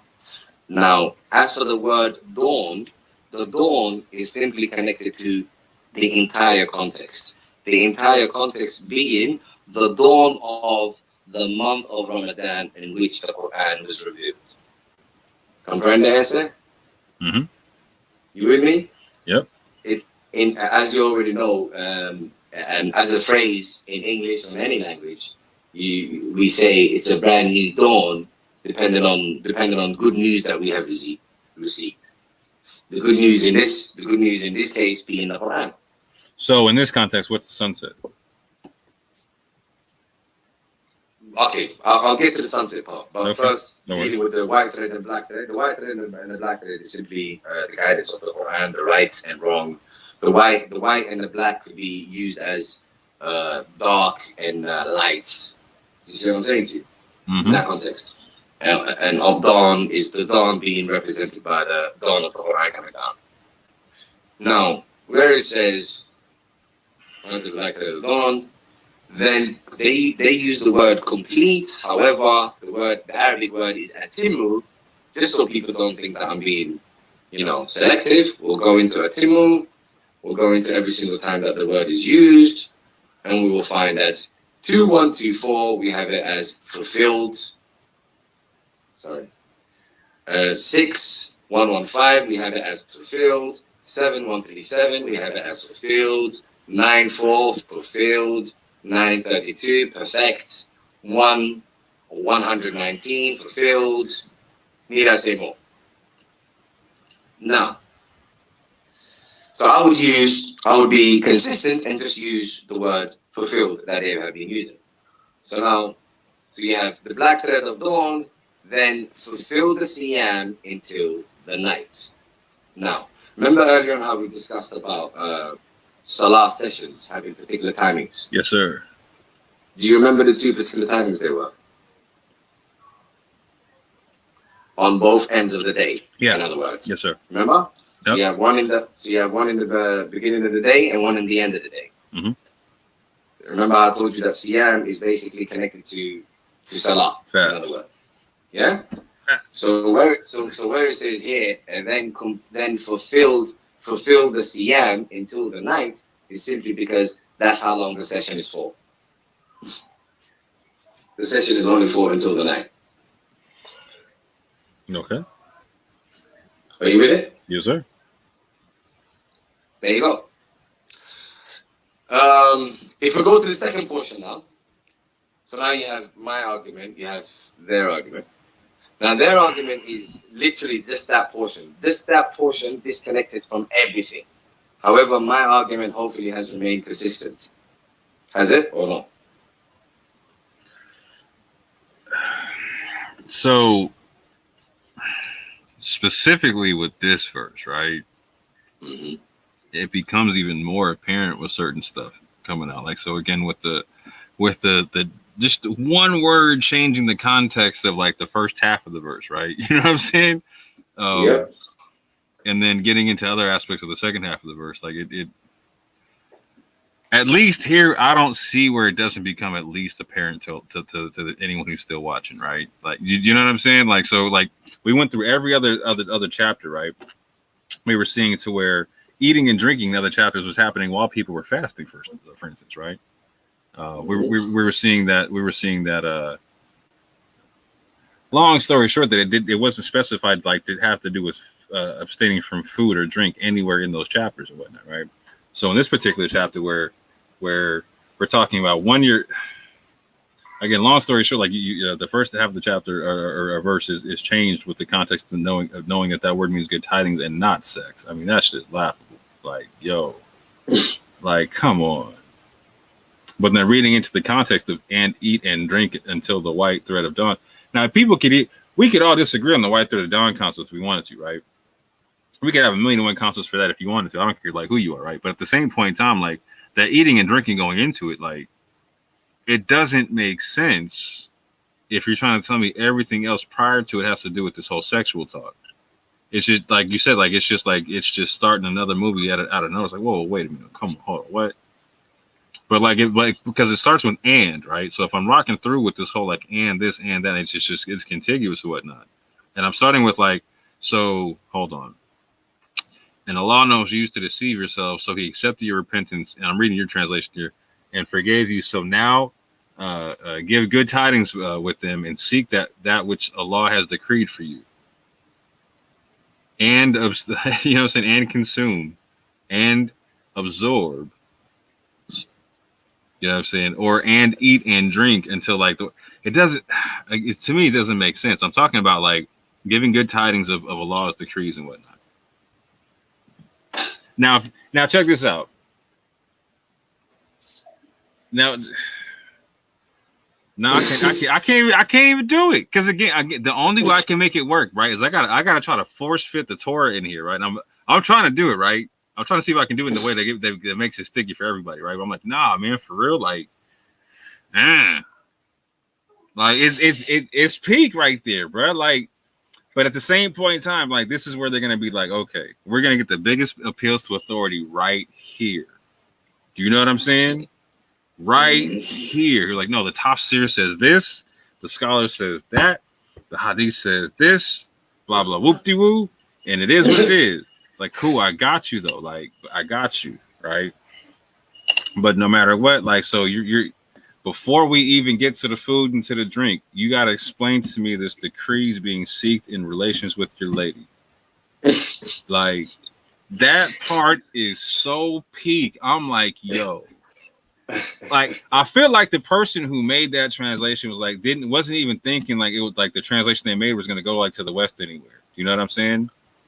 That's one naughty guy. That's one naughty person. Bro, like, yo, that's one hungry guy, man. That dude needs for real. Man, for real. Because it is and eat and drink. It's like, bruh, word. You just having a good old, like, you know that Muslims, right? Like before Ramadan, right? They just get it in. Like, they're eating all kind of like whatever. They got like pizzas, they got cakes and candy. You know what I'm saying? They like. You know what? Some dude said the other day on Belly Show. Some basically non-Muslim guy. No, it wasn't Belly Show. It was Gin and Tonic. He said what Muslims do is they basically switch eating hours. So instead of eating daytime, they just eat nighttime, trying to fool us. I died, bro. I can't even lie. I died. Right. I died, bro. Because if you really think about it, that's kind of true. Bro, I promise you, especially like having seen how they go on in Africa and stuff like that, they sleep it off during the day, bro. Yeah, and they eat like crazy. Facts. They eat like crazy during the night. Fact, How's bro. that not cheating? That's literally just switching So sides. I did 1 year like that where I fasted that way, right? And I was like, I didn't even notice it, right? I was like, what is this? Like, and then like 1 year I fasted like how a Jew would fast, right? Like more of a 24-hour concept, right? And so like I did like basically it was like doing intermittent fasting or whatnot, where you eat once a day type thing. Bro, I did that. I was like, by the end of the month, I was bouncing off the walls. Like, I had energy like out the wazoo, right? You know what I'm saying? But like it was. I was like, but like doing it the other way, I was like, I felt sluggish. I was like, come on, now, hold on, wait a minute. This don't even make sense to me. You know what I'm saying? Like, come on, like, all right. Like, so if like, I never got it. Like, the only thing that made sense to me is like historically, maybe you fast like this because you're trying to you want to be able to eat 2 times a day so you can at least fight a war when you're fasting or something like that, or what, you know what I'm saying? Something like that. But like, you're right though, bro. Like, passed out. You know what I'm saying? Passed out. Like, when metabolism was done, you know what I'm saying? I was like, okay, my body was like, what are you doing? Why are you playing games? Like, I don't want to play this game. I'm shutting down. People don't want to be righteous, bro. So they create rituals to, you know, basically bamboozle people. Like, I'm a good person. Look at me. I do this. They don't want to do actual stuff that makes an actual change. You know what I mean? Now, see me. I slightly differ with Ahmed on this concept to where I don't disbelieve in the physical fasting part, right? I think that it goes along with. I think it's good for health. No, 100%. I'm not convinced with the spiritual aspect. Let me say it like this. I can't understand the physical fasting separate from the figurative fasting. I don't understand how you would gain a benefit from one without indulging in the other. Thank Do you. you understand what I'm saying? And here's the killer part: if you can indulge in the figurative fasting, then how much does the physical fasting aid you spiritually? Remember, I concede the health, but if you've already managed to spiritually fast, then how does the physical fasting aid you spiritually?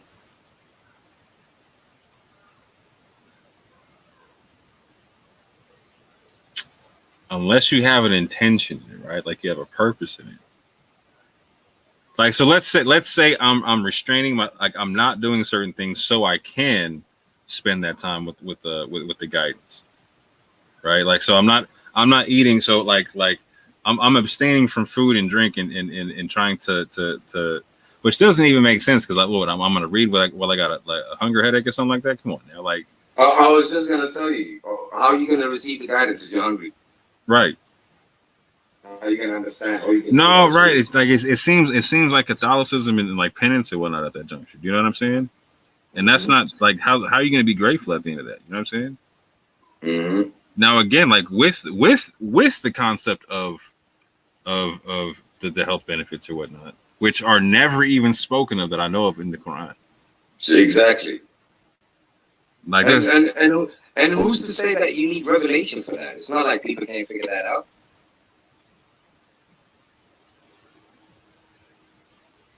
yeah, and there's some people that messes up their metabolism. There's certain metabolism types that it actually messes you up if you try to fast. Well, there you go.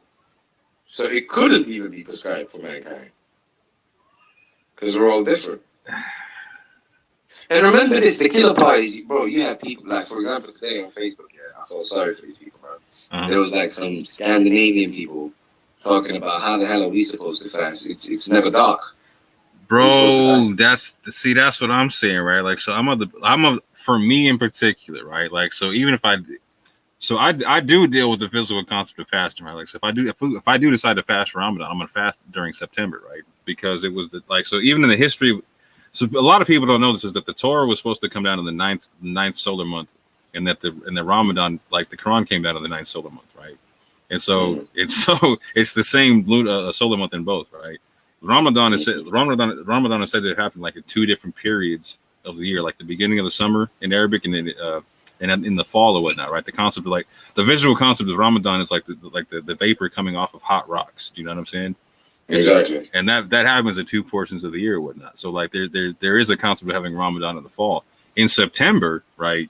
Everybody has that they have basically the same sunrise sunset. You know what I'm saying? So like that. Can I just tell you another thing? Another thing though, yeah. Just sorry to interrupt you. No, go ahead. For example, when people think about the month of Ramadan and they think of Ramadan means something to do with heat, so therefore the month must have been a hot month. Yeah. However, when you read it contextually, and you remember the fact that the month is a month where the Quran came down. Yes. And the Quran is a guidance between right and wrong, and the criterion, etc. Then you could argue that the Quran is like a cooler to the heat of sin that was going on, if that makes any sense. So for example, it's like saying in the month of sin and corruption is when the Quran came down. As in, the Quran came down when it was really, really needed. As in, the opposite of what the Quran is bringing is what was happening. So the heat is some sort of an idiom that's to do with that, if that makes any sense. At this juncture, they're probably going to accuse you of putting your own top seer on the whole thing. You know what I'm saying? Which they're probably going to accuse you of the whole time anyway, right? See, but here's the thing: they're going to accuse me of that the whole time. But here's what I'm doing. I'm not saying this is what it is. I'm saying let's compare the two theories and see which holds water. Right. Yeah, but here's what I'm saying. Like, so for me, for someone who's not opposed of the concept of physical fasting, right? Like, so even the concept of fasting for the month of Ramadan is not for me. When I look at this, like, so if it said like the third month, the fourth month, the whatever, like exactly, that makes a lot of sense to me. Yeah, if it's a month that we are supposed to commemorate and know, then surely we would have been given the details about this particular month. But right, and here's what I'm saying. Like, so the only way it makes sense for me to commemorate the details like that is if I take the Torah over the Quran on the situation, right? Because that's the kind, like, so the Torah is the one telling me in the third day of this month and whatever in this month, whatever. Moses fasted this day, 40 days here, blah blah blah. Like, no food here, no water. But here's the funny part, right? It's not even the whole nation of Israel there. Like, it's just one person doing it there. That's the coldest part of the whole thing. Like, that's why I was like, I couldn't even argue with it. I was like, okay, like the Jews, it's not like the Jews fast for the whole month.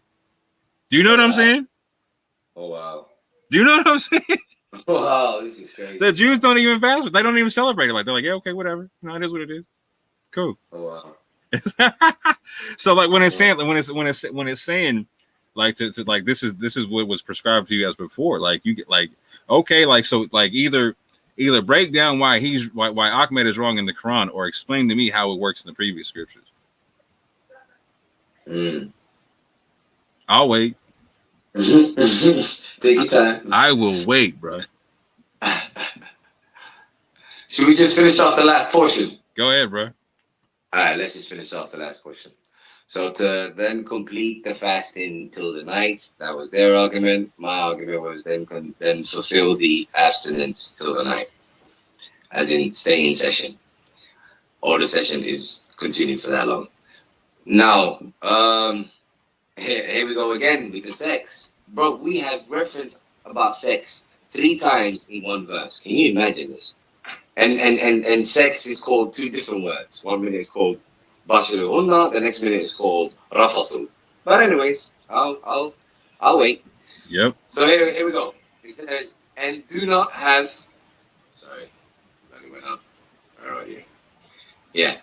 And do not have sexual intercourse with them while you are secluded in the masjid. These are the limits set by God, so do not approach them. Yo, who is looking down their wives in the masjid, bro? This is, I don't know. Hold on, let me do this again. And do not have sexual intercourse with them while you are secluded in the masjid. These are the limits set by God, so do not approach them. Thus make clear God his revelations for the people, so that they may become, remember this word, righteous. Mm-hmm. All right, let's go back to do not have sexual intercourse with them in the masjid. Right. What the hell is going on? Yo, why do you need to be told? Somebody was ratcheting that piece. You would have to think so. Like, that's the only conclusion you could come to. So and here's what I'm saying. The only previous concept that is happening is when there's priests' sons having sex in the temple in the Torah, right? Or that's not even in the Torah. That's just in the Old Testament, right? So like the context doesn't make sense. And even then, there's no context for fasting involved, right?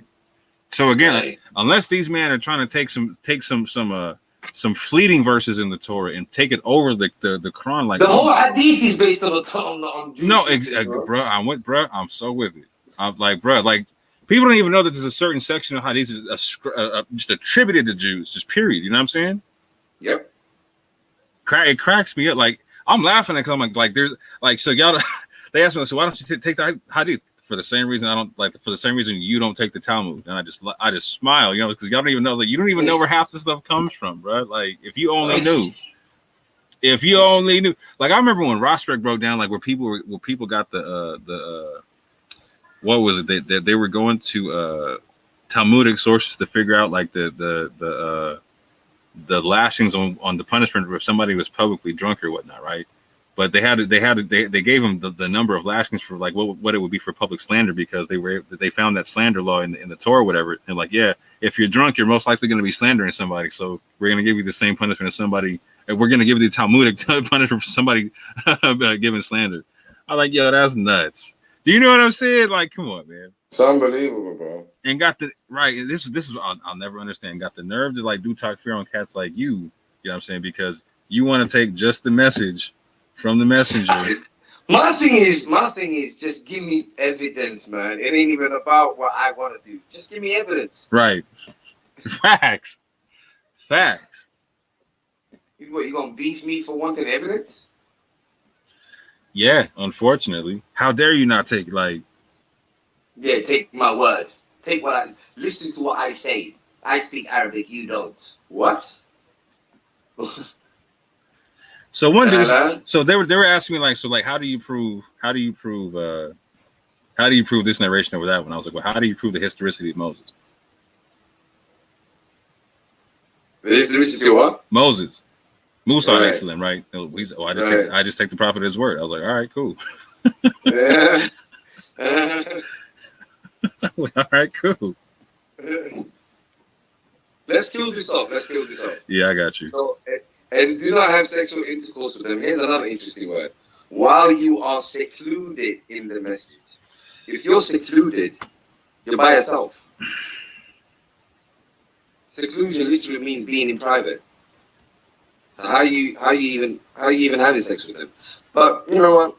So check this out. I can understand this from one perspective, in the sense to where historically speaking, you had a bunch of pagans in the area and whatnot, right? To where like in that particular in the mosque that they're talking about in there, they might have been doing some foul stuff in the mosque and whatnot, or in the so-called places of worship that they had. You know what I'm saying? Right. But hold on, these masjids, were they built by the Prophet or is No, what is it? there's no. Where are these? So are we? I think that the only way I could make it correlate is in the concept of like the Masjid al-Haram, where like people were being kept out of it. You know what I'm saying? Like i.e. being occupied by pagans or whatnot, right? So yeah, but was Masjid al-Haram a masjid before the Prophet? what does the Quran say about that? The Quran doesn't say anything in regards to that. They just mentioned the masjid. But this is what they want to convince us. They want to convince us that there was a Masjid al-Haram before the Prophet. But then we're like, hold on, how could there be a mosque before the Prophet? If it was occupied, quote unquote, by pagans, then why call it a mosque? It's getting sticky. This is about to get uncomfortable for a lot of people. You know what I'm saying? This is about to get peaked. And if we were to look at it the other way, so let's say are we to assume that the followers of the Prophet needed to be told not to have sex in the mosque? Because we're not dealing with pagans or anything right now. We're dealing with the followers of the Prophet right now. So they may have been pagans, but once they are following the Quran, furthermore, once you have read even any parts of the Quran, how did you come to the conclusion that you can have sex in the mosque? Yo, straight up and down, if you're one of the type of people who was going to have sex in the mosque anyway, me telling you not to do it ain't going to change you, bro. Like, exactly. If you one of them man right there, you doing it. You know what I'm saying? If you one of them man, you one of them man. It's not like you're having sex in the mosque and then you get this verse and you go, oh. Oh, right, yeah. Oh, It's not like you didn't know what you was doing was messed up. Oh, so do you have a different translation for the verse, or do you keep it as is? No, I do have a different translation for the verse. Go ahead and break it down, man. Now, first, I want to see if there's any way of justifying this. The only way it could be justified is if there was people being caught having sex in the mosque. But then, how do you? But here's what annoys me. Here's what disturbs me. How have you received any parts of the Quran, and then you assume that there is a potential that you could have sex in the mosque, unless you're told otherwise? How is that even possible? So maybe I belong to a fertility cult, right? To where that was the whole thing. You know what I'm saying? I can't, bruh. Like, but once you've read any parts of the Quran, like God, Judgment Day, like which part of that made you go, oh, so this is a building where you worship God, I'm just gonna have sex? How the hell does that work? I can't call it. I'm trying to. I'm like, look, how can I rock? No, bro. Like, that's what I'm saying. Like, it's just like, come on, man. Who is looking down their wife in the Quran or in the mosque? Be like, come on. Like, and furthermore, if you need to be told not to have sex in the mosque, does that mean you can have sex elsewhere in public? Because you're only being told not to have sex in the mosque. Boy, yo. Why specify? He said it's green. He said it's green light for you, exhibitionist man. Okay. Well, I would have to. I would have to take it that way because it was specific not to have sex in the mosque. So right outside the mosque is good, yeah. And furthermore, if you are the type of individual to have sex in public, whether it be mosque or otherwise, then why? Surely you would have had sex in other buildings and even in public. Why have you not been told off in the Quran? You Why know, have you only been told off for having sex in the mosque? you about to have me looking up all kind of hadith. Like, did somebody get caught out for? You know what I'm saying? This is what happens when people don't think. What's up?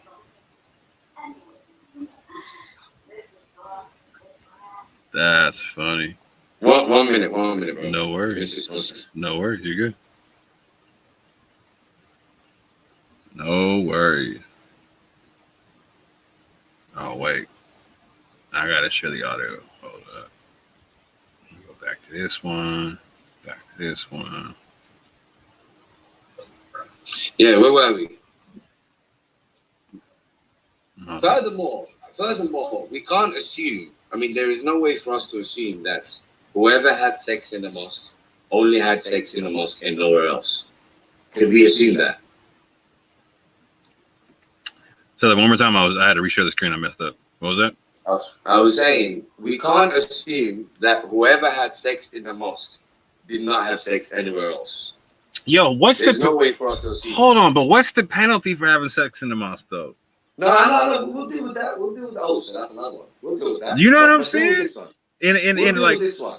in a verse where he's saying like he's explaining his decrees and verses to you, like, can you like I need to see the penalty for getting down on the mosque. Exactly. That's a cold one. I We'll gotta fast for 60 days, you know what I'm saying, for accidentally killing somebody, lying about my wife, Exactly. breaking oath, like so, like, but nothing.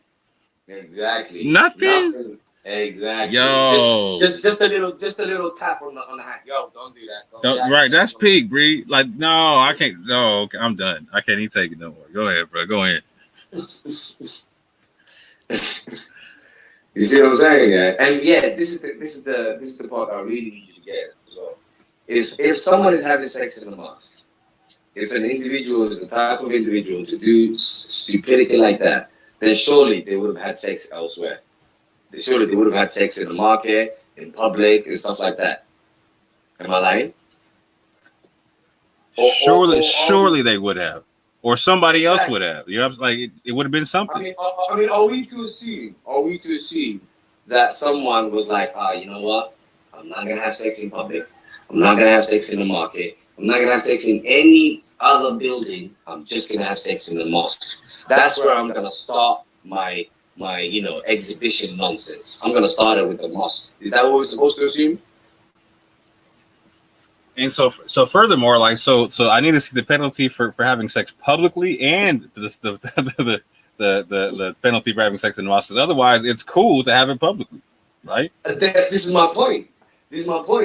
If the only thing that's being addressed is the mosque, then literally that's a green flag to the in public, whether it be in the markets, whatever, because this is the only thing that has been specified. What else am I supposed to assume? We're gonna do a shorter show on just this one verse, right? Just because how peak this one verse is. You feel me? This verse is a killer. Bro. This verse is peak. This is the verse that created, the whole fasting and everything. Oh, actually, I can explain that to you. You know where it says the last 10 days and where it says basically while you're secluded in the mosque, blah, blah, blah, not to have relations with them. The way they would explain that off is by saying that during the last 10 days of Ramadan, you're supposed to basically just be in the mosque. But then that argument doesn't work because they go home. But still, that's the argument they would use to you. They would say, the last 10 days, you would stay in the mosque. But then it's like, okay, you staying in the mosque has what to do with you not having sex in the mosque. And at the end of the day, it's not like you're going to stay in the mosque day and night. You're going to go home, so you still get to have your sex. So what is this? Yikes. I can't explain it, bro. Somebody's taking a minute. Someone's literally having a laugh. Like, whoever, created this heist. But that's what they said, though. Like in the Quran, it says, right? So there will be those who take baseless hadith to lead those away from the path of Allah for an entertainment. For an entertainment. Amusement. Satan did it again, bro. He did it to the Jews, he did it to the Christians, and now he did it to the Muslims. Facts. He don't chill. He does not take a break, bro. But Yaden still Allah says he's going to preserve his book, right? Mm-hmm. So how do you deal with it, right? Mm-hmm. Like, so the language is what the language is. Yep. You can give me all the translations you want, but we go back to the language. It just is what it is. Like No, not only that. You know what it is? One of the reasons they couldn't do anything to the Quran yet is because it's designed to be easily memorable. It's repetitive. It's poetic. It has a consistent theme. You know, the whole Sunnah of Allah. Mm-hmm. It's a consistent theme. Right. You know what I'm saying? So repetitive, poetic, consistent theme, and it has a flow to it. So all of that aids memory. It's like a rap song. Rap is easy to memorize. It's designed that way. See what I'm saying to you? Mm-hmm. It's literally the same thing. So they couldn't do anything to it. And it's in, it's like when people ask me, how do you know the Quran has been preserved? I'm like, I'll take you to some 10-year-old children and I'll show you how easily they memorize it. The whole Quran. You can observe how it's been preserved. Back. You know what I'm saying? It's demonstrable. I can take you to little children, 10-year-olds, memorizing the entire Quran. That's how it's been preserved. It's easy. It's easy to memorable. The moment anyone falls in love with it and reads it a few times, it sticks to their head. You know what I'm saying? Mm-hmm. But not only that, though, right? It's the language aspect of it, right? Like, so this is a unique language. Like, you only find it within the Quran. Like, Arabic is Arabic. I'm with that, right? But like, the Arabic of the Quran is mad specific, right? So there's only so many possibilities in this thing, right? And when you're honest and intellectually honest about the history of, so this is what we get all day. We're like, well, how do you trust the Quran that you have? Like, what's your train generation? Blah blah. Whoop, whoop, whoop, whoop. It's like, all right, fam. Like let's go to the end of your chain iteration. What is there? Mm-hmm. Like, can you show me the original Quran? Oh, you can't. Can you even show me the original hadith? Oh, you can't. How do you know your hadith now? Because they love using that on the Quran. How do you know your hadith now is the hadith of that time? How do you know it's hadith of the Prophet? Yeah. Because if we look into the history, you claim Bukhari or whatever, but even Bukhari was not even written by Bukhari. How about that? That's the code. How about that? That's the code. Bukhari was written, the Bukhari that we have today is 600 years after Bukhari. Come on, son. Come on, son. These are the people that are challenging us, bro.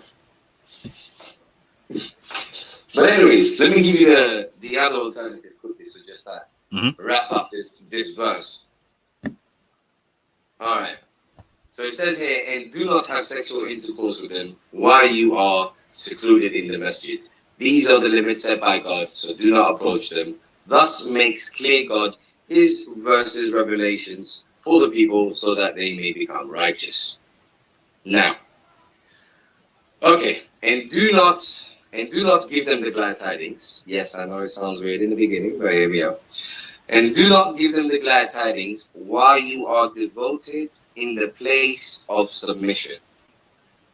Now, the reason it simply says do not give glad tidings is simply because you are in the early stages of deliberation yourself in the place of submission. So until you have understood this thing, you're just going to spread nonsense, basically, which is what's happening today. You see what I'm saying to you? So while you are in the beginning stages, do not give any glad tidings. And then it says, these are the limits set by God, so do not approach them. So the limits set by God are found where? In the guidance. so do not approach them. Thus makes clear God his revelations for the people, that they may become righteous. Now remember, in the beginning of this context, in 2:183, we were told that fasting was prescribed for us so that we may attain righteousness. And now we finish it. Now we finish this off with so that they may become righteous. So now I'm going to give you my context. My context is basically righteousness. It is connected to Bashir the glad tidings that one is receiving in the place of prostration or place of submission. What else do I say? Yeah, seek what God has decreed from you. God has decreed for you from the glad tidings until it becomes distinct to you, the white thread from the black thread of dawn. I mean, God knows that you used to betray yourselves, but He has forgiven you. It all connects, basically. However, considering their particular interpretation that they want to convince us, we have to deal with. They are garments for you, you are garments for them. God knows that you used to betray yourself, so He has redeemed you, He has forgave you. So now have intercourse with them and seek what God has decreed for you in the woman's later bits, and eat and drink until it becomes distinct to you, the white thread from the black thread of dawn. Somehow, and then complete the fasting until the night. Somehow we're back to and do not have sexual intercourse with them while you are in the masjid. These are the limits set by God. Now we're supposed to connect limits set by God to don't have sex with them in the masjid. I don't know how that works. So do not approach them. So don't approach these limits where the things we discussed. Thus make clear God his revelations for you. I don't know if that particular interpretation is clear for you, but here it says it's clear. And then it says, so that the people may become righteous. I don't know what you having sex with your wife and not having sex with them in the masjid has anything to do with you becoming righteous. But these are the two arguments that we have on the table. Over to you. Yo, that's like one of the most X-rated verses in the scrolls. Otherwise, you know what I'm saying? Like, if you don't read it that way, it's like, yo, like, yep. Yo, before you start, let me just end the beginning part as well, because we said earlier that if you say that they are garments for you and you are garments for them, and God knows that you used to betray yourselves and now He has forgiven you, the first part has to be connected to this. Right. You see what I'm saying to you? So to make it simple for you, the first part is simply it was made lawful for you, as in not that it was made lawful by God, but you made it lawful on yourselves. Yeah? It was made lawful for you then in the night preceding the siyam, preceding the abstention, preceding the abstention, for you to abuse your wives. So if I continue, what happens there? It was made lawful for you the nights preceding abstinence, for you to abuse your wives. They are garments for you, and you are garments for them. God knows that you used to betray yourselves, and He has now forgiven you, and He has redeemed you, and is now forgiving you. So now give them the good news and seek what God has decreed for you. Tell me it doesn't drop. So how does that turn into abuse right quick? How did you do that? Simple. All right, I'll do the beginning again. Well, it turns into abuse because obviously God is talking about they are garments for you, you are garments for them. Yes. So what's your breakdown? What's your breakdown on the word garment right there? Break down the word garment. Yeah. Have you looked into that one yet or no? Well, yeah, keepers of secrets. I have looked into it a little bit. Confound. Yeah, that's what I was going to say. Yeah, they're the keepers of your secrets, and you're keepers of their that concept. They're keepers of your secrets, you're keepers of theirs. You need each other, in other words. Yeah. So, in order for you to be told that you need each other, my argument is that the first verse is basically simply saying, the first part of the verse is basically simply saying it was made lawful for you in the nights preceding the abstinence for you to abuse your wives, whereas it says in the nights of fasting the sexual intercourse with your wives. Yeah, because that's in brackets there anyway. It doesn't say like or. Wait a minute, I gotta check that verse right quick. Hold on. Yeah, in the is in brackets. So for example, okay, without the brackets, it says it is made permitted for you nights fasting the sexual intercourse with your wives. So I'm saying it has to be talking about the past, and since it's talking about the past, it has to be talking about abuse. Abuse of some kind. So it says here, like, it has been permissible for you the night preceding fast to go to your wives, and everything. Okay. Else. And then the bracket says for sexual relations, right? So here's what I was saying. Like, so in the concept of they hold your secrets, you hold theirs, and whatnot, right? To me, it would make sense to where you're gonna attack this deen as a team. You know what I'm saying? Like you're gonna be learning this decrees together type stuff. Like it's permissible for you to, you know what I'm saying, preceding the fast to rock out with your wife, you know what I'm saying? Or for you to go to them because they are clothing for you. They hold your secrets, you hold theirs, or whatnot. Allah knows that you used to deceive yourselves, right? I'm trying to connect that.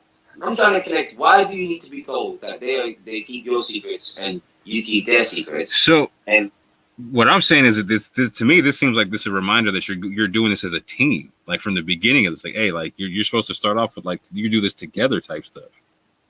Does that make, you know what I'm saying? Agreed. But what is this you used to deceive yourself though? And the fact that he has forgiven you. So I'm trying to find out what have you done. So I'm trying to put that in the first part. I'm trying to say you've done something. So if you like, so from how I understand your reading, right? Like if I go all the way back up to hold on, where it says whoever cites the month, let him fast it. So if I understand what you're saying, this is the like in real time, like me, you in comment, like in modern time, right? This is like me coming into Islam, right? Yep. So if I'm coming into Islam, I wasn't in it before, right? So if I'm learning the decrees or whatnot, I was a sinner, yeah. There you go. Basically, if you're learning the decrees, you was doing other than the decrees. Right. So if I'm doing so that's why I'm saying like it would make sense to me. Like, okay, grab your wife. If you're married, you're doing this as a team type thing, yeah. Like, because if you were coming in this together, you know what I'm saying. That means you both were sinning. You know what I mean? Yeah. Because you didn't have the decrees, you know what I'm saying? Exactly. But it is assumed that because you didn't have the decrees, that you might have that you would have done things that are against the decrees without your knowledge. Facts. And those things. Because if nothing else, you weren't acknowledging the oneness of Allah, would not. Exactly. I'm trying to say the fact that it says you used to deceive yourselves, and now He has forgiven you. And the fact that it's talking about your wife a lot, you must have done something to the wife. I don't accept that the word rakhatu has anything to do with sex. Does it have to be anything to do with sex? Is there any particular reason why the first part where it says rakhatu does it have to be sex contextually? Oh, let me check that part out. Yeah. When you read the context, is there anything about that word that screams sex to you? One by the word by word. And so it says like, so it can mean the approach as well, right? Or approach. Mm-hmm. So it doesn't have to mean like, so again, the concept of approaching your wife doesn't mean sexual relations. That's what I'm saying. Sexual relations is there in brackets or whatnot. Mm-hmm.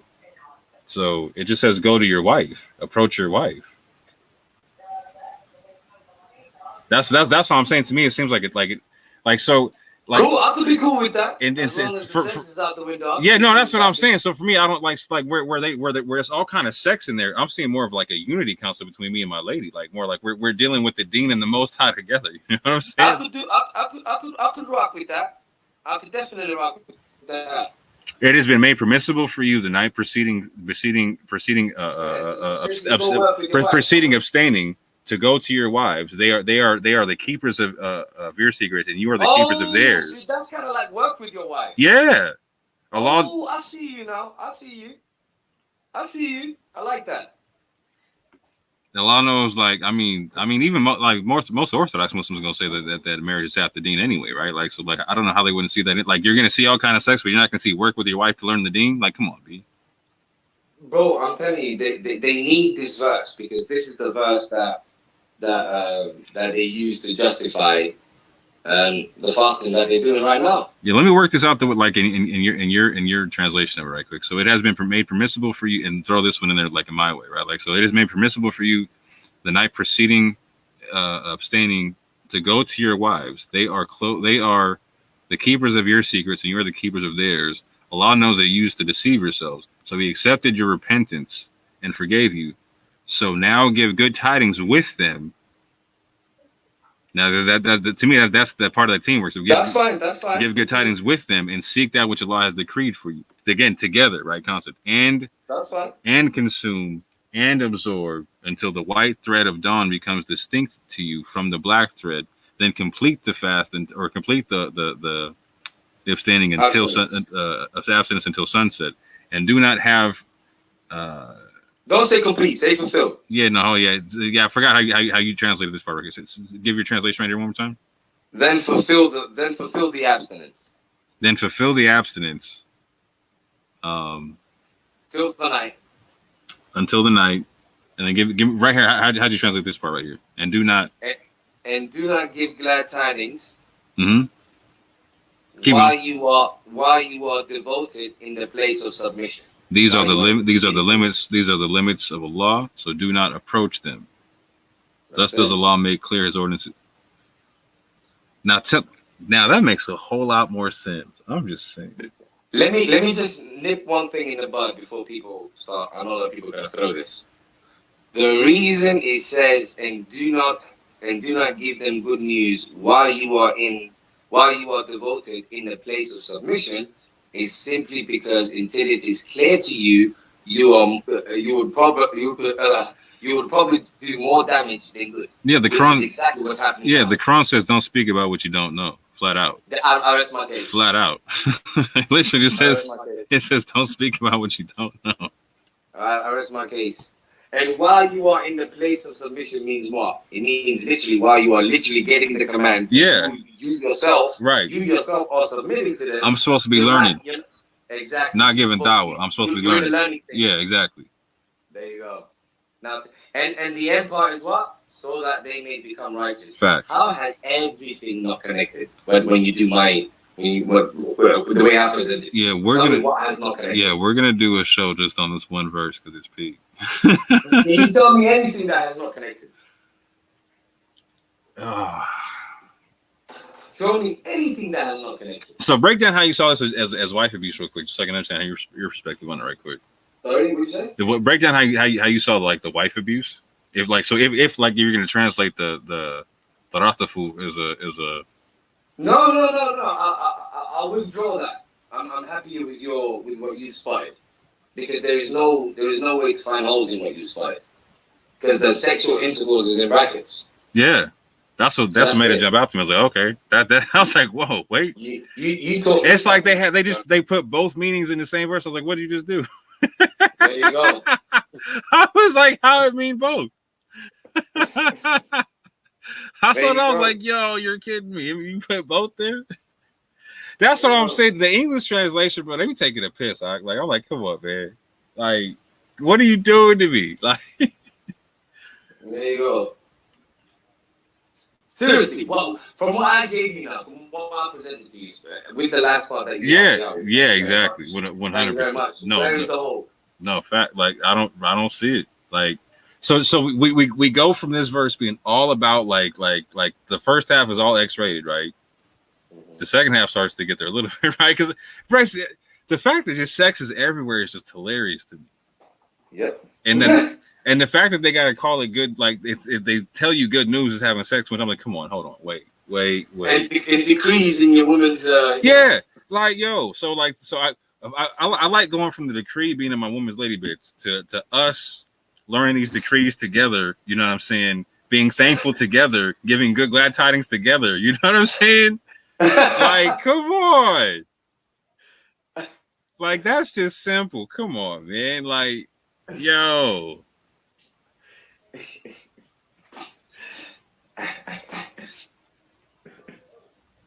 This is out like so. The way I'm hearing Ahmed break this down, right? So this is like anybody who's coming into Islam, right? Like you weren't raised with it, whatever. You're coming into it. Okay, boom. Like this is some new stuff for you, right? Yep. I'm coming into a whole new life. Like you're saying, this is a dawn of a new situation, right? I'm getting my learn on, so I'm not speaking more about what I'm speaking beyond what I know at this juncture, right? So I'm not giving good tidings when I should be learning. You know what I'm saying? And I'm learning with my squad. I'm learning with my lady and whatnot. Okay. I'm learning. So basically, me and my lady are learning the basics right now. We're learning the ABCs. Yeah. Until we got that down. Yep. Do not pass go. Do not collect $200. You know what I'm saying? All that jazz.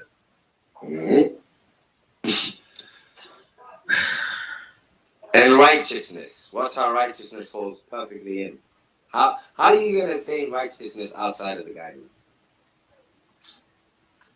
Tell me it's more righteous to be having sex everywhere instead of working with your wife on it. That's what I want to know. Like y'all got me messed up on that one right now, for real. Like, come on, man. Tell me the decrees is not in the good news. It's actually in the woman's, you know what? Yo. Tell me that. Tell me not to consume and absorb the decrees. Just tell me to eat food and just tell me to eat and drink, bread and water and whatnot. Don't tell me not to consume the decrees I just got or to absorb the decrees I just got.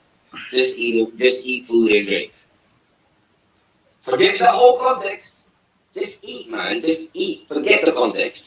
Eat and drink, damn it. And look at the sky and be like, is it dark? Is it day? Yes. now I can stop eating. Now I can eat. And and remember, no matter what you do, son, no matter what you do, thou shalt not have sex in the mosque now. Don't you dare do that. All right? Those are the limits of God. And it's so that you may attain righteousness. Right. How on earth does that make sense? So don't have sex in the mosque versus a newcomer might want to just keep their mouth shut for a second. Yeah. Yeah. Let's compare the two.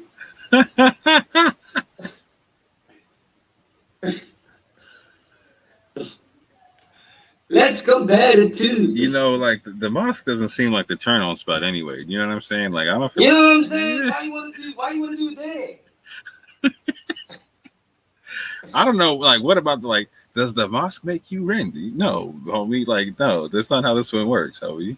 I'm not even gonna lie. If someone hears about Islam and then they think it's okay to go have sex in the mosque, they don't even deserve guidance. That's you're too far gone. You're far. Yeah, you're lost, homie.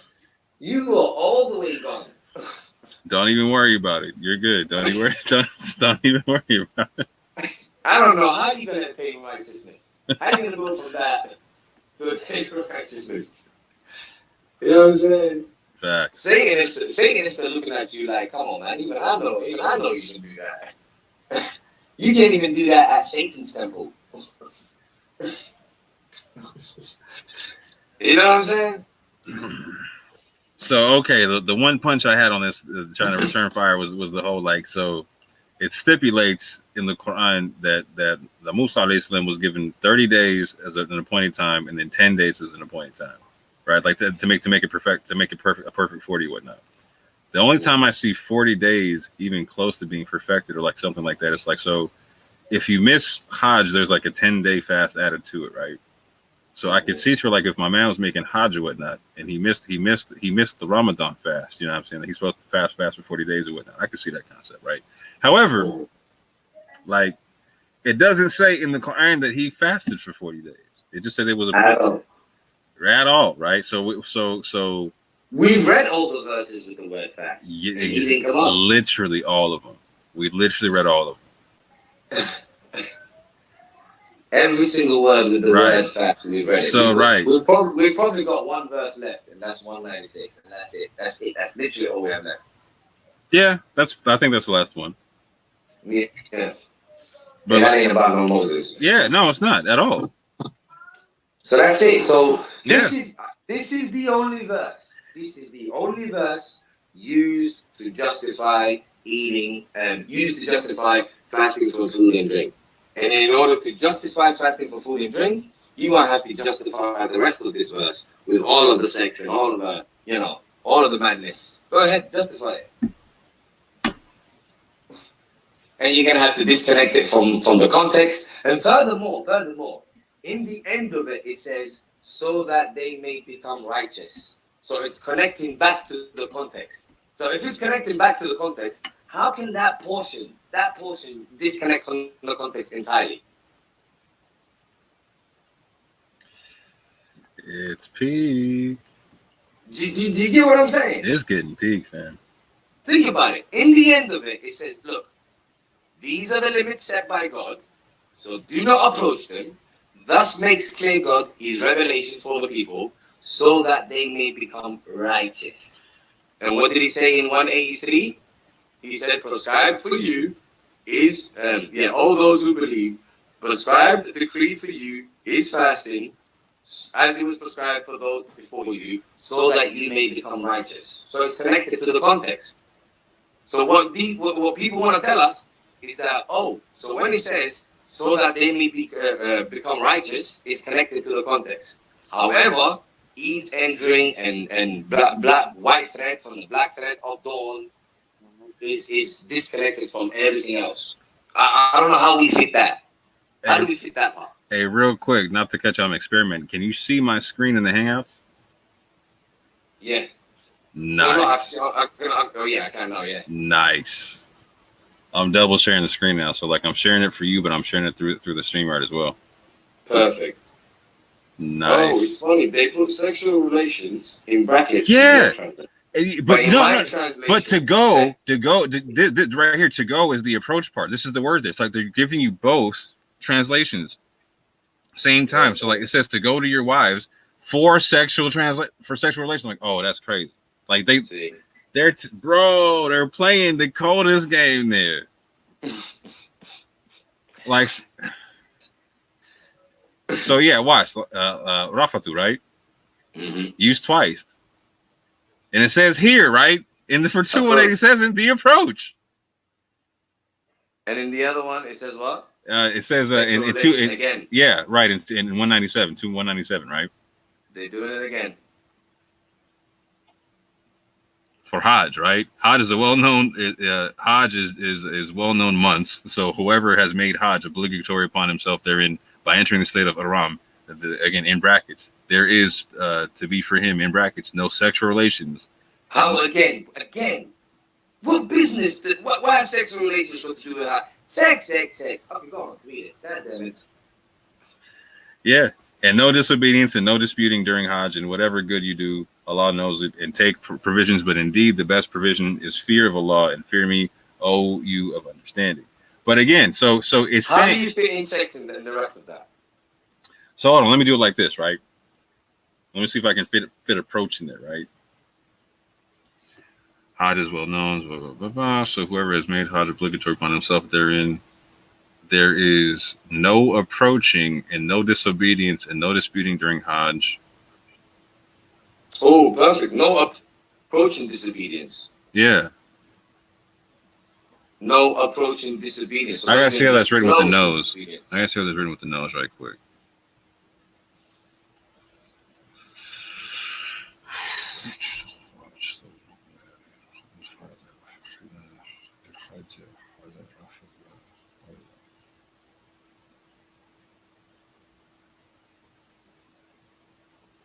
Then fala, then no approaching. All right, let's call it no approaching, and no wala. Okay, and no wickedness, and no wickedness, and no quarrel, and no quarreling. So there's definitely 3 no's there.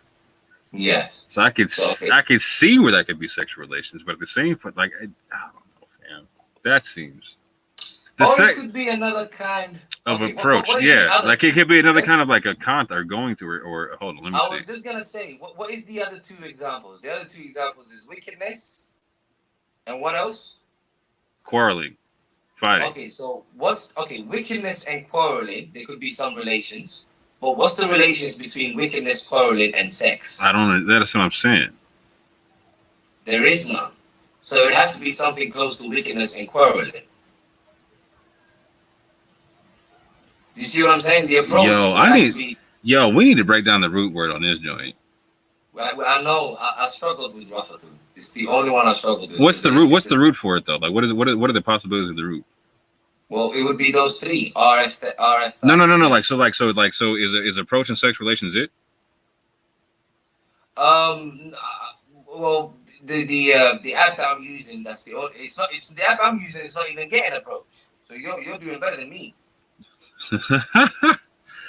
Okay, we're at the play. I'm going to ask Bernie about this one because he has a few different apps he plays with.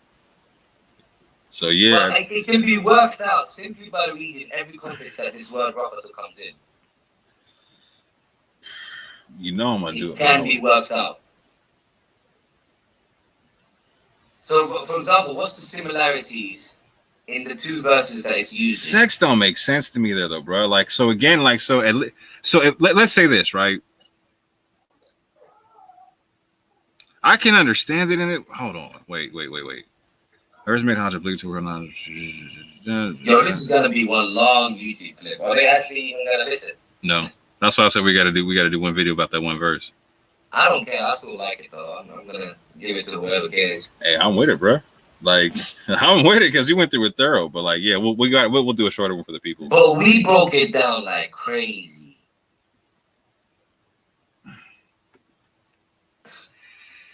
Yo, this is interesting. Okay, I'm gonna do a heavy work study on this one right here because, like, again, like, so it doesn't seem like the whole.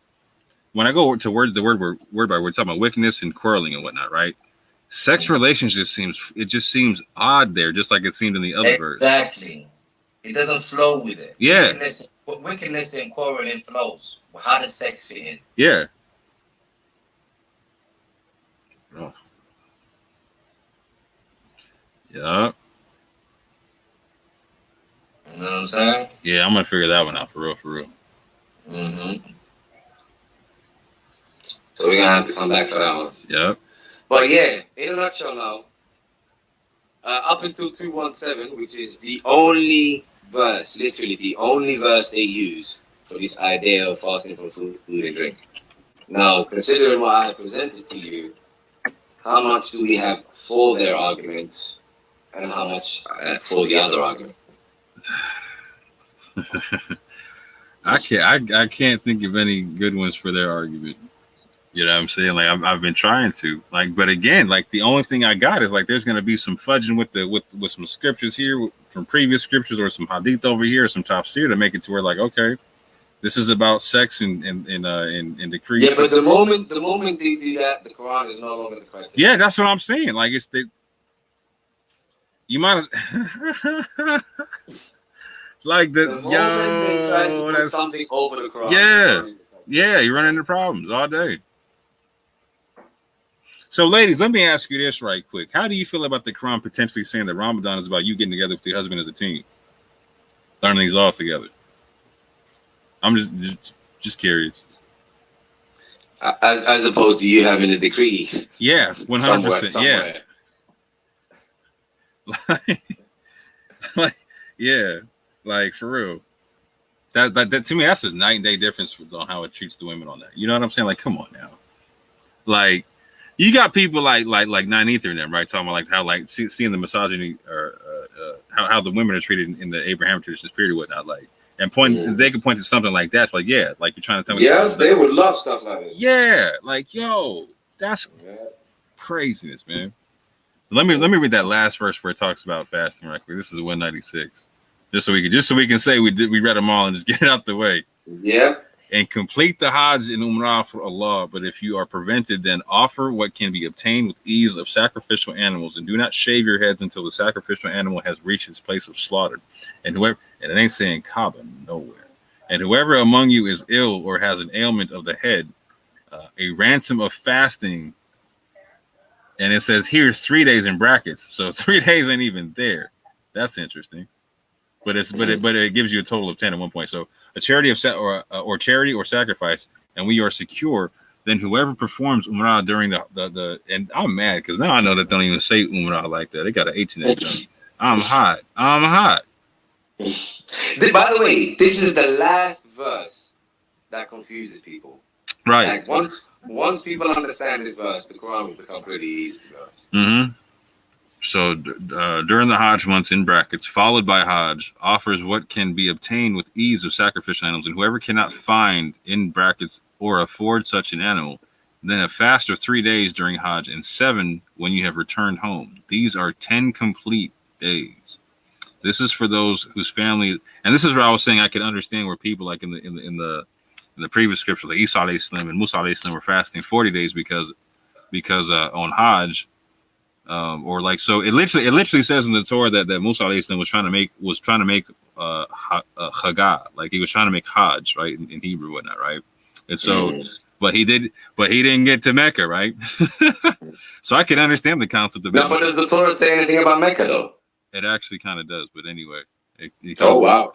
But that's a whole. No, I'm saying in that particular verse. No, and that's what I'm saying. Like that. That's why. That's the only way I could try to combine it or have it link in any way, shape, or form. Because he wasn't able to do the Hajj like it says here. Like if you can't complete this, you know what I'm saying, then you tack on the 10 extra days. No, I'm saying, does it say anything about the Hajj and Mecca being connected in the Torah? No, not directly. But the trip, the Hajj and the trip for Musa alayhi salam getting the Torah in the month of Ramadan was all connected. Okay, I'm only the Mecca part. All right, cool. Yeah, the Mecca part. Yeah, exactly.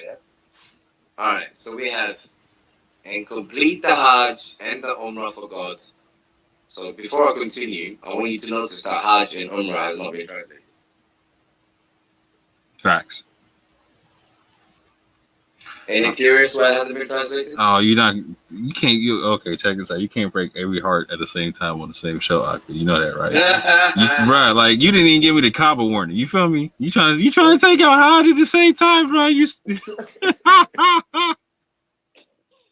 My man's trying to take out Hajj. He's trying to take out Ramadan. He's trying to take out fasting. He's trying to take out. Yo, easy, bro. Easy boy. Hey, shit. Nah, bro. It's just, people gotta learn to respect the Quran, man. So it has to be done. The Quran is not as easy as people make it out to be. It's proper wisdom. It's not as simple as just do this ritual here, do that ritual there. No, I agree. It's a lot more than that. And see, the issue is a lot of people can be like, well, why do I have to think this hard about it when I can just listen to what the scholars tell me to do? That's the problem. That is the problem. See, check this out. That is precisely why the translation has been messed about. So that people will say, right. So that people will give up and go, you know what, I give up. I can't deal with this. Who's the professional? You tell me what it is. Right. You get it? Mm-hmm. It's that simple. I mean, look, ask yourself, why has the word Hajj and Umrah not been translated? Give me a single logical reason for why that is the case. And by the way, even at 595, when we was reading the Kaaba, even that wasn't translated. Did you notice that? Yo, it had me messed up, bro. Like I'm trying to. So is it an accident? Is it just a coincidence? It can't be an accident. Managed not to translate these words. It can't be an accident. So let me say this: the narrations can't be as well preserved as everyone's claiming that they are, and it be an accident. Exactly. It's not possible. So are we supposed to believe that the translators, they translated everything but Hajj, Umrah, and Kaaba? And are we supposed to believe that's just accident?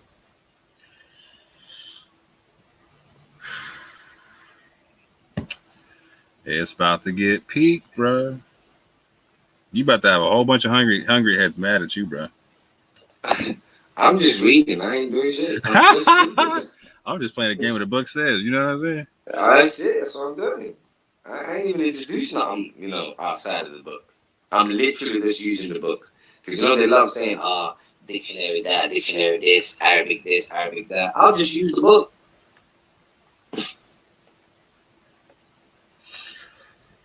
know what I'm saying? Yeah.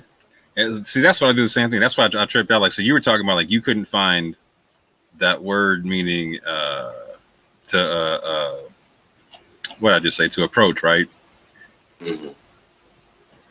I found that just looking via the Quran corpus concept, right? Like that's tripping me out that they're showing you via the corpus how just cattywampus the whole thing is. Like it don't make sense. Like they're showing you, okay, like so you could look in a dictionary, right? Because this is what I'm saying. They're telling you like, oh, you take your dictionary for your hadith or your whatever, you know what I'm saying? But no, that's not the case, man. That's not what's going on here in any way, shape, or form. Like, because my man is saying, like, I'm going here to the Quran corpus of what it's telling me to look for, what it's saying, right? And when I get there,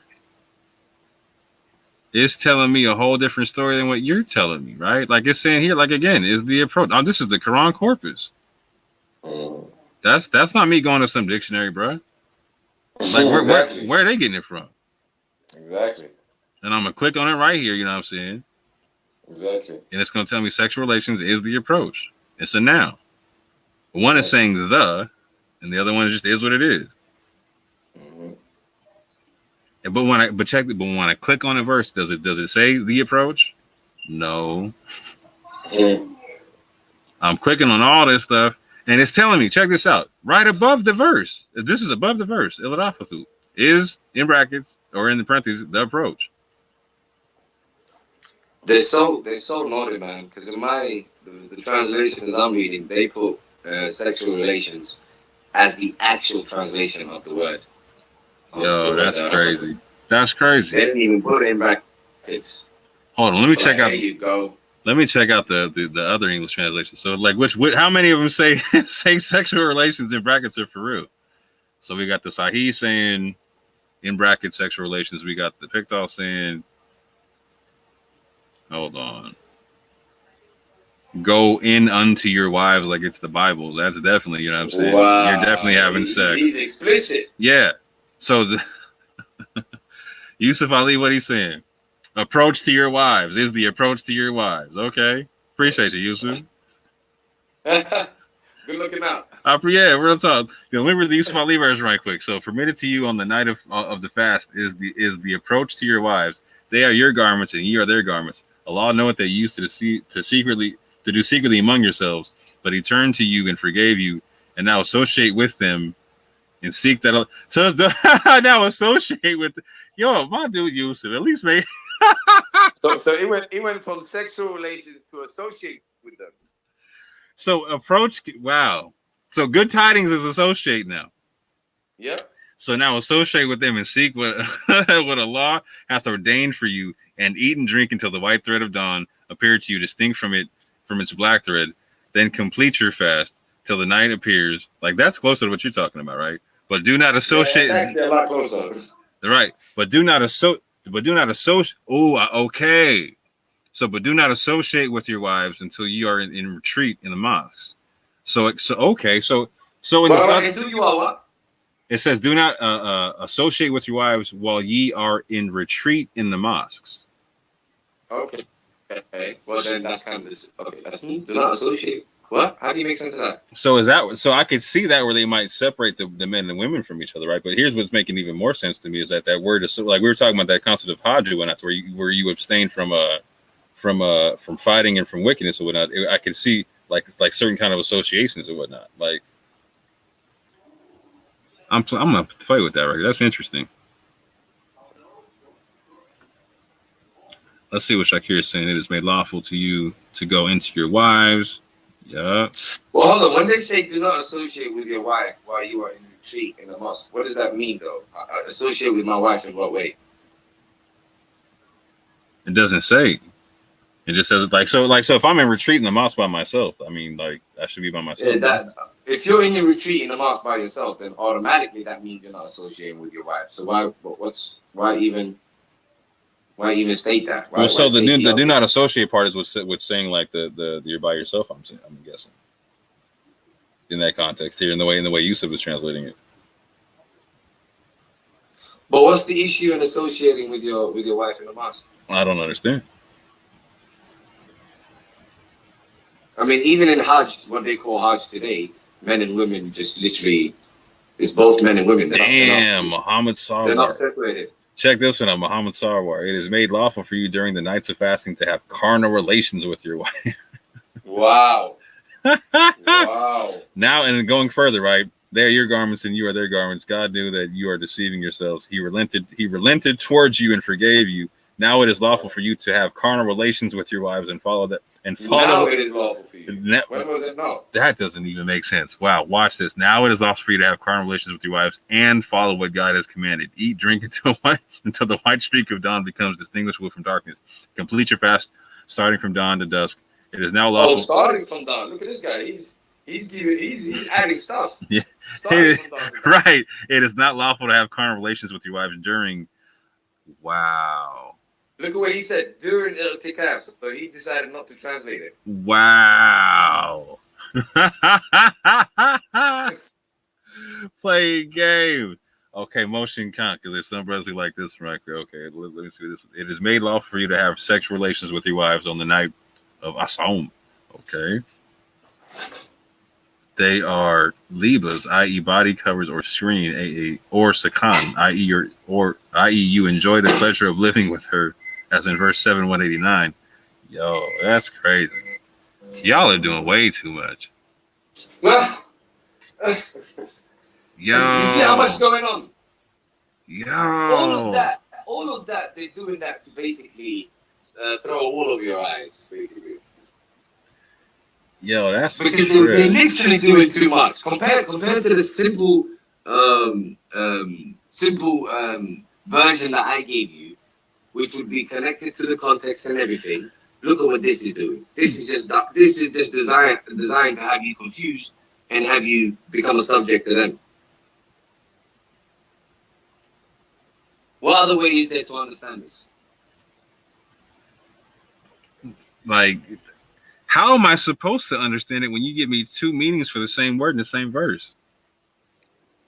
Not only that, you disconnect everything from the context. 100%. Basically, this whole verse is imagine this here. Everything made sense until you came to this verse, and this verse literally throws you around from left to right, up and down. Yeah. It's like, where do you go? Yeah.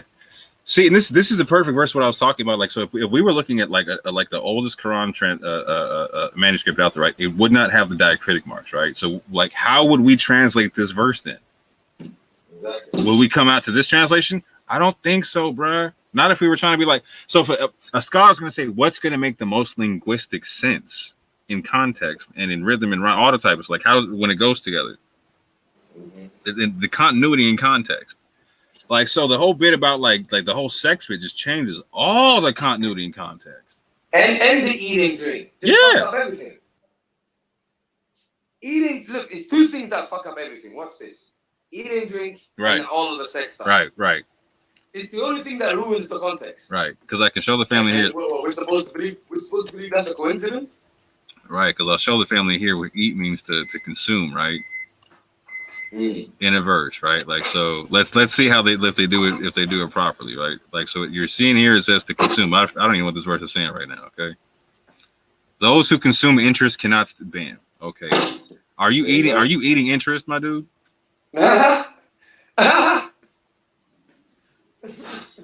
Do you understand what I'm saying?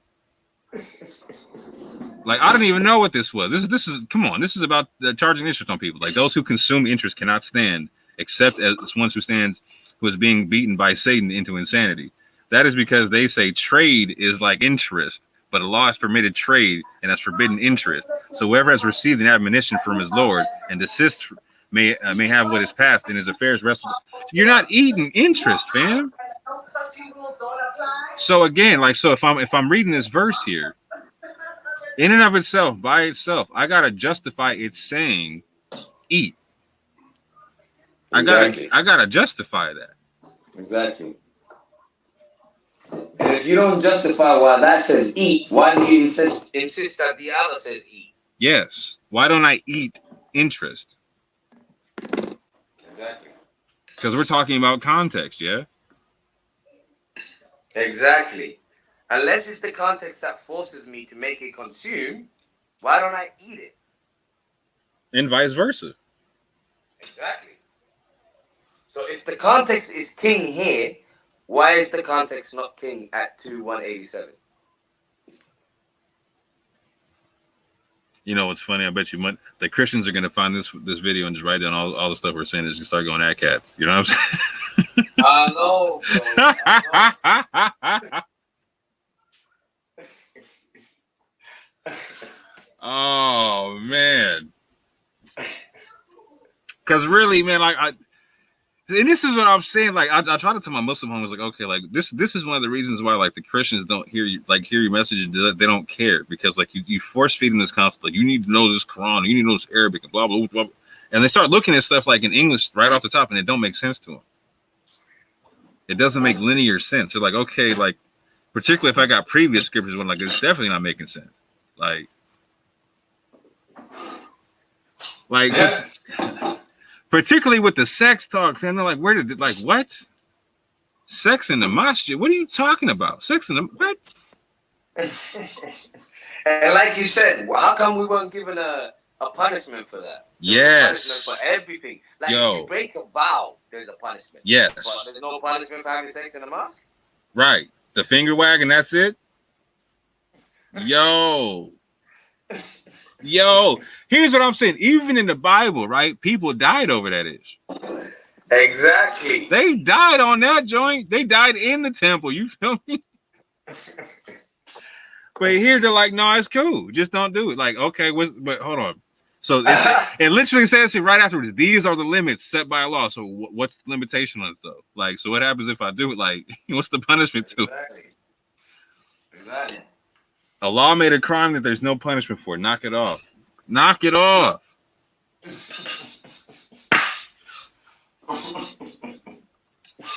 And then got the nerve to say, thus Allah makes clear his ordinances to the people that they may become righteous. If you don't stop playing. Like that shit, come on. Like, yo, I can't even take it serious no more, man. Like that one got me right. Like, wait. So Allah made a crime that there's no punishment for, and then told you that's the limit, and he made everything clear right there. Like, yo, okay. But if I break an oath, I gotta do all kind of fasting and feeding people and freeing slaves. Like, okay. And remember, one of God's falsification tests in the Quran is that thou shalt not find any discrepancies in the Quran. Facts. It's got to make sense. They're making discrepancies now. Yeah, 100%. When you're giving me like, okay, I need you to tell me with a straight face that the first time Muhammad sallallahu alaihi wasallam, like he when he recited this joint, he said one word 2 ways. He said the word is at brackets, sexual relations, and it kept on going. I need that. I need you to break down, like, give me the hadith in the top series where he said it one way and then paused and looked at you and said brackets for sexual relations, and then kept on trucking. Like, yo, I'm done. I'm hurting my head at this juncture. I'm about to raise my blood pressure, whatnot. Like, no, it is not. It's not making. No, it does not compute, bro. Now, again, I'm somebody who actually affirms the concept of physical fasting and literal fasting or figurative fasting, right? But I don't see. But for me, I'm with Ahmed. You can't get spiritual attainment just from the one. Like, if you separate the two, what are you doing? Like, if I'm hungry and so check this out, right? I got this book of guidance right here in front of me, right? And so I'm saying, in order to get closer to Allah, right, I'm just going to be hungry instead of read that book. Like, I'm having a hard time wrapping my mind around that. Now, if you want to tell me, like, if you want to give me some concept of, like, I am going to deny myself in some way, shape, or form, to kind of, like, give me some reference for this month, and I'm still doing whatever. Cool, I got you. But, like, again, like, how are you doing that and separating this whole needing to digest the guidance, needing to intake the guidance and whatnot, needing to consume and absorb the guidance. Exactly, right? Like, so let me say this. So maybe I'm fasting all day long, right? But before and after the fast, I'm doing the salat, right? That makes sense to me. I can understand that. You know what I'm saying? Like maybe read some stuff and meditate on it while I'm fasting. I can definitely understand that concept. I can't understand just to be hungry and let the book just chill. No, but they would argue. Here's the thing. They would argue that fasting is not fasting unless you're engaged with the book. They would argue that. But here's the argument. But you would have to show me that from the Quran then. I know, but here's another argument I would have. The other argument I would have is, let's say you have two individuals. One is basically engaged with the Quran. He has basically practiced, he's disciplined himself and practiced self-restraint using the Quran. Yeah. So one individual has managed to do that. The other individual, let's say, is fasting literally, but let's also say that he's engaged with the Quran as well. Mm-hmm. Now, so the individual that's doing both the stuff, the individual that's fasting from food and drink, mm-hmm. and he's also engaged with the Quran, how would he convince the other individual that has already practiced self-restraint and disciplined himself using the guidance? How would he convince him to do the physical fasting? Because if he says, look, do the physical fasting so that you increase your consciousness, the other person can say, I'm already doing that with the Quran. Mm-hmm. So how would he convince him to come over to his side? How would he tell it to him? Don't know. Because there's no verse in the Quran saying you get this better on an empty stomach. You know what I'm saying? Well, that's exactly my point. I'm trying to see. Look, I respect anyone that Look, people are different, innit? Yeah. Whatever works for you, works for you. I'm not saying anything that works for you personally is wrong. But what I'm saying is, when you make a general statement and you say this is what God is saying, and you apply it to all of us, mm-hmm. then I have a right to challenge you. So on a whole different note, like furthermore, like so the way I'm hearing you break this down, because this is even slightly different than how I'd break it down, but like how you're breaking it down, like you showed me something here. It's like, so where else am I going to get instructions as a newcomer? Exactly. Do you know what I'm saying? Like, and why wouldn't I get instructions as a newcomer versus someone who's always been raised up in this? Why wouldn't there be like that understanding that, you know, you're not always going to know this stuff. You might be coming into this from another perspective, another school of thought, etc. Mm-hmm. So where is this the set of rules for the person just coming in? Like just. But that is who the book is for. It's literally for the people coming in. It's not like, it's a message for people. It's a message to convince people. So yeah, but you know, like some of the people who just come in and like they go to the mosque or whatever, and like out of nowhere they're getting pushed to go do dawah and whatnot. Like, oh yeah, I know. But I'm saying, like, so this is directly against that kind of concept. It's like, so you're just coming in like here's 100%. The basic set of rules for you just coming in. You know what I'm saying? Yep. It's the simple stuff for you, the person that is just coming in, to just chill out and engage with this. Yeah, learn the ABCs, be good. Yeah, be good, simple. Yo, I gotta tell you, Ahmed, like, bruh, it's about to get real peak. I can tell you right now, fam. My man, I told you I had some shit for you, boy. My man tried to take out HYDE 2 out of nowhere on the slide. I saw that, bro. I know that's next. I'm gonna take out HYDE number next.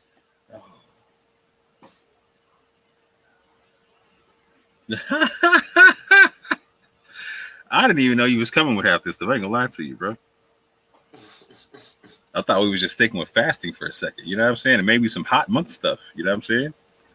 No, I was just gonna stick with that, but it's just that, unfortunately, like there's a lot of people that are, leaving Islam. Unfortunately, there's a lot of people that are becoming extreme, and doing all of this. I can dig it. All of this Salafi nonsense and whatnot. You know what I'm saying? Yo, for real. And obviously, there's a lot of atheists and whatnot that think they have a lot of ammunitions against the Quran. So I'm trying to battle a whole lot of gangs at the same time. You know what I mean? See, this is one of them situations. You know how you were talking about Rob the other day? Rob was like, "Oh, I'm supposed to believe you over the Quran corpus." Blah blah blah blah blah blah. Yeah, I was like, "Yeah, no, this is where the Quran corpus is telling on itself, though. Like, go." No, the thing is, Rob doesn't want to deal with you and I. No. Because with you and I, he doesn't have many rational arguments against. And without arguments against Islam, his purpose dies. You know what I'm saying? Him and Stocks, basically, their whole character, their whole, persona is about, we're going to quote unquote critique Islam. Mm-hmm. So with people like you and I just defending everything that they throw at us, they're gonna become obsolete. So he has to play dumb. But that's the fallacies are gonna show though. Like it's gonna be like, so for instance, we were just talking about the free will concept, right?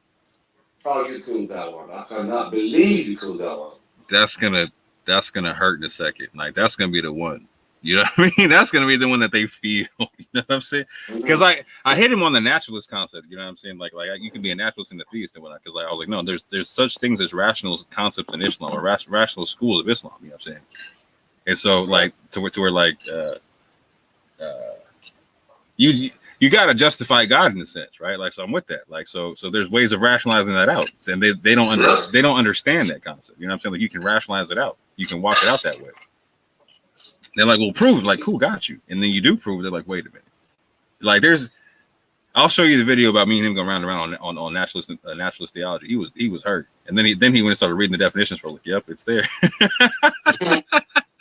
He was typing hella hard. He was mad punching them keys. Bah, bah, bah, bah, bah, bah, bah. You can hear it. Ultra Funky was like, who's that typing in the background? I was like, not me.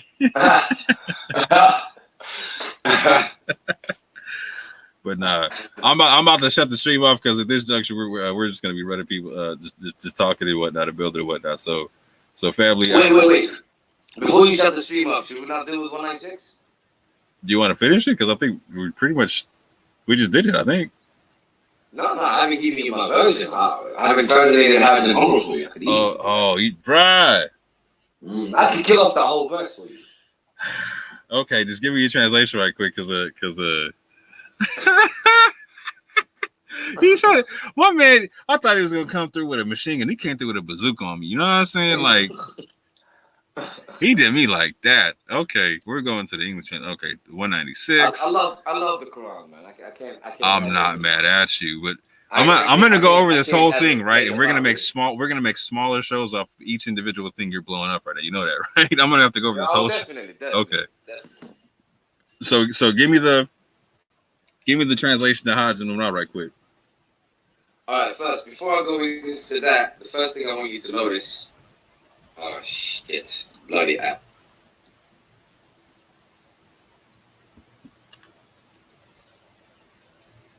I think my man just got a phone call or something like that. We'll chill for a quick second. Well, I'm Somali Ahmed said I'm gonna take out the major holidays. I'm gonna take out everything all at once. Like, Yeah. I hear you a little bit. Hold on. Oh, I don't hear you no more. Yeah, but my man Somali Ahmed trying to take out all the holidays, all the man. Like, this is about to get real peak. Yo. There you go. My bad. The bloody app cut me off. No, you good. There it is. All right. You good. Cool. Where were we? You were about to take out HYDE and MOOR right quick. All right. The first question I wanted to ask you is, apparently HYDE is supposed to mean big pilgrimage and MOOR is supposed to mean little pilgrimage. So how does that work in the same verse?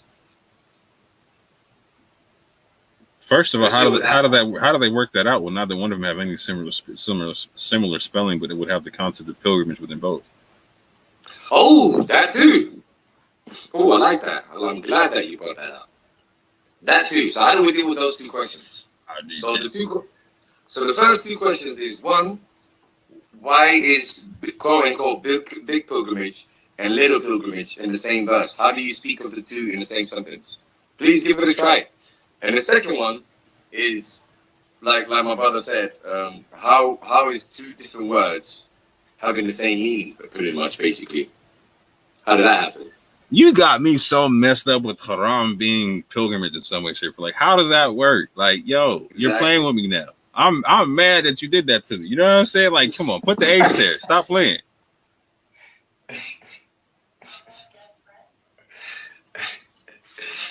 Yo. Anyway, that's all you, bro. Go ahead. No, go for it. No, I was just pontificating on this. I'm mad about that. I didn't recognize that they took out the H until you just showed me. No, they've insulted people's intellect, man. So please tell me, I want you to play the devil's advocate again. How do we fit big pilgrimage and little pilgrimage in the same sentence? And why do these two different words have the same meaning? They would have to be defined that way, because like HYDE is being introduced as a proper noun there, right? Same thing with umrah, right? Like, so I need the definition or the so for instance, right? So at least in the other verses it said like, so Ramadan is a month, right? So I got that concept that it's a month, right? Mm-hmm. At least I don't get that here. I don't get none of that. It's like, okay, complete the Hajj. What do you mean? Yeah, exactly. I mean, where did this proper noun come from? Both Hajj and Umrah. Are we basically, we're supposed to believe that they would have to be aware of these proper nouns before the Quran. Yeah. I mean, how else would you know what these proper nouns are unless you're aware of them?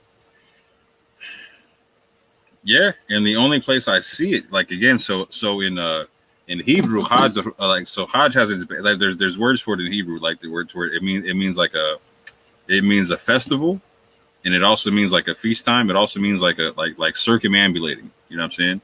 Right. So I can see where they try to correlate certain things, but I'm saying they ain't ever going to Mecca. Like it ain't the same. I don't understand it, bro. Like it's. There's a reliance on what there's too much missing right there, right? So like unless it's been made into that, and like I'm looking at the words and I can map them out and it means something different. I don't understand what they're talking about. Like, so and complete the Hajj and Umrah for Allah. Like, I need that broken down. Then fast for 3 days during Hajj. Yo. And then it says Hajj months at one point in another verse, right? Mm-hmm. So I need that. Like, how many months? What are you talking about? Like, what's going? Like, if it's this thing that you're talking about, like, man, you got me messed up a little bit right now, Ahmed. I ain't gonna lie to you.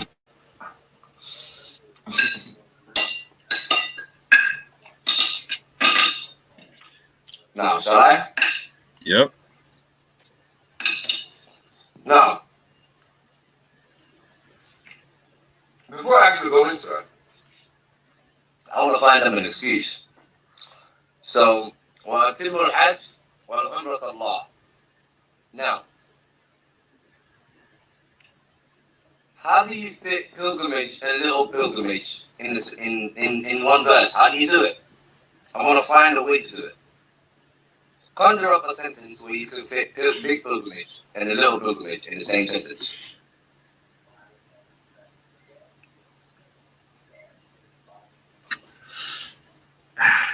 I'm literally trying to figure out how to do it, and I'm stuck, right? Because I'm like, okay, because I need the description for both of them to be able to do it. Does that make sense? I need the clear picture for both to be able to do it, and I don't have and it's introducing it without giving me the clear picture. Mm-hmm.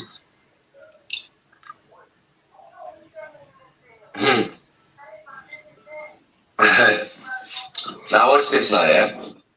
So we have, and complete the Hajj and Umrah for God. And if you are prevented, actually before we continue, let's just stop right there. And complete the Hajj and Umrah for God. So what we do is we look at the word Hajj in the Quran again, because we don't want anyone to make arguments with us. And we will find that in many places in the Quran, the word Hajj is used together with its derivatives. And it's translated as 276, dispute, argue or dispute. 2139, do you dispute with us? 2150, any disputes? 2158, Okay, there they put Hajj, pilgrimage, blah, blah, blah. Oh, wait, let me go back to the arguments. All right. 258, he argued or disputed. 320, they dispute with you. 361, he disputes with you. 365, you dispute. 366, you dispute. 366, you dispute. 373, they may dispute with you. I'm going to continue. 4165, any disputes. 680, and he disputed with him. 680, do you dispute with me? 683, our argument. 6149, the argument. I'm nearly done, bear with me. 447, they will argue. 4215, argument. 4216, argue. 4216, their argument. 4525, their argument. What Arabic word is this? Huh? What Arabic word is this? Hajj. Oh, snap.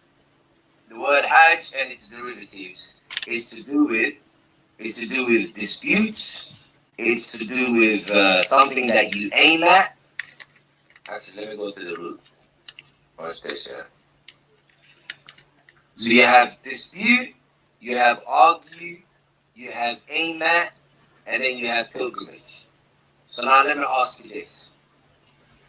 Which one of those four words doesn't belong there?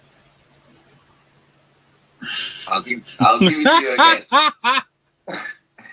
I'll give it to you again. Dispute, argue, aim at, or pilgrimage. Pilgrimage, 100%. The rest is either synonymous or it's a derivative. Fact. A dispute and an argument both have an aim. Facts. Hence why the third one is aim at. Do you get it? Mm-hmm. So the only one that stands out from that is pilgrimage. And when we look at the Quran, like I told you, and basically, in most verses, it's translated as dispute or argument, except for the verses where they have translated it to mean pilgrimage. So is that a coincidence? Not at this juncture. And what is the Quran if it's not an argument? Exactly. If it's not an aim, if it's not something that you should aim at, like that is designed to, to help you spiritually evolve. If it's not an argument, what is the Quran if not that?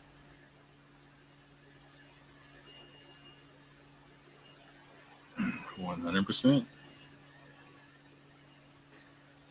So now we're gonna go to Umrah now. Umrah is another word that pisses me off. Let me tell you why. Yeah, it's because it's a very, very common word. Even in my language, again, we say "hevel o amir, hevel o amir, why amir esa?" You know what I'm saying? Stuff like that. So the word Umrah, which is the same word as amir that we use in Somali, simply means to how do you put it? To promote, to cultivate. Yeah, to promote, to cultivate something. You know what I'm saying? It could mean life. Those kind of things. To maintain. So if I go to the Quran now, we will have 296. It could be granted a life. 296 again, life. 917, they maintain or frequent. 918, maintain or frequent or cultivate. 919, maintenance or carry, cultivating, again, same thing. Lifetime. 1161, settled. 1572, life. 1670, age. 2144, life. 22.5, age. 2618, life. 39, population or cultivation or prosperous. You know what I'm saying? Need I say more? I think you get the. I think you get the drift. When we go into the root, when we get to the root word, you get to inhabit, to dwell, to mend, to repair, to build, to promote, to cultivate, to make habitable. Do you get the drift? Mm-hmm. So the only thing that stands out, whether it's how it's translated throughout the Quran, or whether it's the root word, the only thing that stands out is quote unquote little pilgrimage, wherever that's supposed to mean. You get it? So, for example, when it says here, in complete the Hajj in the Umrah for God, we would basically have, and fulfill the aim and the promotion for Allah, or the cultivation for Allah. So the whole point of the Quran is what? Is for you to fulfill the aim and to promote and cultivate for the sake of Allah. Comprende ese? Yes, sir. Are you with me though? Yeah, at this juncture, I'm trying to think of a counter argument concerning the time period involved with the Hajj and like the fasting concept, like here in the same verse and whatnot. I'm gonna deal with that too. But so far, do you have any disputes? No.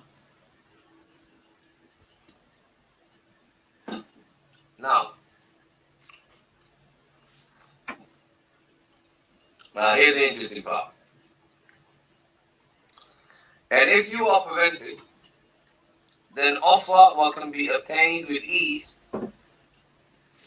They put the sacrificial animal. The Arabic is huda, al-huda. Do you remember when we discussed what hudan is earlier? Guidance. That's what I like to hear. Now they've translated here as the sacrificial animal. You see what's happening? Hold on. You're gonna break everybody. Hold on, man. We got too many verses right here to break people's heart. Like, Ahmed, you're doing too much. It's what they're doing, bro. Look what they put, yeah? So they said, and if you are prevented, then offer whatever can be obtained with ease of the sacrificial animal. What the hell does that mean? Well, where's the guidance in is the question. Exactly. No, they've destroyed the word guidance and they translated it to mean sacrificial animal instead. Wow. Now, alternatively, it would be, watch this, yeah? And fulfill the aim and cultivate for the sake of Allah. However, if you are prevented, then offer whatever can be obtained with ease. Oh, offering. From the guidance. Right, the sacrificial animal is the offering. I got you. Wow. No, but whereas my translation would be, if you are prevented, then what? Then they put offer in. Yeah. I was looking at what they try to make it mean in other spots. I was like, oh, okay, I see what they try to do with that particular spot. Oh, wait. Where was it? They're trying to go from being all about the guidance. Yeah. To just going away from the guidance. Yeah. You see what I'm saying? 3 times. Yeah, I'm here. Okay, my battery might die. If it dies, then we'll have to continue this another time. Yeah. But please put it up because I want to watch. Oh, it's live, bro. It's gonna go regardless. It's gonna be live, yeah. It's live now. Oh, my battery is already starting to die. No worries. So, I'll close it out. No worries. I'll close it out. Put it in the back chat. Yeah. So, okay. You got it. I got you. Yeah, it's nice. So that's it, family. You know what I'm saying?